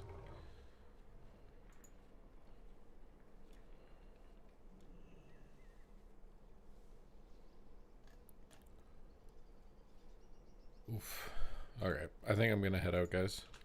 Appreciate you guys hanging out with me for the ranting and the raving and the testing and the misbehaving. Thank you guys very much for the support as always and chilling. I will see you next time. This will be an Unholy DK video coming out tomorrow. Yes. And until next time, adios amigos.